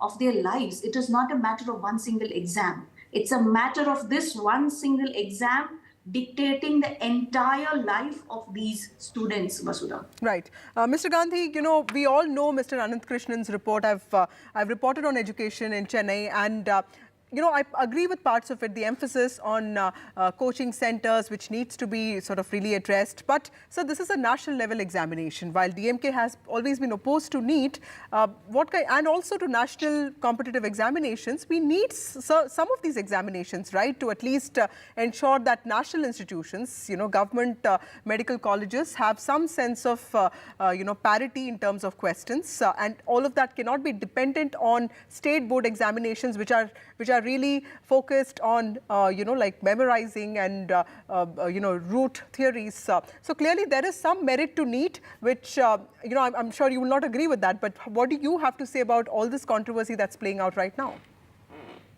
First of all, I have a slight disagreement with your statement that these medical colleges are national level institutions, because these are all not national level institutions. These are all state level institutions. Point number one. And as far as the state level institutions are concerned, these state level institutions are created from the funds of the state, not from the funds of the central government. And the purpose of NEET is not clear, very clear, because when we talk about the common entrance examination throughout the world, this type of standalone entrance examinations, which are outside the school education curriculum, are being either scrapped. Even, for example, in the US, SAT is being scrapped now. Many universities like Harvard, Yale, or Columbia are not following the SAT for its admission process, because these entrance examinations are created in the so-called false notion of meritocracy, without even understanding the basic concept of what a school education curriculum stands for. Because when we talk about the education system in the state, we can classify this education system into three. One is primary level, secondary level, and the tertiary level or the graduation level.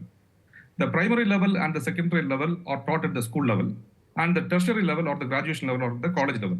Right. The purpose of primary level is to prepare the student for the secondary level, and the purpose of the secondary level is to prepare the student for the tertiary level or graduation level. Now, what is the purpose of an entrance examination to be brought in, which is outside the school education curriculum? And if that is brought in, that makes the school education just redundant. How the students can do? So the whole system of NEET itself is class biased. Okay. It is only meant for rich urbanized students from the upper class people. That is what the opposition which we have. And today's incidence is a very clear incidence that NEET is not sacrosanct. It is also yet another entrance examination which can be breached. So what is so special about it? Just scrap NEET. That is our demand from day one. Okay, let me ask this question to Mr. Srivastav. Mr. Gandhi is pointing out something very important. This has been the DMK's consistent position that NEET and several nationally competitive examinations focus on some false notions of meritocracy, and they are biased towards people with resources, resources to send their children to coaching centers, also kind of money, and also social and political capital and economic capital mainly. And they are sort of biased against rural children, rural students. So that's of course something that we have known. But Mr. Srivastav, how do you see this as a lawyer? Because clearly, like Mr. Gandhi said, NTA does not seem to be sacrosanct. If there are these problems there, how does the country deal with something like this? And what is the impact on young people aspiring, spending 3-4 years on NEET preparation and getting to know that probably some others went ahead of them because some grace marks were awarded to them? See, so far as this particular issue is concerned, and we know that, it has not happened to the entire 24 lakh of, students who attended the exams. So it happened only on certain, centers which were affected by some wrong question paper and all. And there was loss of time for which certain grace marks were given. However, when the committee was formed, when the issues were raised that these kind of grace marks should not be given, because the other students should not suffer because of that. And accordingly, this committee gave a kind of a report on which this, matter also went to the Supreme Court at present, which is hearing the matter. Supreme Court took the cognizance and sent the notices to the NTA and also to the central government. Now the government has already filed its affidavit, its reply, in which it has also agreed that, okay, there should be a retest, re-examination of these 1,568 students afresh. So what my point here is that it is something which which is not required to be politicized as such. Because see, if certain centers have made certain mistakes for which obviously the government is also taking its all sorts of seriousness, so that the other students and even those students who have attended should not suffer and they get equal opportunities. So I'm sure when the matter is before the Supreme Court is going into the details of the entire issue. And so far as the leak of the paper is concerned, there is no Lavanya has a evidence point. which has come. Lavanya, you want to come in with a point? Tell me. Yeah, I just want to remind everybody, under the current framework of NEET examination and the rewarding of the marks, it is not possible to get 720 out of 720, and 67 students have received those marks because there is negative marking and everything. So what about that question? Let's not forget, there is also a question mark about the, marks being awarded to some of the students. Well, so I asked this question to the NTA, and I was at the press conference, and Mr. Subodh Kumar, of course, tried to answer the question that you're asking, and he said, there was a normalization process that was followed, and the grace marks were awarded, and relatively easier questions were set this year. So he did have, of course, an answer to that, but go ahead. That also seems to be a discrepancy which probably this committee will have to address. Thank you. Can I continue? Yes, please. Yeah, from the beginning, when we are talking about NEET examinations, I think my counterpart from DMK pointed this out. We seem to be forgetting this year that multiple students have lost their lives in the past years when they failed NEET examinations, and it was because they came from underprivileged backgrounds. It may be because they come from villages or because they come from a region which cannot answer the questions in the language the questions are presented. Right. So it is putting a lot of students at a disadvantage, right, especially students from these states which have a good education index. And like he also pointed out, all of these colleges are state-run colleges. It is not the national resources, all of these colleges. So it is putting the NEET exam itself puts a lot of students at a disadvantage every year. We need to question, first of all, do we even need NEET? We have to go back to the basic question. Poonam, I'm sorry, Vasudha, and I don't think we should ignore that question as well when these allegations are being raised. Absolutely. But Lavanya, do you think a retest would be able to solve this problem? Because that would also, like Mr. Anurag Naidu was pointing out, that would also endanger the careers of many aspiring doctors. And Mr. Gandhi, would you also say something on this? Quickly, Lavanya first and then the last word from you. Yeah, I just would like to say, when we are talking about re-examination, then the question of the entrance examination for the medical college comes up, and we are running short of time, isn't it? We do not have time for the students to prepare for, getting into the medical colleges. Mr. Gandhi, what is the way forward, sir? Because clearly a retest may not be the solution, because, there are 24 lakh students who have taken the exam this year, and asking them to wait is also not really fair. We have been consistent from the beginning. The way forward is to ban NEET or scrap NEET. Okay. For example, Tamil Nadu is the most developed state as far as the education is concerned. Our graduate enrollment ratio is 52%, which is double the national average of 27%, and which is much higher than even the United States of America, which is at 46%. And we have got 4 doctors for every 1,000 people, whereas Gujarat is having only 1 doctor for 1,000 people. And we have got the maximum number of medical colleges under the government quota, which can educate people from the rural and marginalized section of the society. Now the NEET discriminates it, and the NEET business in Tamil Nadu stands at 5,400 crore rupees. Right. That is a business, which means every student who want to opt for NEET have to spend at least rupees 3 to 5 lakh rupees, which cannot be afforded by any Absolutely. That's a very good point. Thank you so much, all of you, for joining me. I'm really sorry, we're really out of time. So even as politics plays out over NEET, one can only hope that political parties think of these issues concerning youth and livelihoods in a more consistent manner. That's all we have for you in this show. Time for a short break. More news and updates on the other side.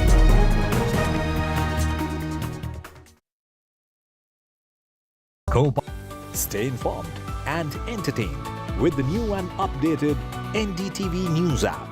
You can watch all our channels live, listen to podcasts, read breaking and exclusive news from around the world and more. Download the NDTV app today and get access to the best journalism and storytelling on your smartphone or tablet. The NDTV app. News that matters to you. In this week's episode of India Sense, watch legendary emerging markets investor Mark Mobius' big India bet. Should G7 become G8 with the addition of India as the 8th country? Modi 3.0's $5 trillion roadmap. 2023, mankind's most violent year. All this and much more on India Sense with me, Gauri Dwivedi, at these timings only on NDTV.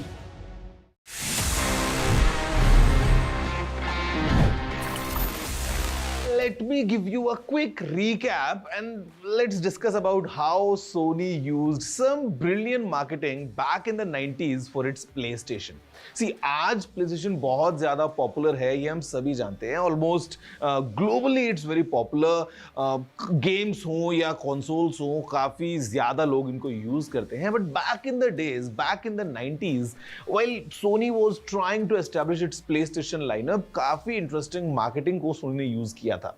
जी हाँ, I'm talking about the very special scratch and sniff labels from the real driving simulator और FIFA game. और ये जो game की discus मिलती थी, इनके ऊपर एक लेबल हुआ करता था, जिसको जब आप स्क्रैच करके स्निफ करेंगे, you would feel yourself to be in that action. मतलब जो रियल ड्राइविंग सिमुलेटर गेम था, उसमें जब आप स्क्रैच करके स्निफ करते थे, you would experience the scent of a pit stop. और फीफा में you would experience the scent of a football field. क्या क्रेजी मार्केटिंग थी, बट ज़्यादा डिटेल में इसको नहीं किया गया था. But then again you know within a few years of its launch, finally अभी ग्लोबल स्केल पे PlayStation is really popular.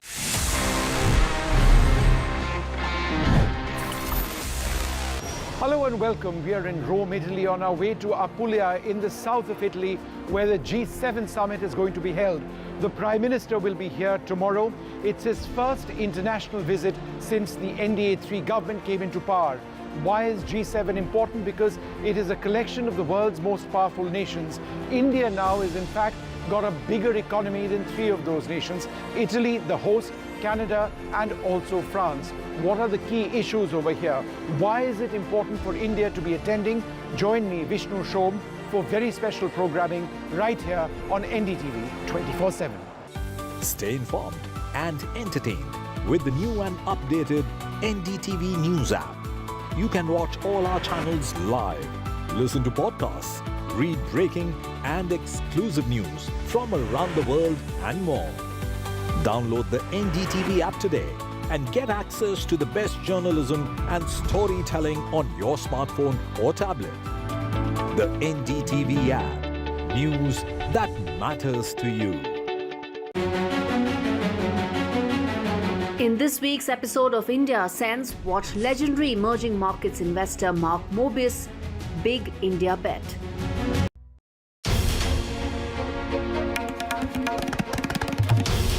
This is NDTV, and you're watching NDTV 24/7. Hello, Moto.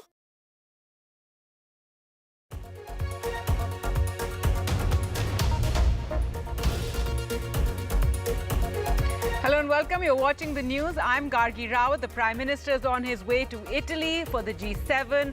The Supreme Court order on the NEET medical exam row, but now politics also breaks out and the Prime Minister holds a security review meeting on Jammu and Kashmir before leaving for Italy. All that and more coming up ahead. Let's take a look at the headlines. Prime Minister Modi en route to Italy as a special invitee for the G7 summit as world leaders are set to discuss the world economy and war in Gaza and Ukraine. The Prime Minister expected to hold key bilaterals.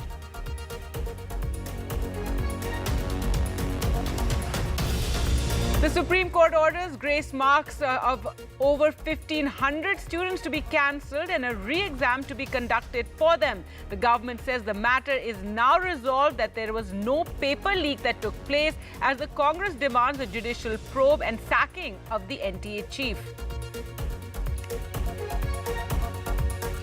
As the Delhi water crisis continues, the blame game spirals. The AAP government says water pilferage is taking place on the Haryana side of the canal, while the BJP says the Delhi government is hiding its own failures. And the Himachal government does a U-turn in the Supreme Court, says no extra water for Delhi. With 4 terror attacks in 4 days in Jammu, Prime Minister Modi reviews the security situation with the NSA and other officials, tells officials to use full counter-terror capabilities. And the high airfares are on the new aviation minister's radar. TDP leader Ram Mohan Naidu takes charge of the aviation ministry and says he'll keep a check on fares, what air travel to reach the common man. And as Chandrababu Naidu takes charge as the Andhra Chief Minister for a 4th time, Amravati land prices spike. Land prices rise after the government has cleared all the uncertainties as the Naidu government has promised a fresh focus on the new capital.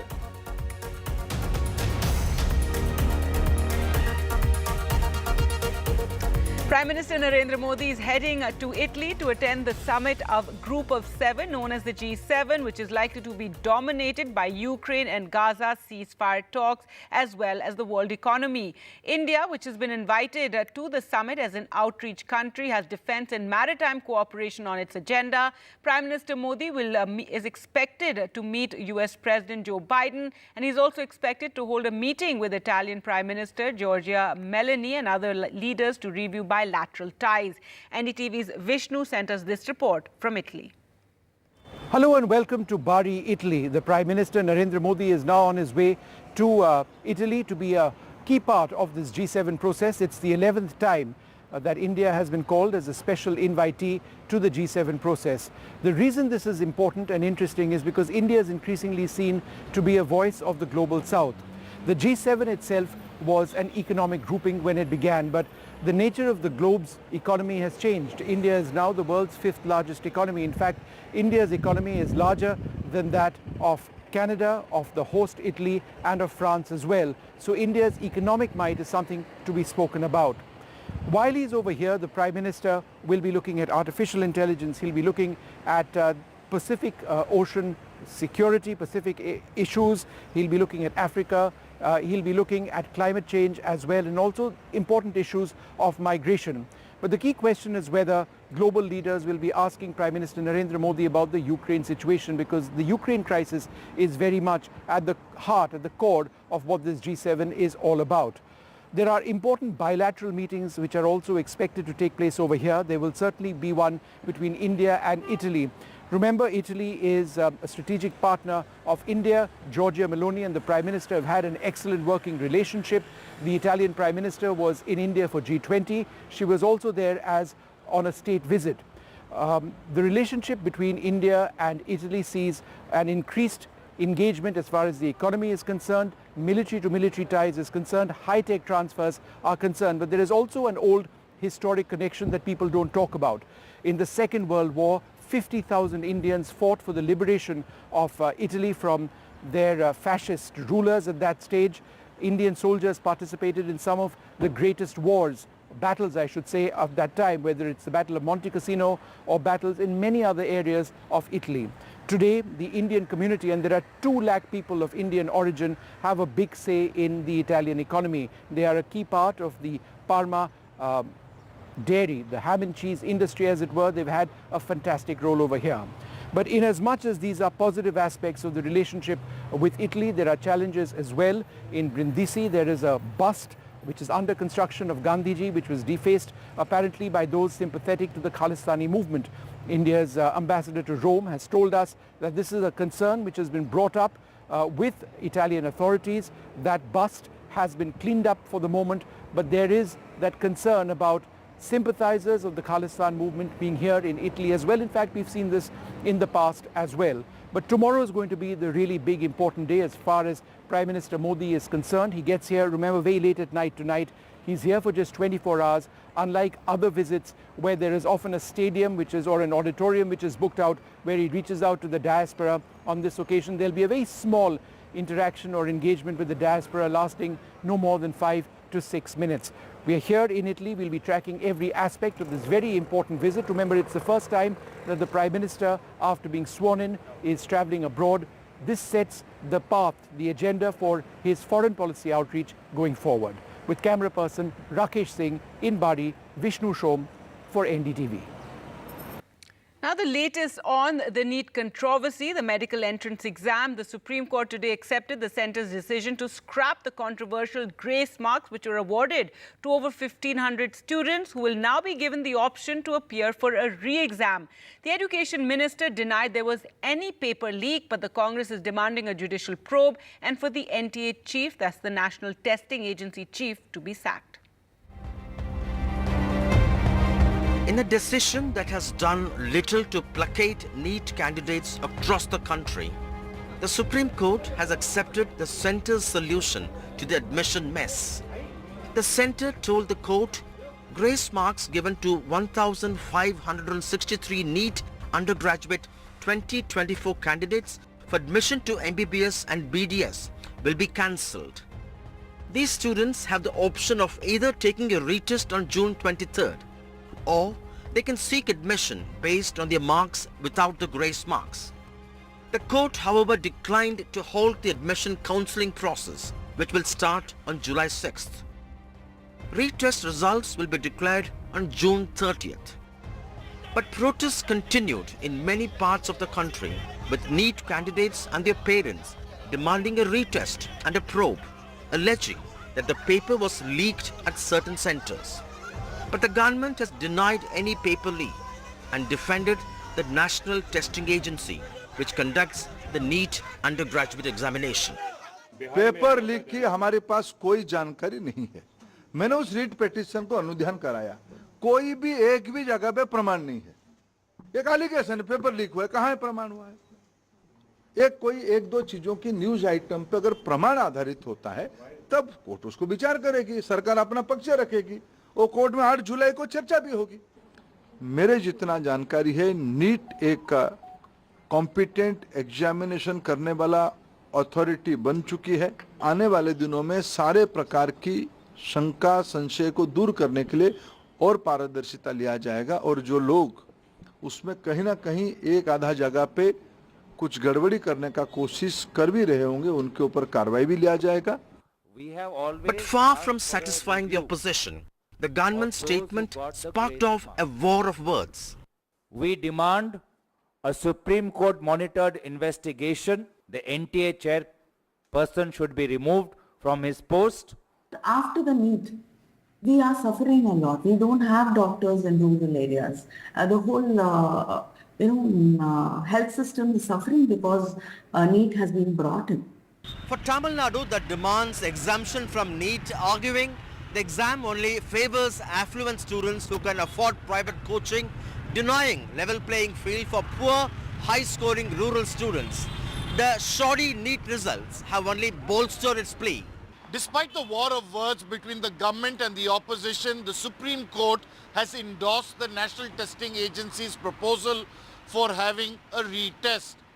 But the big question remains is the trauma for the students who have to reappear for this professional exam. With Sam Daniel in Chennai, Sunil Prabhu, NDTV.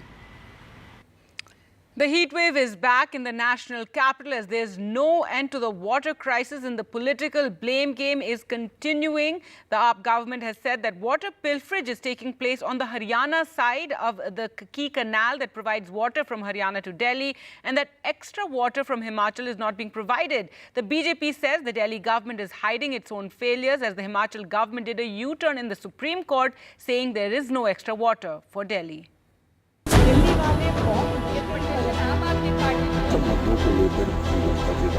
A day of U-turns and more blame games as Delhi battles a harsh summer and a water crisis. In a twist in the Supreme Court battle over Delhi's spiralling water crisis, Himachal Pradesh today said it does not have surplus water to send to the national capital, a day after the hill state said it had released water for Delhi. This as yet another round of blame game took place between Delhi's AAP government and the BJP.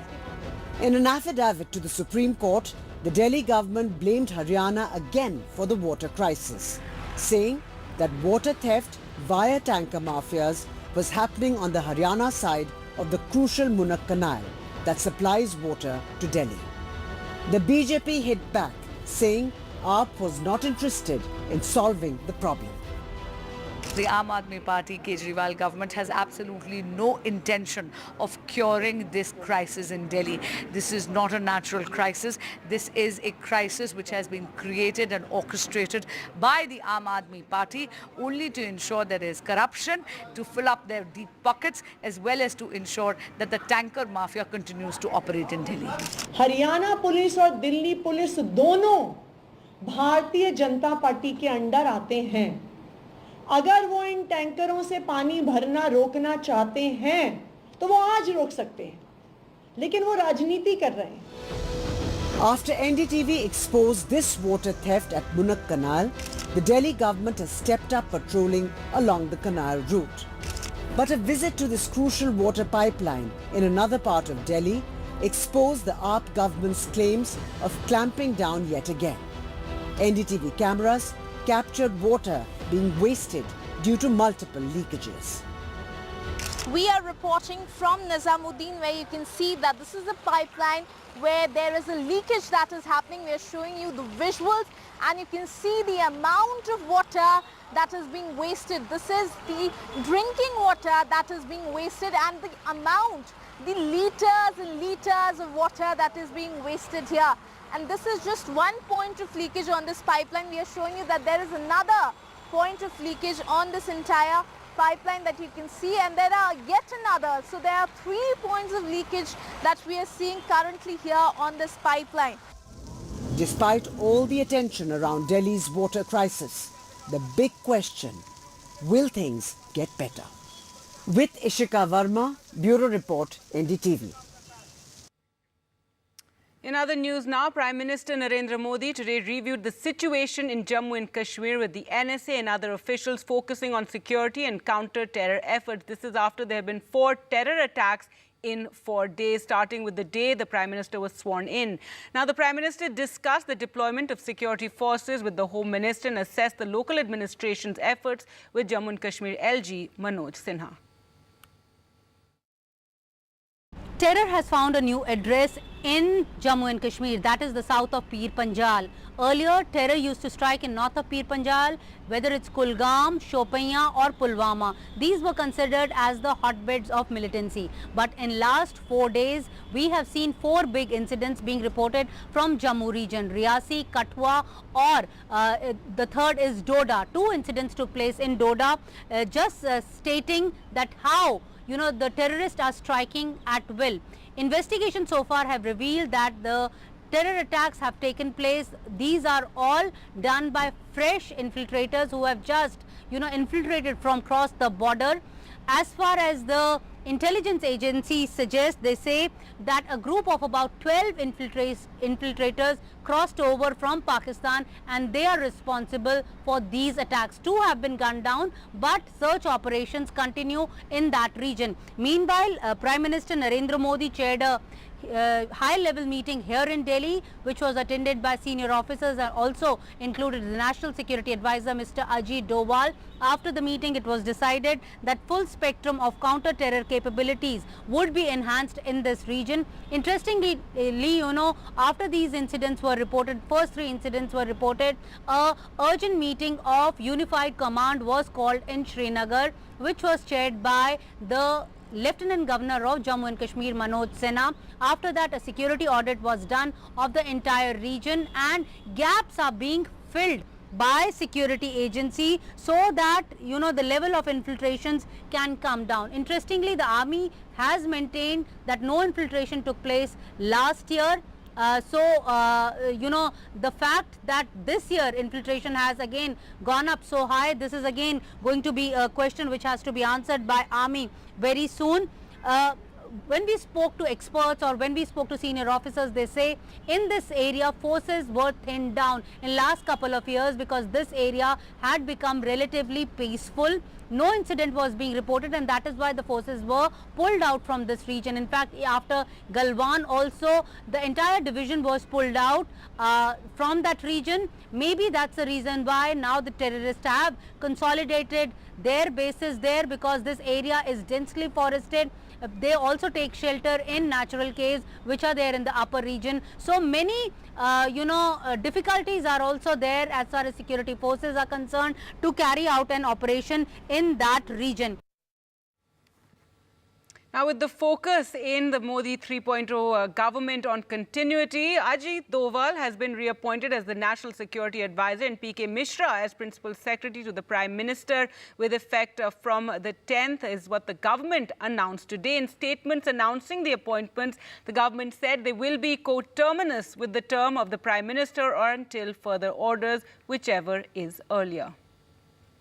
Taking forward the continuity mantra, Prime Minister Narendra Modi has appointed National Security Advisor Mr. Ajit Doval for a third term. He has also appointed P.K. Mishra as Principal Secretary. Both have been given cabinet rank and their tenure would run as coterminous with the government. As far as Mr. Doval is concerned, he has extensive experience in intelligence and strategic affairs. Doval also in fact plays a key role in formulating and implementing policies. Under his leadership in National Security Council, a key government always relies on them for inputs when they have to decide or take a very important decision regarding domestic and foreign policies or what stand the government would take on any issue. As far as Mr. P.K. Mishra is concerned, he is a 1972 batch Gujarat cadre officer. He handles bureaucracy and has one-on-one relationship with Prime Minister Narendra Modi. He has been working with Prime Minister Narendra Modi since the time he has retired. He was earlier posted as additional Principal Secretary to Prime Minister during his term in 2014 and 18. He has also been given cabinet rank. Apart from them, Amit Khare and Tarun Kapoor also have been appointed as advisors to the Prime Minister. TDP's Ram Mohan Naidu took charge today as the new aviation minister. He's the youngest minister in Modi 3.0 government, and high airfares are on his radar. He said that he will work to increase ease of travel and comfort for passengers and wants to make air travel, in fact, within the reach of the common man. Definitely, I really can't decide on one decision to bring down the prices, but like I'm saying, it is a very important issue today. My whole intention is to make air travel reach to the common man, and it has happened over 10 years. There have been Udan scheme that has come up. Modi ji has also said Hawai Chappal se Hawai Jahaz tak. So I want to make it a reality for that. For that, prices have to be affordable. Now the market scenarios or the other external factors, COVID, so a lot of different factors have made in improving the prices. So we have to sit down, the department has to sit down, and whenever that thing is happening, my intention or my priority would be from the people of this country that to bring down the prices, and I would sit down with that point of view. More sensational details have emerged in the murder case involving Kannada actor Darshan. The actor Darshan, who has been arrested in this case, had allegedly asked 3 other men to take the blame for the crime in exchange for cash, is what the police have said. The actor, who also beat Renuka Swami, the deceased, offered the men 5 lakh rupees each to implicate themselves in the case. Here's a report.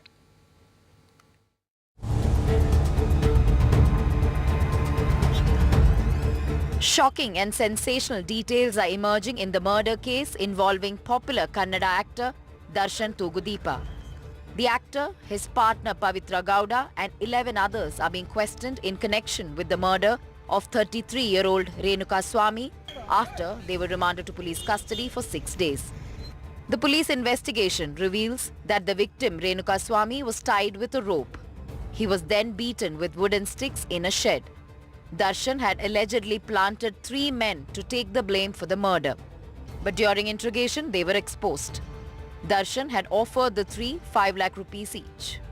This is the place where Darshan and his aides had taken Renuka Swami This is a shed where he was taken inside, allegedly beaten and tortured. He was tied with a rope and beaten with wooden sticks, and then he in fact dropped dead, after which he was taken from here and his body was dumped in a drain nearby.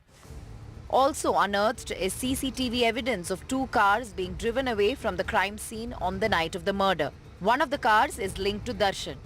Another CCTV video shows Renuka Swamy at a pharmacy in Chitradurga days before his murder. I'm sure that there will be absolutely no room for any kind of pressures to be put on this investigation, and there is no question of that, because it's a heinous crime. If he is responsible, he should face the consequences. The police are trying to gather evidence to establish Darshan's involvement in this sinister plot. They are scanning phones, social media accounts, financial transactions and CCTV footage to piece together the details.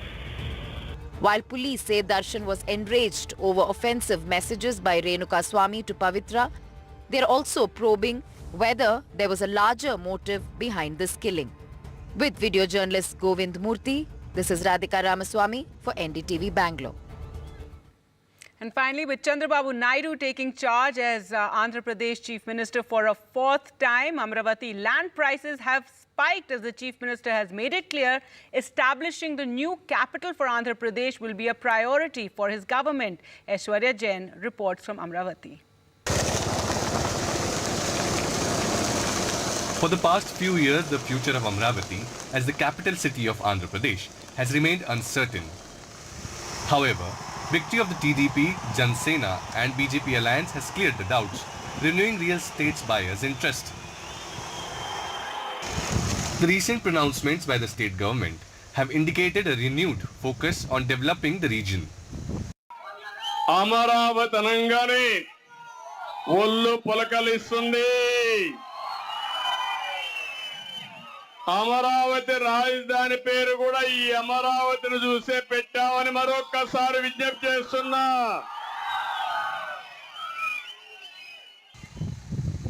This has instilled fresh hope amongst investors and potential homeowners, leading to a surge in land prices. So after the CBN came, they are very happy right now. So the land prices increase, I can say as a square feet, that and all, it will be almost double. The announcement of renewed development efforts has certainly generated a positive buzz. Local real estate agents have reported a significant rise in inquiries and a subsequent increase in land prices. Now price increase because world-class city increase price. According to sources, land prices in some prime locations have doubled or even tripled compared to what they were a few months ago. Land prices in Amravati prior to 2019 stood at Rs 25,000 to Rs 60,000 per square yard. After YSRCP came to power, prices dipped to Rs 9,000 to 18,000 rupees per square yards. Now land prices hover in the region of Rs 30,000 to 60,000 rupees per square yard. A renewed focus on Amravati's development has certainly brought a wave of optimism to the region.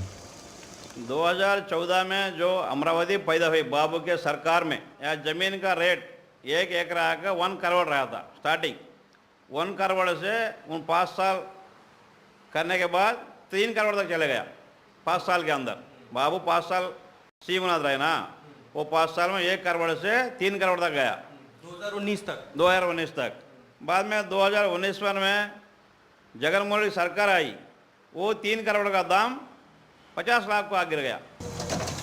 The rising land prices reflect the positive sentiment, but it remains to be seen how the state government navigates this growth to ensure Amravati's future as a vibrant and sustainable capital city.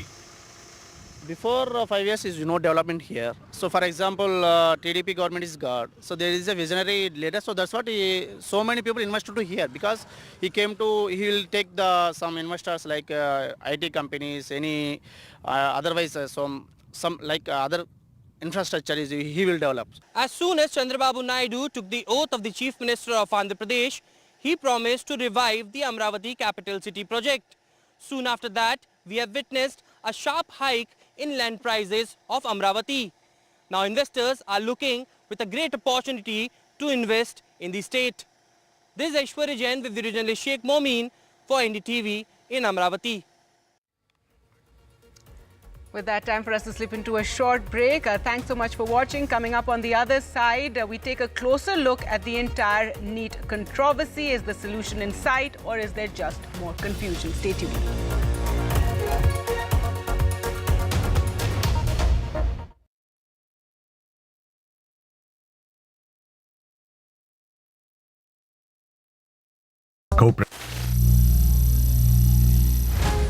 Some people say the metaverse will only be virtual.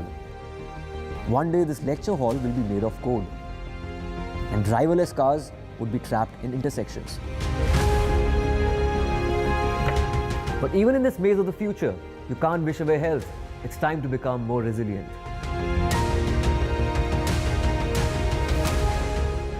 "10 years of Banega Swasth India, we have grown and achieved so many milestones.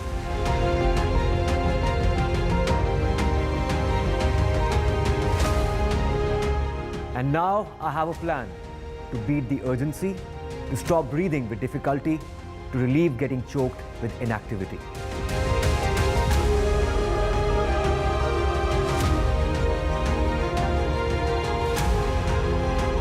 Energize our government, our environment, our society, and ourselves.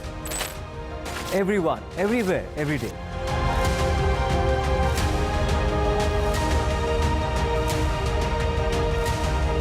Banega Swasth India. One world hygiene.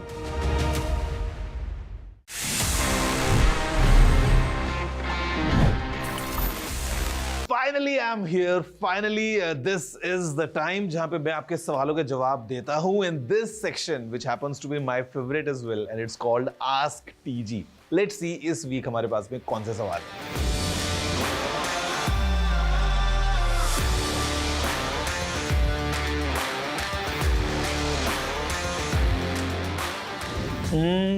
To be honest, in Android TV, we don't have any such features जहाँ पे आपको live जो सामने speech आ रहा है उसके captions screen पे दिखाई दे जाएं.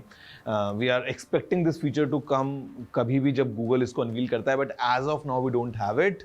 Samsung, however, in their latest AI TVs जो Samsung ने launch किए थे उसमें demonstrated that how using AI they were able to put some captions for the text. जो भी dialogues या जो भी speech television में उस time पे है वो सामने captions के form में visible है. Now I'm not sure कि how exactly this functions. Now मैं आपको एक और recommendation दे सकता हूँ, which is to try these bone conducting headphones or earphones, because sometimes what I have noticed is कि जहाँ पे hearing loss की हम बात करते हैं, because they use the mechanism of bone conduction, आप वहाँ से audio directly अपने inner ear के through सुन सकते हैं. So you can give them a try and then pair the earphones with the TV so that आप directly जो TV में dialogues हैं उनको आप सुन सकते हैं. But sadly, as of now in Android TV, we don't have any such feature of live captions. Is it safe to leave a pen drive or an SSD in the car during the summer heat? Ideally, you shouldn't do it. And the simple reason is कि ये जो gadgets हैं, all the electronics जो हम एक laptop की बात करते हैं, let's say talk about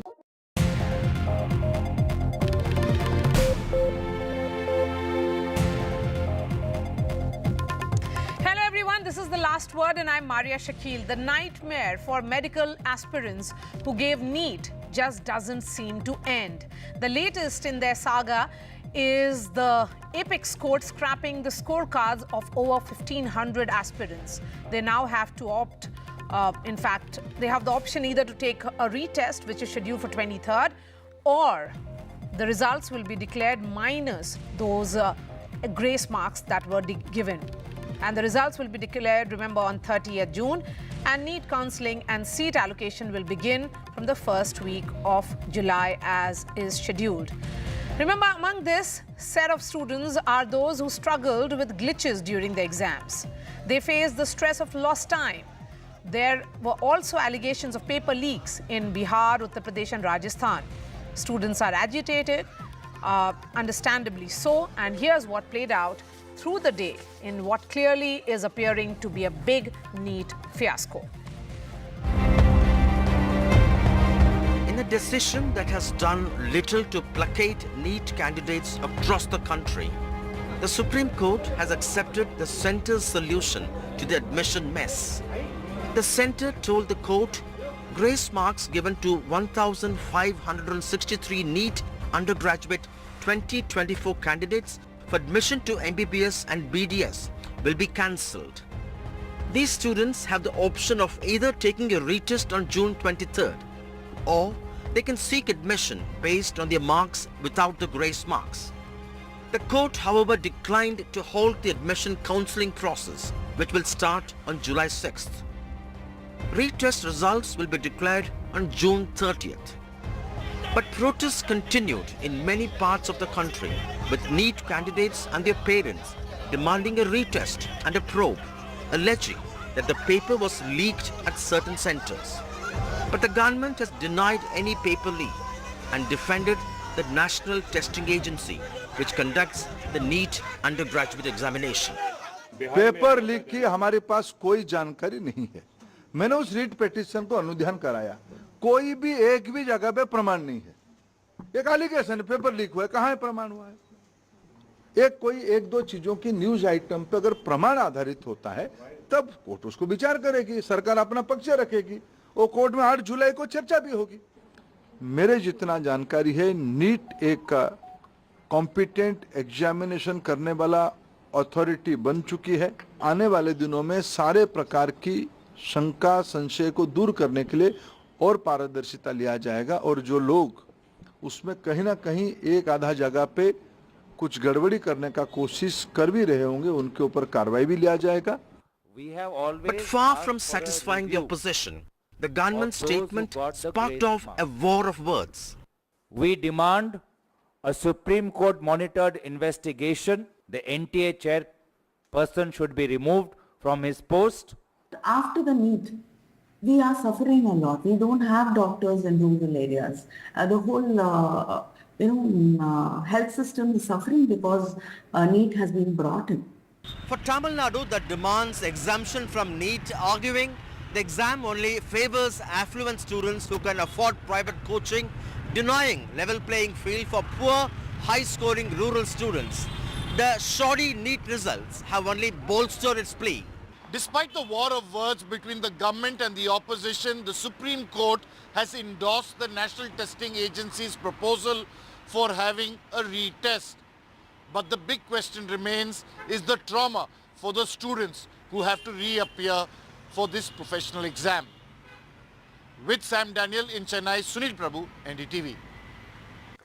And joining me now, Vrinda Saroop, a former Secretary of Education Ministry. We also have Sumit Jain, co-founder of Unacademy. And Unacademy, remember, is one of the petitioners in this case. Ashna Jain is a NEET aspirant and Anandi is another NEET aspirant. I'm going to begin with the two aspirants first.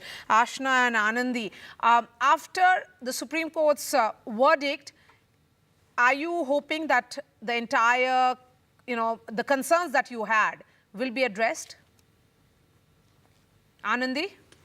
Yes, ma'am, absolutely. I think I am very glad with the decision of Supreme Court, and I think that it has given the well-deserved justice that many genuine NEET aspirants needed.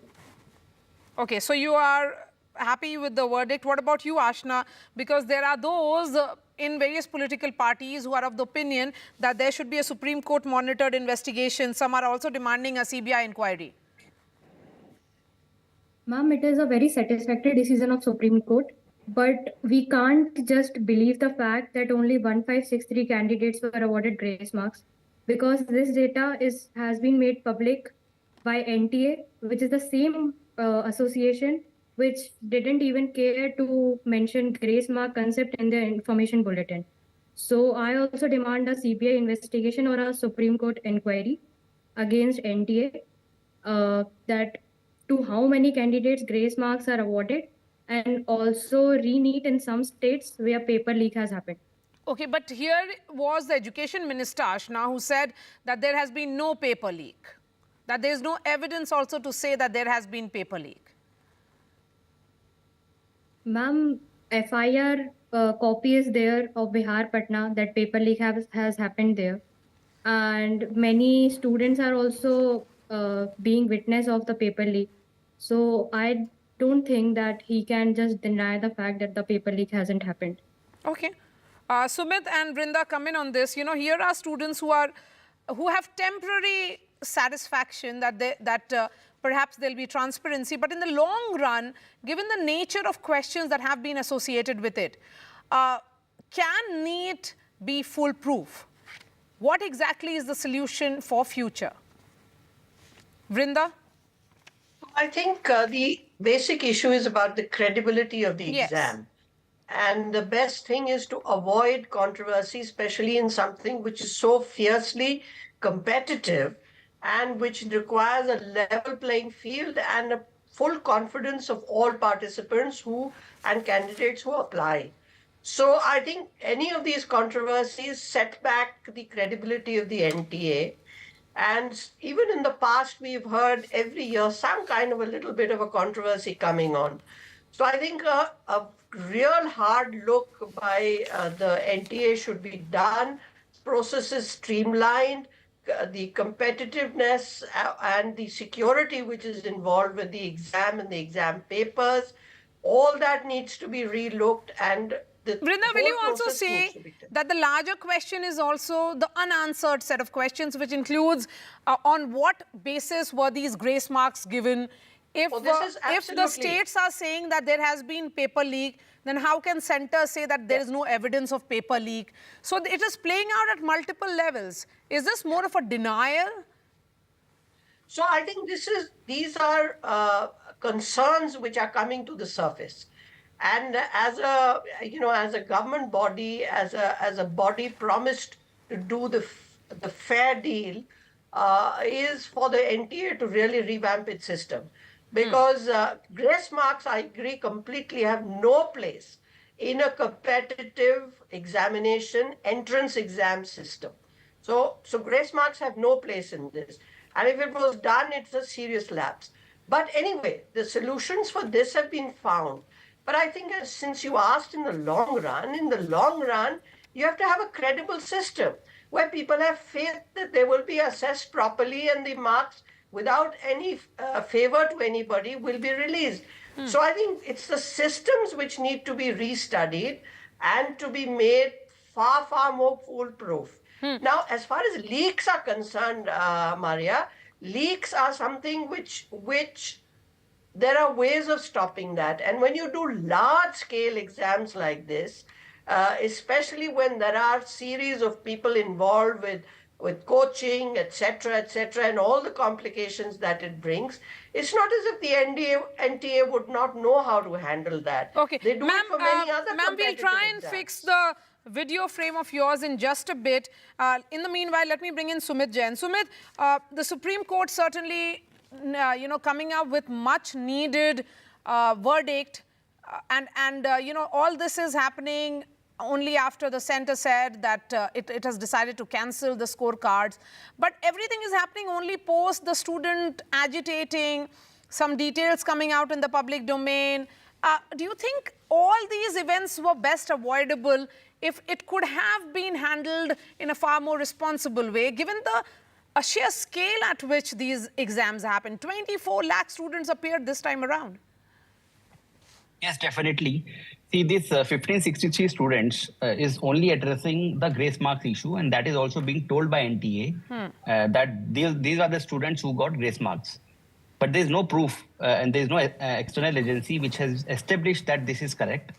So the biggest problem has been that NTA has not supported the inquiry. They have not been very vocal about it. They have not been empathetic about the student sentiments. And there are a lot of issues. Only one issue has been addressed, but we don't know that has it been addressed. Okay. But if you look at the rank inflation, Maria, that the biggest problem is that today somebody getting 630 marks is not getting a government seat. Today somebody getting 650 marks is not getting government seat. 67 people getting 720 marks out of 720 is unheard of. Even a 12th class CBSE exam, which is absolutely not as much competitive, you don't get 100% people, 67 people getting 100%. So it has been a mockery. There has been a lot of inconsistencies. The prestige of NEET exam is at stake. We should not do things in hurry. Right now, what is happening, we are trying to do things very, very fast. 6th of July, the counseling should not happen. We should have a provision. We should ask every student that have they encountered the delay in their paper. We should receive applications. We should do re-NEET, not just for 1563 students, but for everybody who suffered. We should look at the paper leak thing. We should delay the counseling. Tell me, do we know for the fact that there are only these 67 students who got grace marks? So these 67 students did not get the grace marks. Out of 67, 44 students actually got 720 out of 720. 6 students got the grace marks because of time, and 17 students got the grace marks because of wrong question of physics. So these 1563 students, everybody does not have 720 marks, right? Okay, but Ashna had a point. Ashna, who is an aspirant, she says that she doesn't really believe that there was a limited number of 1,500 students who should be taking a retest because they got grace marks. She is of the opinion that there could be many more.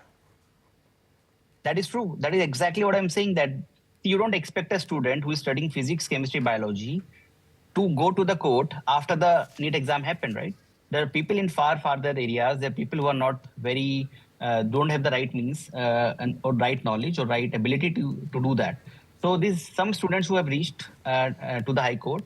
Then there was an investigation. 6 centers were found having this glitch. But I think there could be more.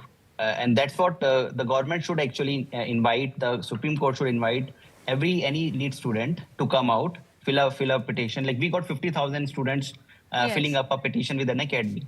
So the issue is definitely not 1563 students, Maria. It is a lot bigger. It's certainly a lot more, because if students like Ashna and Anandi do not have faith in the system, then they are also concerned about their future. Ashna, what next for you? Ma'am, the paper leak matter should be investigated, and the database of NDA should be checked, that only 1563 students are awarded grace marks, or there are more students. So who should check the database? CBI investigation or the Supreme Court itself, because these are the institutions which I have faith in. You don't have faith in NTA? No, not now. Okay. After all this. Okay, so, Vrinda, this is a concern. Here is an aspirant who doesn't have faith in the institution. And how will she take the exams then? And why should she believe the marks that is coming from this institution then? So look, there has to be an agency to conduct these exams. You can't get away from that. But the point that I'm making is that agency needs to improve its systems. It has to be above board. Yes, it has to be above board. It has to command credibility in the system. And the precursor of this was the CBSE, which had been conducting this for a very long time. And this has morphed into an NTA setup. There's nothing wrong with that. Because it's becoming more and more competitive, it needs a special agency. That point is valid. But this agency needs to create a lot of credibility. And it has to streamline and keep reinventing systems by, today technology allows you to be foolproof in the way you conduct such mass, competitive, fiercely contested exams. So you have to be above So what will you be telling Ashna and Anandi right now? So I would say that, in this particular incident, there is already intervention by the Honorable Supreme Court, and the government has been alerted by young people like her and others who back them. So this is going to be a focus for this year to improve. But in the long run, we should be able to see the change, and students like Ashna and all the competitors would have faith and must be able to interrogate that faith and see that everything is above board. Yes, so NTA has to step up and really work hard. Yes, because Sumit, if students are busy protesting and not, because they realize that a system has failed them, and they have to, if they want to be a doctor, then this is the only way out. It is not about any state exams that was there, say, 10 years ago. So they have to be given a solution. The solution cannot be that only 2 students got grace marks, which is completely unbelievable. They don't believe it. When you have states filing FIRs, and here is the center saying that there has been no paper leak. These are contradictory statements. 100%, Maria, that this is, see, whatever has happened has resulted into the loss of trust, confidence, and conviction on NTA and the NEET exam, which is a very, very big problem, not just for this year, also the coming years. What are we telling our students, our future doctors, who are going to treat you and me? Will we have a trust on that student that has the person cleared an examination which was credible? So we must address and acknowledge the issue, must fix it, not in a hurry. Don't try to put a deadline of 23rd June, 30th of June, 6th of July. This is beyond my understanding. Why are people trying to fast track the entire process? What is the hurry? Supreme Court has a directive that before 1st of September, all the medical colleges have to accept the students. And in some cases, it can be extended till 30th of September. So counseling can be done in August. We have the time. We should take 8th of July. There is a hearing by Supreme Court again. Absolutely does not make sense for us to do a counseling on 6th of July and then give seats to the students and then take seats back. See, it is like we are just making the problem more complicated. We should tell the students, please don't worry, sit at home. We are working on it. We will fix your problem. The problem has been that NTA has not been vocal about it. They have been trying to hide the issues. Still, they try to solve the issue, which is partly 1563 students, which is grace marks issue. They have still not solved that how can somebody at 650 rank get a 30,000 rank, which the person got 7,000 rank last year. They said that competition is higher. See, there are only 14% students, more students this year, and the paper has become 10% easier. The inflation could have been 25% higher. It is 400% higher. Like, I'm speechless. It requires a thorough investigation, and we must do it. Yes, absolutely. Anandi, a word from you before we end this discussion. What are your plans now? I'll now review like what colleges I can apply for by analyzing the last year's data. But because of such issues, even my rank has shifted behind a lot. Like, I have scored 644, and according to last year's data, my rank should be around 26,000, but this year it is 34,000, around 34,000. That's So a I would huge have to concern. Yeah. Thank you, Anandi, Ashna, Sumit, and Brinda for joining us.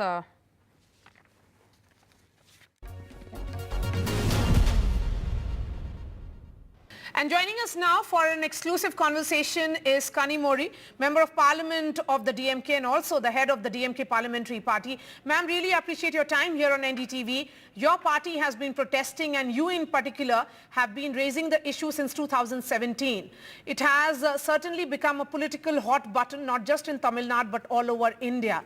Today, after the Supreme Court's intervention, a much needed correction has happened. Do you think this is the step in the right direction?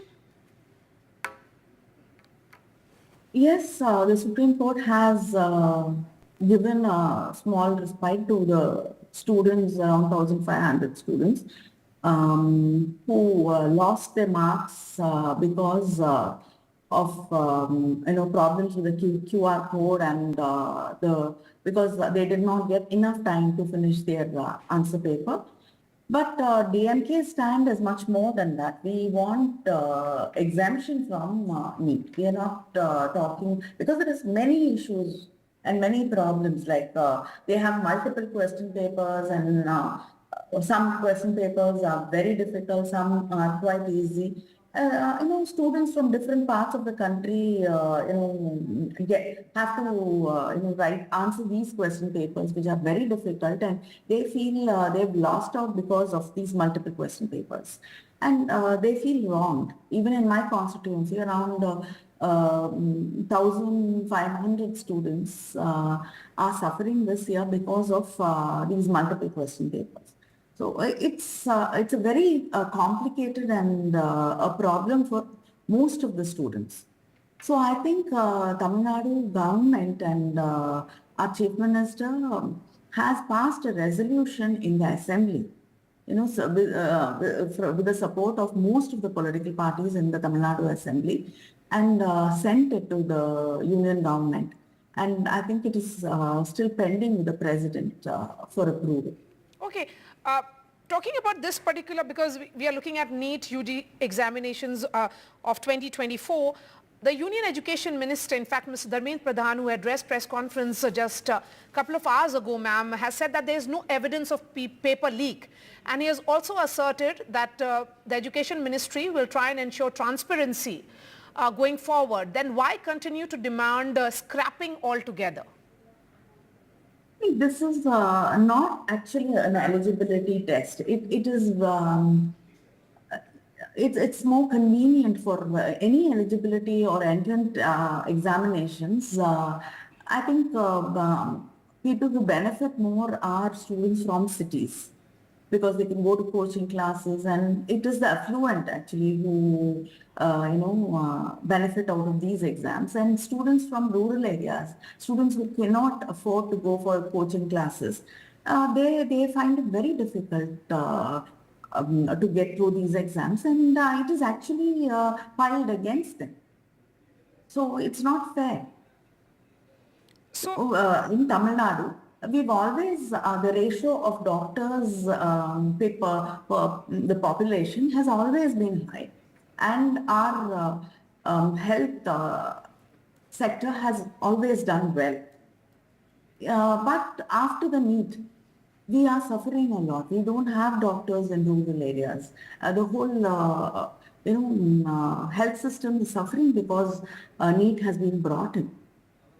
And our doctors are doing very well all over the world and in Tamil Nadu. Because of NEET, so many of our students who should have rightfully got into medical colleges, and especially students from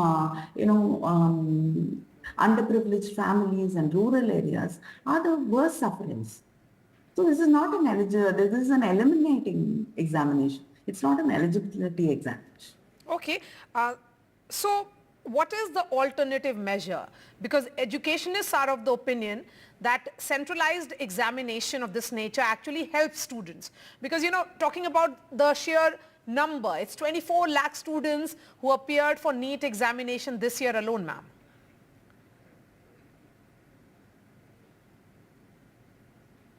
See, everything cannot be centralized, and you cannot think that is the right way to go.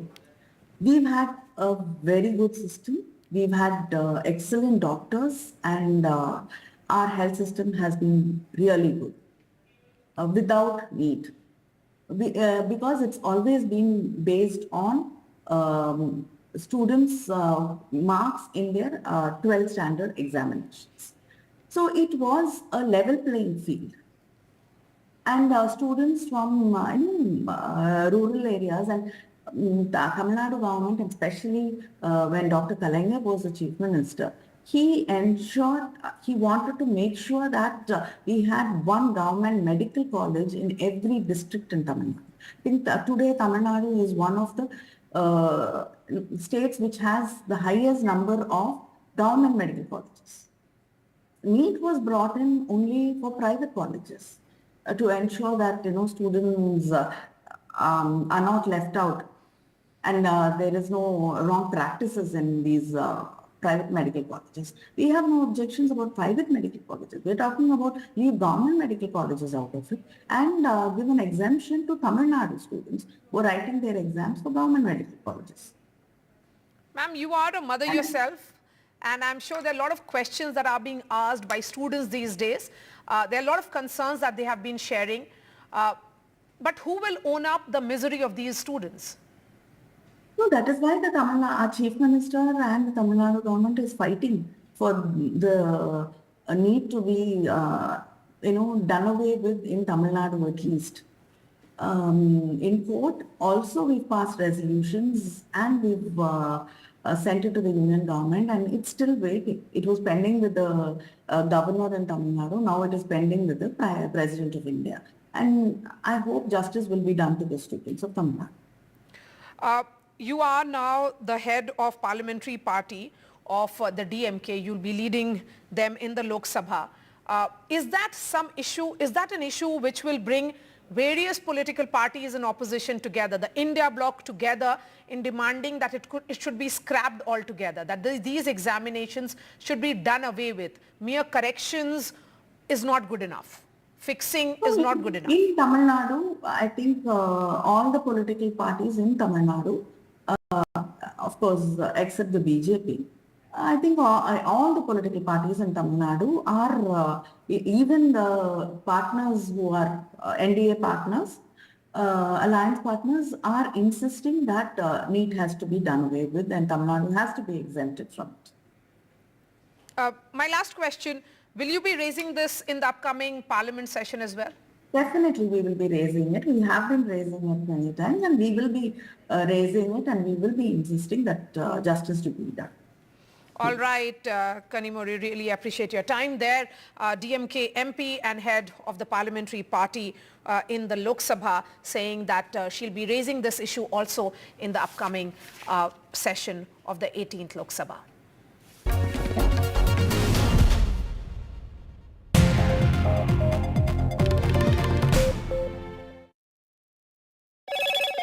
Hello, Moto. Motorola, India's best 5G smartphone brand.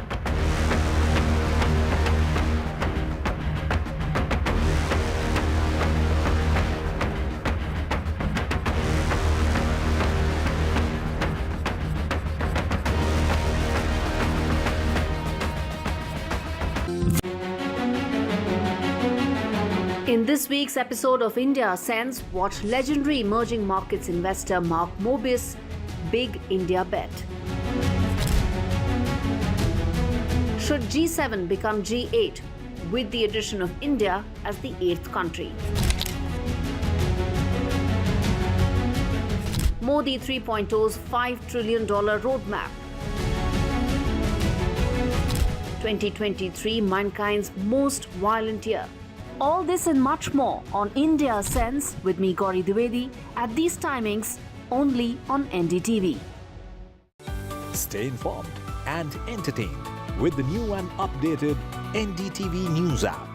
You can watch all our channels live, listen to podcasts, read breaking and exclusive news from around the world and more. Download the NDTV app today and get access to the best journalism and storytelling on your smartphone or tablet. The NDTV app. News that matters to you. Some people say the metaverse will only be virtual. One day this lecture hall will be made of code and driverless cars would be trapped in intersections. But even in this maze of the future, you can't wish away health. It's time to become more resilient.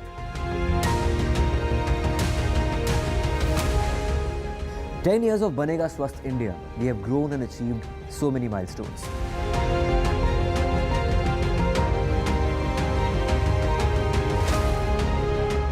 And now I have a plan to beat the urgency, to stop breathing with difficulty, to relieve getting choked with inactivity.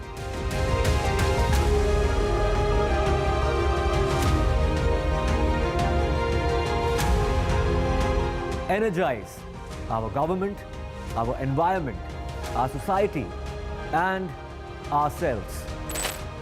Everyone, everywhere, every day.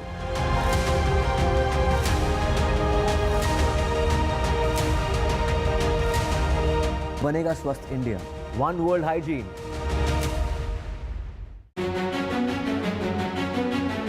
In this week's episode of India Sense, watch legendary emerging markets investor Mark Mobius' big India bet. Should G7 become G8 with the addition of India as the 8th country? Modi 3.0's $5 trillion roadmap. 2023, mankind's most violent year. All this and much more on India Sense with me, Gauri Dwivedi, at these timings only on NDTV.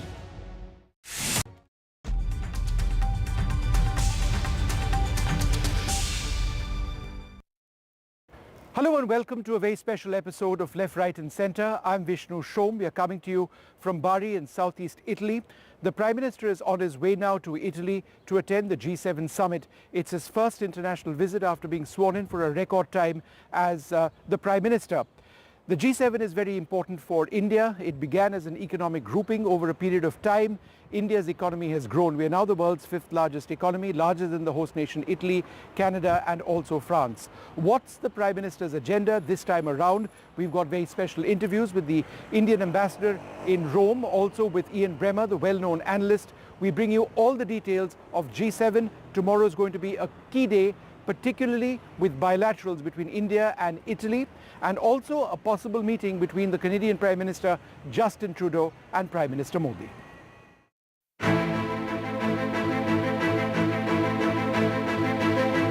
Prime Minister Narendra Modi departing New Delhi, his first international visit since he was sworn in for a third time.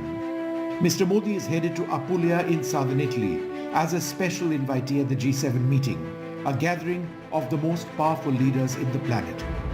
It's going to be a brief visit. Mr. Modi is here for just 24 hours.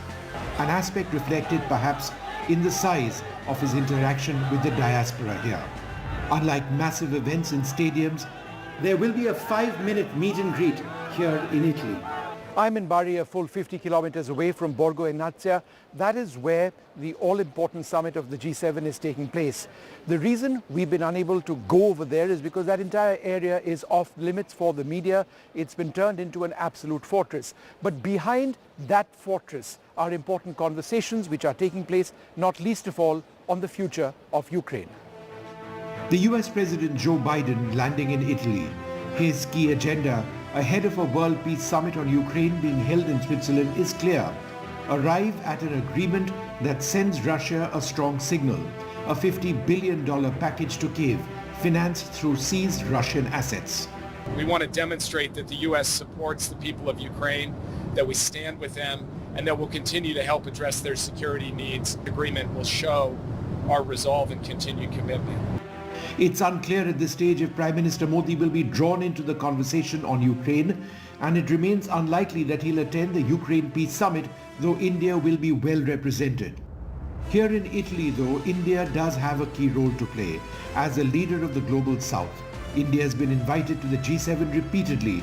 It's the 11th time India is participating in the meet, whose key players represent close to 45% of the global GDP and more than 10% of the world's population.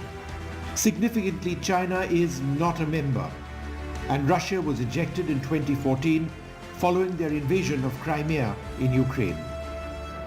While the initial agenda of the G7 was on economic issues, talks between the most powerful economies in the world, the overall agenda has changed over a period of time, and that's because the state of the world's economy has changed.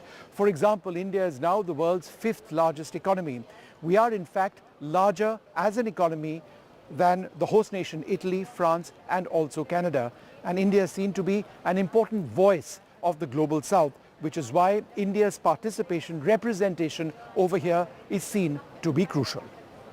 Besides key bilateral meetings, including the possibility of one with his Canadian counterpart Justin Trudeau at a time of great tension between India and Canada over Khalistani separatism, Mr. Modi will be focusing on the Indo-Pacific region, Africa, climate change, migration and artificial intelligence. He will of course also look at the relationship with Italy, a key partner nation with whom New Delhi has had excellent relations. The Italian Prime Minister Giorgia Meloni was in India for the G20 summit in October 2021 and was in India on a state visit in March last year. Both countries are developing their strategic partnership. There are 2 lakh people of Indian origin in Italy, the second highest in the EU after the Netherlands. Italy is a member of the India-led International Solar Alliance. Trade in 2022-2023 was $15 billion. Italy is India's 4th largest partner in the European Union. India has an investment of $400 million in Italy in pharma, IT, electronics manufacturing and engineering. The G7 is an important platform because it has as members the most important and industrialized countries in the world and some of our key global partners. And for the Prime Minister, it's an occasion to reiterate the importance we attach to multilateralism. It's a platform on which he will espouse his vision of Vasudhaiva Kutumbakam and also follow up on some of the outcomes of the G20 summit that he had chaired last year. And obviously, we are also voicing the aspirations and expectations of the Global South on this platform. There's also a profound historic association in the relationship that's often forgotten. Close to 50,000 Indian soldiers fought for the liberation of Italy during the Second World War. They fought in some of the most important battles here, in Florence, Bologna and Monte Cassino. In parts of Italy, Indian soldiers are still remembered and honored. The Prime Minister's visit to Italy at this time, within days of being sworn in for a record third time as Prime Minister, sets the stage for his foreign policy agenda. India, as we've been repeatedly saying, is an important voice of the Global South. We've had an outstanding G20 as well. Over here, there is an impetus being added to the India story. Important conversations. Remember, India is also essentially non-aligned. That word is no longer as fashionable perhaps as it once was, but India is not associated with any one power bloc, which in a sense adds to the respect that India earns around the world as an even player and equal player which deals with the major powers in an equal way. With camera person Rakesh Singh, Vishnu Shom in Bari for NDTV. Ukraine is going to be a key focus in this G7 meet. Will Prime Minister Narendra Modi be called to look at the Ukraine issue? India, remember, has extremely strong ties with both Russia and with Ukraine. What are the other key areas that are important for India as far as G7 is concerned? I spoke to the well-known analyst Ian Bremmer earlier on in the day. With all the G7 leaders now present in Italy, the 2024 summit is well and truly underway. India is a special invitee. The Prime Minister will be over here later tonight. Joining us now to talk about the significance of G7 and India's growing role as well, Ian Bremmer. Ian, thank you very much for being with us. How is the Ukraine crisis center as far as G7 this year is concerned? Oh, it's utterly dominant in this year's meeting. You have the 75th anniversary of NATO coming up in Washington, and everyone wants to make sure that that does not lead to an erosion or a fragmentation of the commitment of NATO to Ukraine. The war has not been going as well for the Ukrainians recently, and there is grave concern, both in terms of European elections in France, that if in the next few weeks Le Pen's party wins, you will see an end of consolidated support for Ukraine from Europe. And of course, if Trump wins in the US in November, you'll see an end of consolidated support for Ukraine in the United States. So the urgency of providing greater support from the G7 for Ukraine, precisely because time may be running out, the window may be closing, I think that is absolutely job one for the attendees of all G7 countries in this summit. Singularly important.